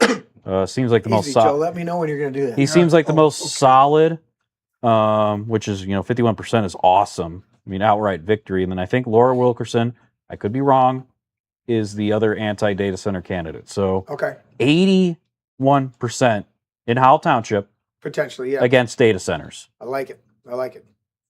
And hopefully we Jeffrey see A. Smith has no relation to Jeffrey Amayo. Howell Township road millage. That passes. It did. Yep, 66% to 34%. Pinckney primary, Pinckney schools operating millage. That passes. How about the veterans? That'll probably get down there. Pinckney library millage, 60%. Yes. Maurice area schools operating millage, no results there. We have the Livingston County Circuit Court judge. This is a local. Click on Detroit. Yeah. Christina Lake, 26%. Banfield, 25. Gatesman, 25. Candela, 17. That's the latest update there. And at least I'm sure maybe Larry has more Larry's got updated another information. update He's on on the county. Okay, here's the veterans millage. Go. 71% yes, 29% no. Because they put veterans on it. They didn't read the second paragraph, which said that they could allocate the money wherever the fuck they wanted. Right. Mm-hmm. Yeah. Larry, go. Okay. And that is Well, Christina. Good job, Teddy. Christina has fallen to second place. Okay. She now trails Andrea Bearfield by 200 votes. How many, what's the percentage of votes tallied? Now we're at almost 90%. How close is, 90%, but how close we are is the at- third? Yeah, we're at 69%.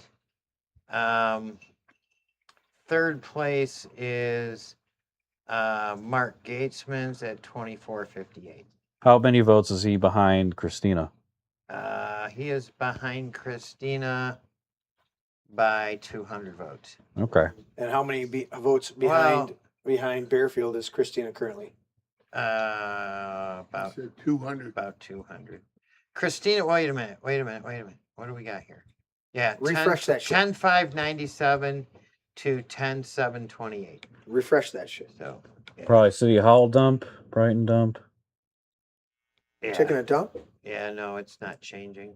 Okay. No. It's a ballot All right, dump. we'll check it here in a few more minutes. Probably but, City Hall ballot dump if I had to guess. If We'll check it out. I mean, that is countywide. Teddy's looking at some of these that are countywide, but also precinct. Well, I'm sure. Hopefully, Christina gets at second place, and then hopefully we get Candela the indoors. She could still pull off first place. I mean, it's the first time I've seen that Andrea Banfield's pulled ahead. Christina's had a steady lead all night, and Right. that's It'd be the nice first, to know where these. That's the first dump that Where- came It in. always where was happens that- when somebody takes a But dump. where's that dump at, and what other ballots? What other areas do ballots have to be counted at? Right. There's a dump. Because it's a 5-way race, and you have a dump like that Christina was in the lead by a couple percentage, and then you had Banfield go up. She was on. Christina was Right. yeah. Right, but that was a heavy. What I'm saying is that was probably a heavy liberal precinct or two that was probably Right. just went in there that update that we have that Who's the result. Daniel Right, because Baines guy? Daniel Baines, our judge, He's got 0. he didn't run. It's on the ballot. Handsome Hanley says, "I voted for Ross Perot first I time." don't see it there. Look at the screen right over there.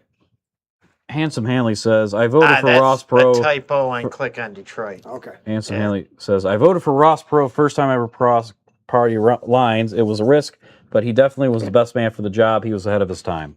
Yeah, you could be right about the precinct thing. Now, Christina's only been 200 or so votes ahead of Right. Andrea But Banfield for quite some time. so- Banfield's ahead by a couple hundred votes now. So what I'm saying is probably you had a liberal area dump, their precinct or two. Probably Brighton, City Hall, that area Yeah. I could think of. So Here's the interesting thing about it is I saw far more Gatesman and banners. Mhm. So the fact that Banfield is ahead as well as Christina. I saw a lot of bodes well. Candela signs more than like signs, honestly. And he's fourth place, clearly fourth place. So I mean, Minority Voice responded. He said they had no ground game. They did nothing but drive around buying dinner. Who's that? Someone in chat about Perry Johnson's team. I don't know. I saw a lot of commercials. I saw. Well, that's not like ground game, but I can tell you that I had at least 10 texts on my phone for Or maybe you just couldn't fight the Trump. I never had a single I- Perry. I never had a single Cox. I had a ton of, John James. I'm sorry. I never had a single John James. I never had a single Mike Cox. I've had at least 10 times where I got a text from the Perry campaign. So I'm going to have to respectfully disagree about the ground game because I saw multiple commercials.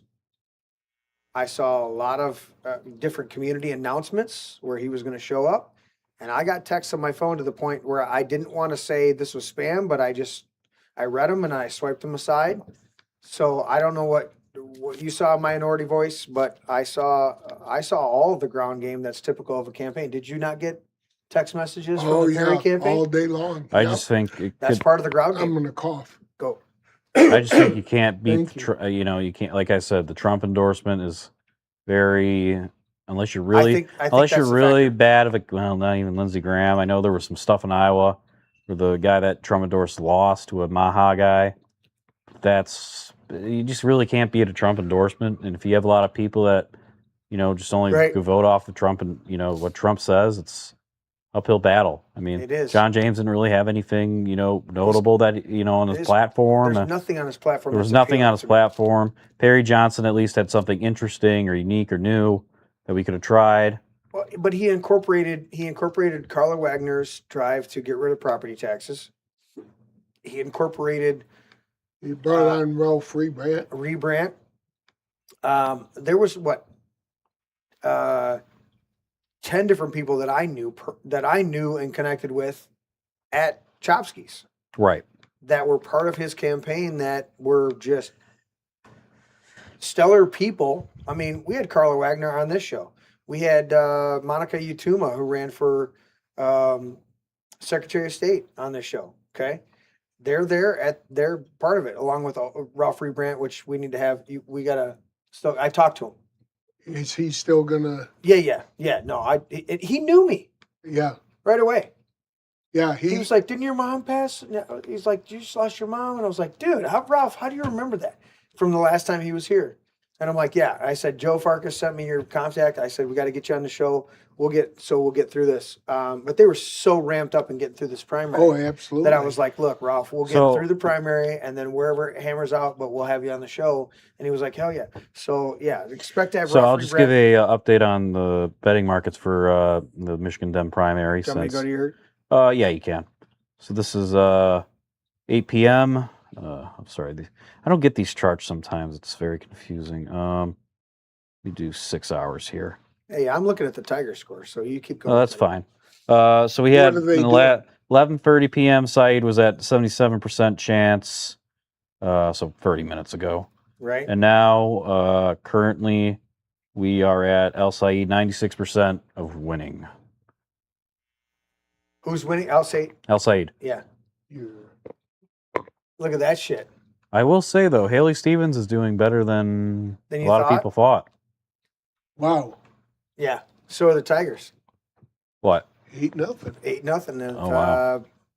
it's bottom of the ninth. So unless Seattle can pull off 8 runs in the bottom of the ninth, Well, I think Detroit's the gonna big win winners without here, Mize and the big School. winners tonight. Give it to us, Teddy. It seems like are number one, the progressives, DSA folks.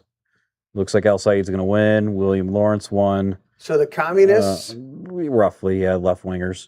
and the The establishment. the establishment Republicans and the the winner- communist Democrats. Yeah. That does not bode well for us. Yeah. You're exactly right. And it's like my one best I'm perspective going to where make sure Larry's got this a is big the enough prime house in example. Florida This is so the prime. I can come This stay is with the him. prime example of what I said a few months ago of MAGA Inc. becoming the establishment. Yep. Because all you gotta do is say, "Oh, John James, MAGA, America first," Trump endorsed, and votes for 48% Liberty score, but it's just the Republican Party is just adapted and done the Right. the America first, the facade, but it's still the same people. When we bring up the Liberty, Listen, we have Mike Rogers and John James on the ticket, right? And it's the national environment, as I said, national environment, more favored Trump, Mike Rogers loses. What makes you, I mean, he could make, there's a better chance he'll beat Abdul al-Said because Abdul al-Said is a far leftist. But that's, Complete communist piece of shit. But still, there's no guarantee. There's no guarantee because the Republican Party and Trump have done so bad that the national environment may just push the Democratic Socialists over the finish line. Dude, look at the enclaves of New York. You don't think we have the same? And I want to say this too. I mean, the economy, and fucking and the economy, people tried out, Obama, and then you have Trump coming back in, and after Trump and Biden, there's a good amount of folks that are just like, you know what, I'll just give these DSA guys a try. I mean, they want, they're saying the same thing that Larry's saying about price gouging, and the companies and the profits. I don't even think the people, the average people voting like that, even think that far down. You're giving them more credit. That's what I think they're just showing up and they're going, "Who's going to give me something?" That's a part. That's a big part of it. But there's also, I mean, you always had that, but there's more people.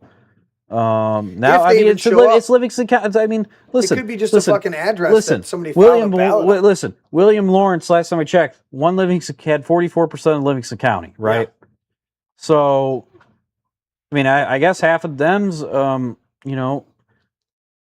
I just think that, people are more inspired by Abdul al-Said and William Lawrence's Mondami because they have we don't like it, but it's a fresh new thing, and it addresses and all they talk about, they hide the DEI and the woke stuff pretty much, after 2024 when they put the woke away. But what do they talk about now? Well, they talk about economic stuff, right? I'm gonna tell you this right away: you can't look at a al-Said commercial if you don't have a clue that he's a socialist communist. You think he was a good old American you watch boy. One of his commercials, and I've watched 3 or 4 of them, dude, he's very appealing. He's got a great... And the Haley Stevens campaign, what did they do? They're like, oh, Trump wants al-Said to win. Or al-Said said Gretchen Whitmer was bought and sold. Which doesn't appeal to the average person who doesn't have a clue about it's like politics. The Haley Stevens campaign messaging sucked. It did. Right? And he had the thing about Haley Stevens getting $30 million from AIPAC. That doesn't help her, right? Right. So al-Said gets out there and he's got these commercials that are all flamboyant and crazy and cool. But and then you get, like I said, Haley Stevens, it's like, oh, Trump wants al-Said to win, and al-Said said Gretchen Whitmer was bought and sold, which she is. Totally. And that makes him sexist. Totally. It's ridiculous, dude. It's ridiculous. So see, this wasn't so far-fetched. No, you're right on the money, Joe. Because to answer your question earlier, why do we fail to cross the finish line? Is because of poor leadership in the Republican Party. It's wishy-washy, lukewarm, go along to get along. I love how you duck underneath that camera when I'm on that camera. It's go along to get along. Right. And no backbone. Well, I could quote somebody, I won't say who, saying that we're really actually a purple county. Is anybody at this table remember hearing that? We're actually just a purple county. I'm not going to say who it was. Yeah, we are not a purple county. No, we're not a purple county. But that's what we were told. Here's the thing. Are you back on? Right now we're talking about. Is your pack back on? Because I don't hear you. Sorry, I turned it off. I think that was Lisa that you have. Yeah, I was muted down. Go. Yeah. Okay. Can you hear me now? Yeah, go. All right. See, obviously, the young people right now are motivated to vote. You mean the Utes? Yes, the Utes. I would like to see. Are they going to compile what percentage of who voted? I want to see the voter turnout for Livingston County for the primary. According to demographics, right? Because generally it's pretty low. Yeah. Right, and that's 27%. I think it was the last time. Was it that high? I thought it was 27%. That's why I said 27%. Oh, I thought which is putrid. Right. Right, which is putrid. So, The question is now, as I'm watching these numbers come in, I don't know what precincts are still out. I don't have a clue. Right now Christina's in second place, and she maintained the lead all night long. Right. So I don't know what's going to happen with this 12.5% that's out. Keep talking. You guys So- aren't supposed to pay attention when I give you directions off camera. Oh, sorry, but Joe, you're interacting directly with Larry right now. But that's You're what talking that's with what Larry. I would like to know is did the young people come out? Did the older people stay home? We have been talking all night. Okay, Trump's approval rating is down. The prices of oil is high. The prices of everything is high. Everything's gotten more expensive. Right? We have an unpopular war going on, and Did I just hear Larry say it was a war? Stop. Let him finish. Sorry. right. So here's why I am happy that the communists won. Because the people that stayed home that might be a little, say they're conservatives, Mm-hmm. and they're mad at the price of gas, Mm-hmm. and they're mad at the price of food. And they would probably be low propensity voters. And they would probably be, they stayed home because right now they just are blah, right? But the worst two possible things that could have possibly happened tonight. You got two communists on the ticket now. But on the other side of the coin, the young people who see this economy and their opportunities being very dimmed, Mm-hmm. and they're saying, I can't buy a house. Well, I've got college debt that Uh-huh. is unpaid. I'm living in my parents' basement. right. And so they're looking to El Saeed that's saying, I'll give you this, I'll give Right, you that. and the whole and they're all, and they're what else? buying What it, else are you forgetting? and they're buying They're it. indoctrinated. They're not educated. Well, They're that's right. They're indoctrinated. They're running around saying fascist, fascist, fascist, fascist, fascist, while they're voting communist, communist, communist, communist, communist. Yeah, Which there's no difference between them. right. And Other than communists killed more people. But So- I mean, you've got so the so all the people that right now, all the people yesterday, right, tomorrow morning, they went to bed. Oh, I'm so mad. I'm not going to vote. Yeah, what's the difference in the party? Tomorrow they're going to see the difference in the party. Now, mind you, that this William Lawrence guy that's going to be running against Tom Barrett, right?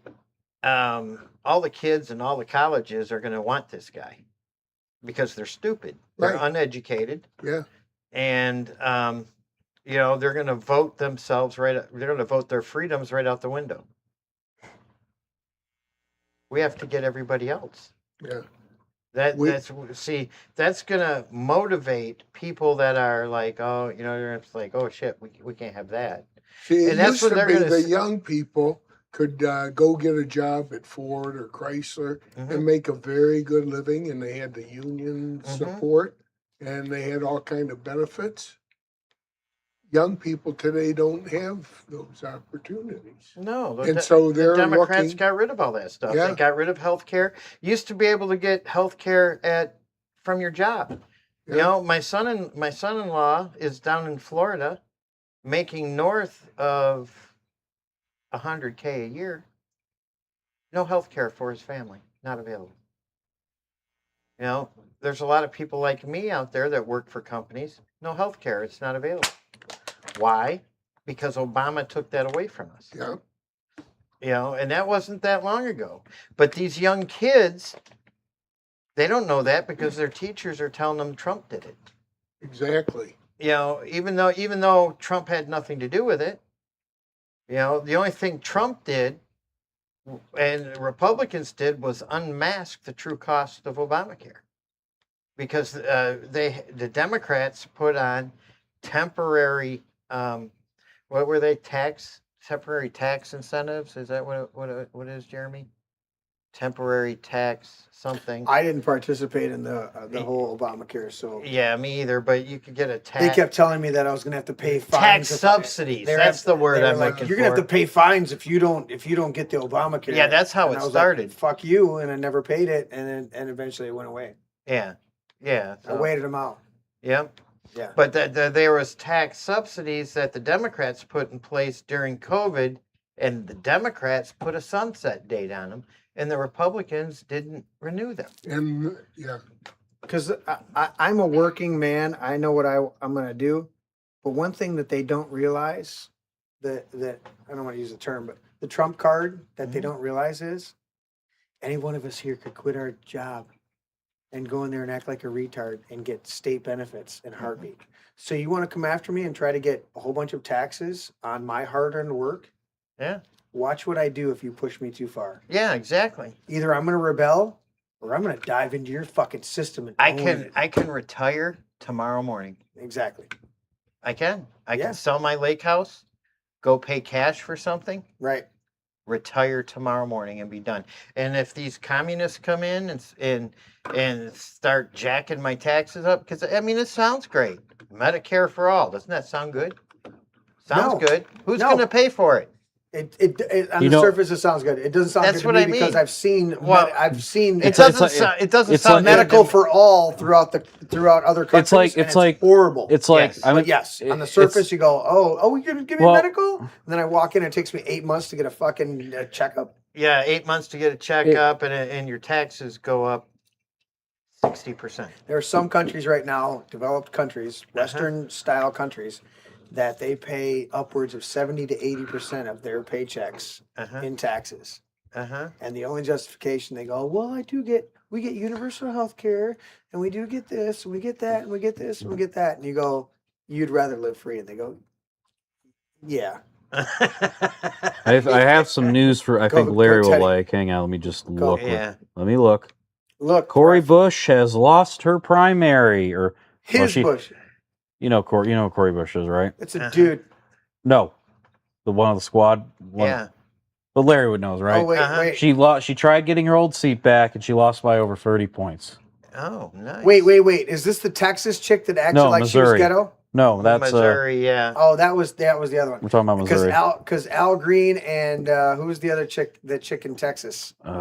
Jasmine Crockett. Yeah, Crackett. You said Cory Bush, so I thought of Crackett. No, I thought Larry would like that.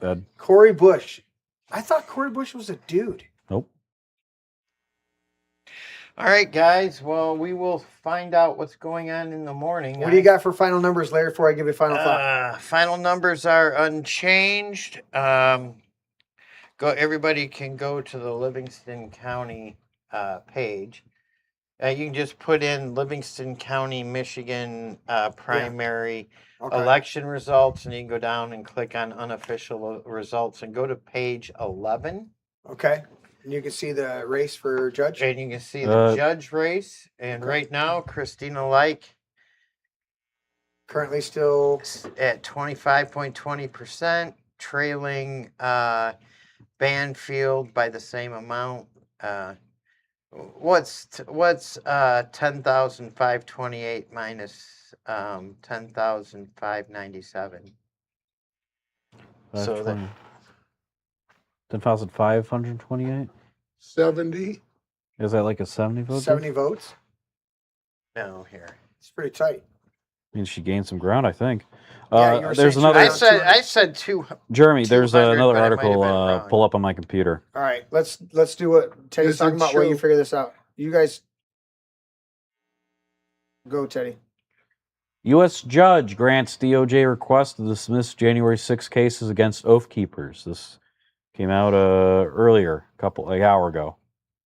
Read that for us. U.S. judge on Tuesday granted the U.S. Justice Department's request to dismiss cases against members of the right-wing Oath Keepers militia who took part in January 6 That's such a fucking shit characterization. protest of in them. the U.S.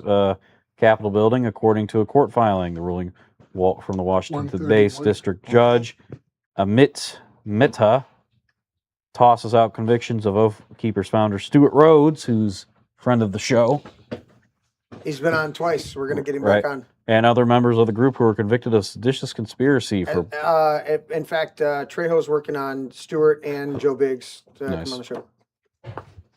convicted of seditious conspiracy for plotting to stop the transfer of power after President Trump. And this is a Yahoo article that you pulled up, and the reality This is from Reuters, but yeah, on Yahoo. It's on Yahoo, and they look at how they phrased it. They said against this right-wing Oath Keepers militia. Right. They were a group of ex-military that got together and said, we're going to go to these rallies and these different things, and we're going to just be a peacekeeping group. Like the, what was it? The something boys? Oh yeah, the Proud Boys. Started The by Proud Boys. Yeah, started by I've watched them multiple times. All they were there is was just to that- show up, and you show up. You have a few people that show up with guns who are trained and well behaved, and a lot of other people calm the fuck down. That's what Oath Keepers and Proud Boys were all about, was showing up to rallies going, you don't have to pay us. We're going to volunteer to be here. We're going to show up armed. So that we're not intimidated. And keep the peace so that the leftists don't show up here and act a fool. Exactly. That's all that's boiling it down. That's what they're doing. All right, Joe, give me your final thoughts. Get a good color pen to sign my paper. Okay. You got to pick out of the head. Final thoughts are, aside from the You got to sign it. the dismal Don't hide news, it in your paper. For Perry Johnson. well, aside from the dismal news regarding Perry Johnson, we, whether you like it or not, we have to get behind these candidates like Wolford, like Yeah. In the general. in the general, we have to get behind these people, because if we lose this midterms, Yeah. which it seems it's gonna happen, but we still have to give it our best shot, because imagine living under a Benson government. She'll be on steroids compared to what Whitmer did. Yeah. They'll be emboldened, and I think they'll have a mandate to fuck us over. I'll tell you what, Absolutely. Tom Barrett's going to have to work Livingston County hard. Yeah.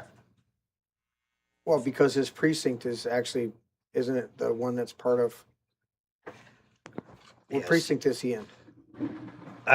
Where does Tom Barrett live? He's down in, he's south of Lansing. I know, but is it 48th? No, he's over. No. He's no, Tom Barrett, our congressman, I know. I'm trying to remember 7th district. I was thinking state. Yeah. You're right. Lisa sent me a link of James O'Keefe saying he's in Detroit on primary day, and he's apparently has evidence and documents and admission of election fraud. Say it isn't so, Teddy and Alabama. So we'll see. Maybe I don't know. We'll see. Do you think that election fraud is going to be addressed with John James administration? No. Taxes are going to stay though exactly where they are. Government's going to stay. We're only going to increase the government less than what we increased. The Democrats will prosecute us and try to put us in jail, and John James will go, oh, well, we're podcasting from Larry's garage in Florida. I'm not real happy about it, but there's not a lot I can do. They put a whole data center in here, and I can't combat that. Larry, final thoughts since you pass the paper to Teddy. Go. Or Jerry, give your final thought. Go. My final thoughts. Yeah. Is Republicans now have a reason to get out and vote. If you don't get out and vote and you sit on your hands because, like you did and allowed Slotkin to win, because we didn't have to let Slotkin win. We let that happen. Didn't John James? That was Mike Rogers. That was Mike Rogers. Yeah, Mike Rogers. There's a lot of people didn't I won't vote for him. There's no difference between him and Slatkin. There's worlds of difference between him and Slatkin. That's why we And need maybe to get now, out the vote. maybe here's my hope: that they saw Slotkin put out a video telling the troops to disobey orders if they thought they were illegal, and said, "Wow, I could have stopped that." But how are they going to find out that happened with the media? Oh, that ran everywhere. That Oh, did it? yeah Yeah. yeah Isn't That- Mark, what the fuck his name, still under investigation? yes. Even though he's probably nothing can happen. Yeah, and I bet there's still people that don't know Slotkin read a transgender book to toddlers, and it's like, I don't.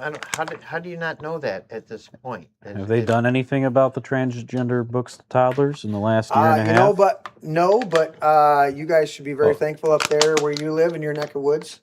That Bill Bowen? old Chucky Hughes is done in December. Yes. That's a good thing. That's a Yeah. good thing. Yeah. Teddy, give us your final thoughts here, buddy. There it is. Teddy's getting good at that signature. It's Trumpian. Nice and big. Teddy, give us your final thoughts, buddy. My final thought for the day is that, well, as I said before, we have winners and losers. Bunch of losers. The winners today are the left wingers, the SA progressives, whatever you want to call them, Yeah. and the MAGA establishment. Yeah. And the losers are people that want to save our state, want to get our state back on course correction, and people that have did a little bit of digging into the candidates and didn't rely on the endorsement of individual for their decision making. And I think the problem is with November is that at this rate, with the Iran war, with the economy, how as I said before, economy's being propped up by AI, GDP wise, it's not great. It's not great. And I've said before, we've heard me say this. Trump spent too much time worrying about foreign policy and the ego of getting the Nobel Peace Prize and not really talking about economic issues, and kind of blundered whatever fortunes he had with preemptively bombing another country, even though we were promised no new wars. And no new, everyone's like, oh, Medicare for all and all this stuff, which I don't really agree with. Costs too much. Mm-hmm. But how much did we spend on the Iran war in the last couple months? We could have funded the whole. 37 billion. 50 billion. I think it was over 50 billion Oh, now. is it? Somewhere around Either there. way, both those numbers are Yeah. more than what we spend What's on the studio $13 here. billion dollars amongst friends? So I find it hilarious that the same people that are complaining about the Medicare for all costing too much, Yeah. and all this other stuff that the progressives, communists, or whatever they're pushing, are the same people that are fine with us getting into preemptive war, Yeah. and spending billions. We could probably be, by November we could probably have $100 billion spent on this war. Absolutely. And I think that we need to, as I said before, the federal Republicans, they have to actually do something to earn people's votes, right? If the Republicans do a good job, which they are, that leads to left-wing people getting more traction and winning in Michigan, states like Michigan, Wisconsin, New York. And, the fact that if you look at the polling, Abdul al-Said and Mike Rogers are statistically tied, tells you something. The national environment is not in our favor. Huh? Huh? What did you just say? If you look at the polling, Uh-huh. Mike Rogers and Abdul al-Said and the average are statistically tied. I saw the poll I saw said he was 10 points ahead. Okay, well, That's still frightening. Mm-hmm. there was another poll that had him tied a week ago. You just don't know. I mean, it's the national environment. Shouldn't even be close. It should be close. But if you do a Exactly. shitty job, then you're going to get more people to go vote for the guy that promises them, Universal health care. it's the economy, stupid. I mean, Right. it's the economy. And, So and has to put up There's a good amount- commercials. Well, they that were have- able to that convince a bunch show of people to how wear masks. American he is. El Said, they're spending so much money trying to show how much of an American he is, when actually he's Listen, Al Said, opposite. the main reason why Al Said is winning is number one, people. Haley Stevens stands for nothing fundamentally, and is financed has spent $30 million by at least the Israeli lobby, and is also funded by data centers, DTE consumers, Right. and people don't want that. People. I saw on Facebook there's people that voted for Trump that are going to vote for William Lawrence because William Lawrence is against the data centers. He has, unlike Tom Barrett, where he's wishy-washy about it. So, and I think data centers, Perry Johnson could have hammered Benson on data centers. John James isn't going to do that. So I think when we have Mike Rogers and John James, previous losers, in environments that favor them more, in this kind of environment in November, it's going to be a disaster for our state. And it could have been prevented. And for the country. Yeah. I appreciate everybody tuning in tonight. Go to my overhead here. Tay left me a little space above that right there. Appreciate everybody. Love you all. My final thoughts here.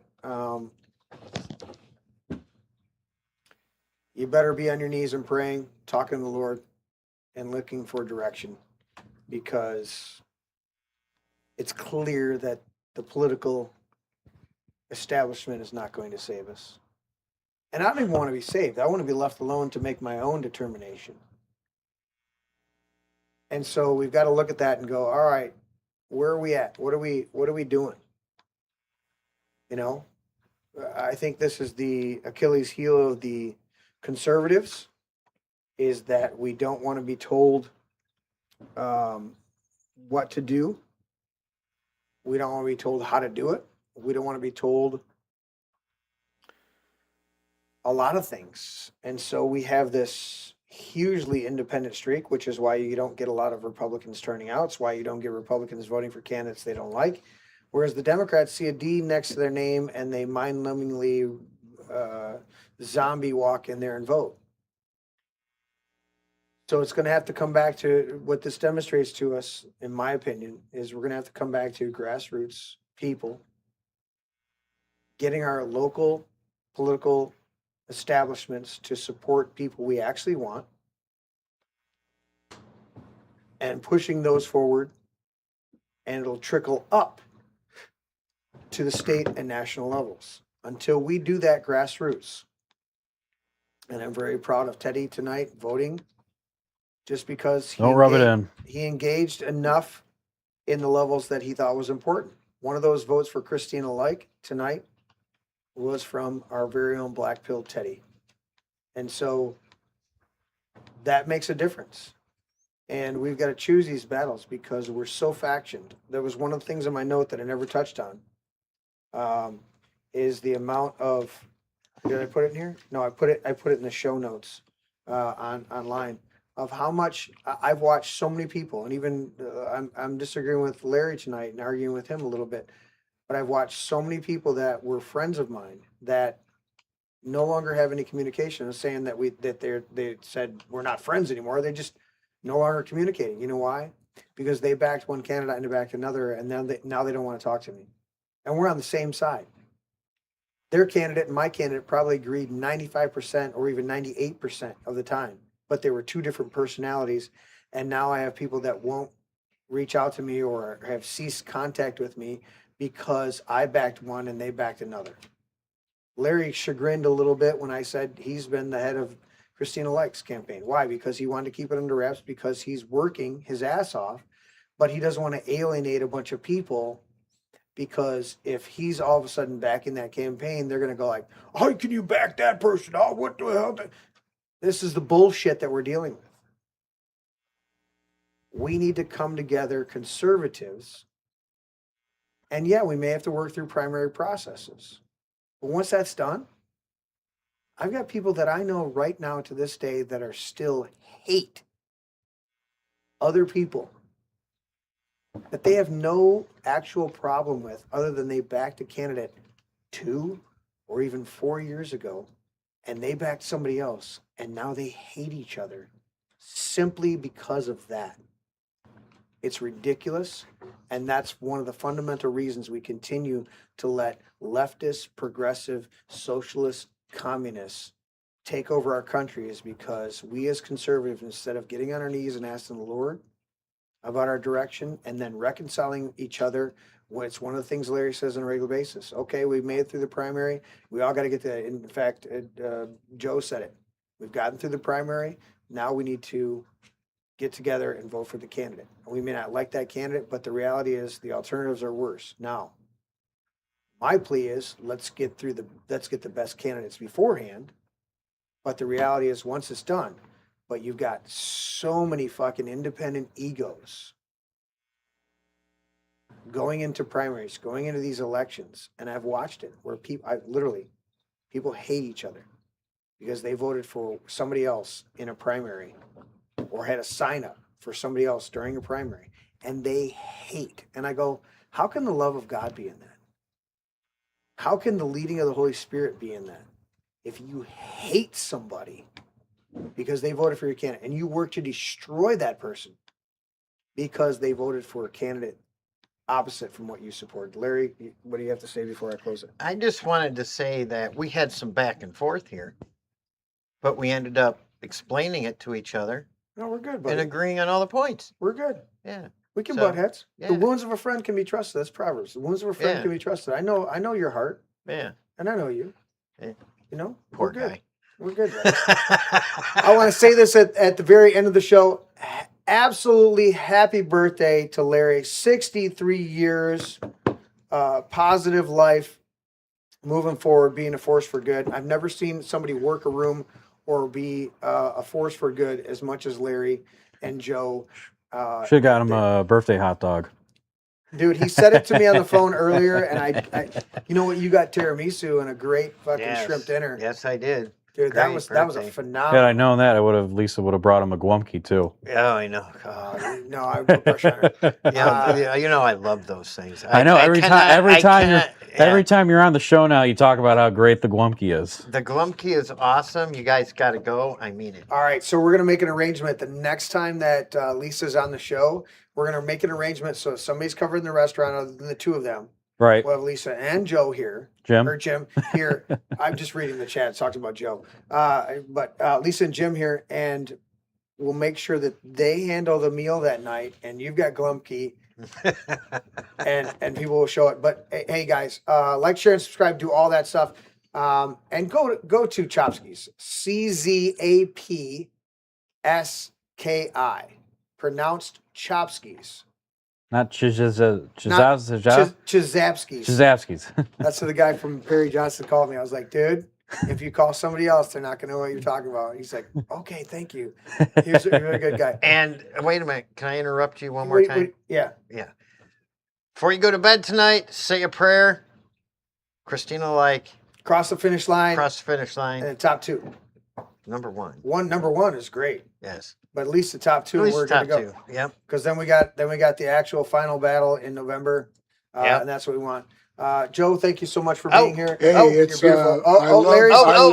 Larry's getting poked in the ass. He's getting excited. 100% in. Yeah. Ooh. And 100% in. 7, page 8, page 9.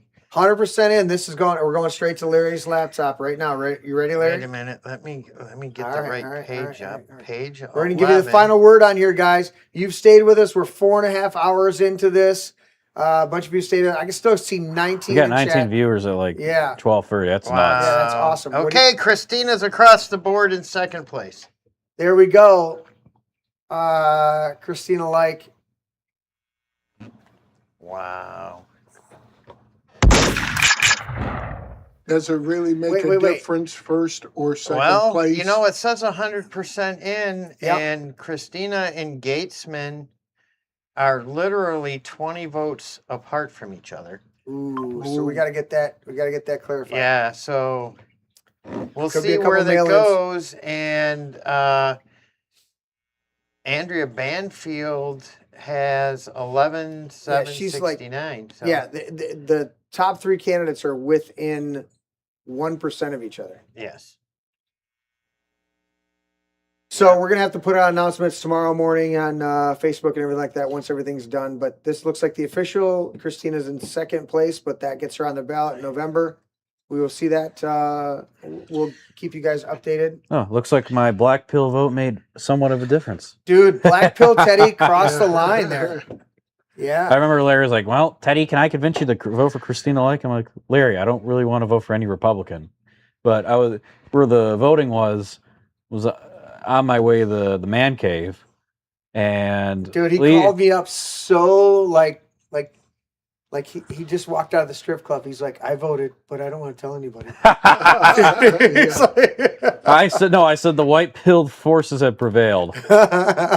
He even talked with everybody at the Christina Lake team there that was doing a tent. Yeah. And he's like, I didn't see Larry. I'm like, Larry's not out of work yet. I thought Larry was like spending No. You told me when I Larry's gotta called go you to at work. 2 o'clock that Larry was Wait. going to be there handing stuff out. See, Larry threatens to retire. I don't know what Larry's going to do when he retires. He'll have to buy a treadmill because he's going to be on it like for 8 hours just to keep him busy. Because otherwise, he's going to be spazzing out if he doesn't have 15 work and campaigns and this and this and this to do. Larry will be like, Well, he can. I don't know just- what to do with myself, buddy. I'm like, you're going to have fucking trains running everywhere around your house. All right. Any other things, Larry? Yeah. Before we close it out. Nope, that's it. Let's close it out. Hey guys, thank you. Like, share, and subscribe, do all that stuff. Thank you for the couple super chats. Of course, Bovey likes to push our buttons, and I have to read his shit every time. If you want to support us beyond that, go to thealexjonesstore.com/this is my brain. Get some great products on there. The Alex Jones Store. thealexjonesstore.com/this is my brain. Get some great products on there. It was your mic the whole night that was hot and Was it? nasty. I just muted it because you started to take it off. Yeah, I'm going to throw that microphone in the trash and stomp it.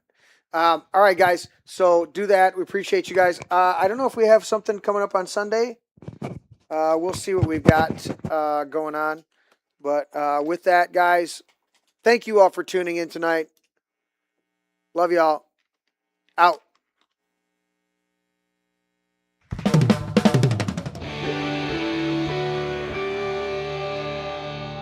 This is my brain. Dad, that's an egg. Yeah, that's an egg. Honey, Dude, that's an egg. seriously. That's an egg. It's a metaphor. It's still an egg. That's an egg. I would challenge you. That's an egg. I know my brain is not actually an egg, okay? It's a metaphor. Metaphor or not, that's not your brain. It's just an egg.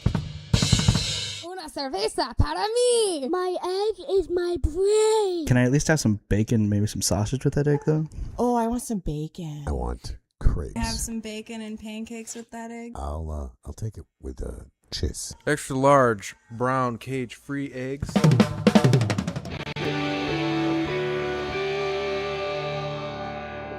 Can I have your brain with hot cakes? A little sausage and a little toast and potato. That would be great. Does it have antibiotics? I don't know, man. I'm not good at this shit. Well, they got to be able to resist some diseases. You resist the disease. Has it got any hormones? Maybe. It's cage free. Vegetarian? Maybe. Are they vegan? No, I eat steak. Never apologize and never explain. Never apologize. Never apologize and never explain.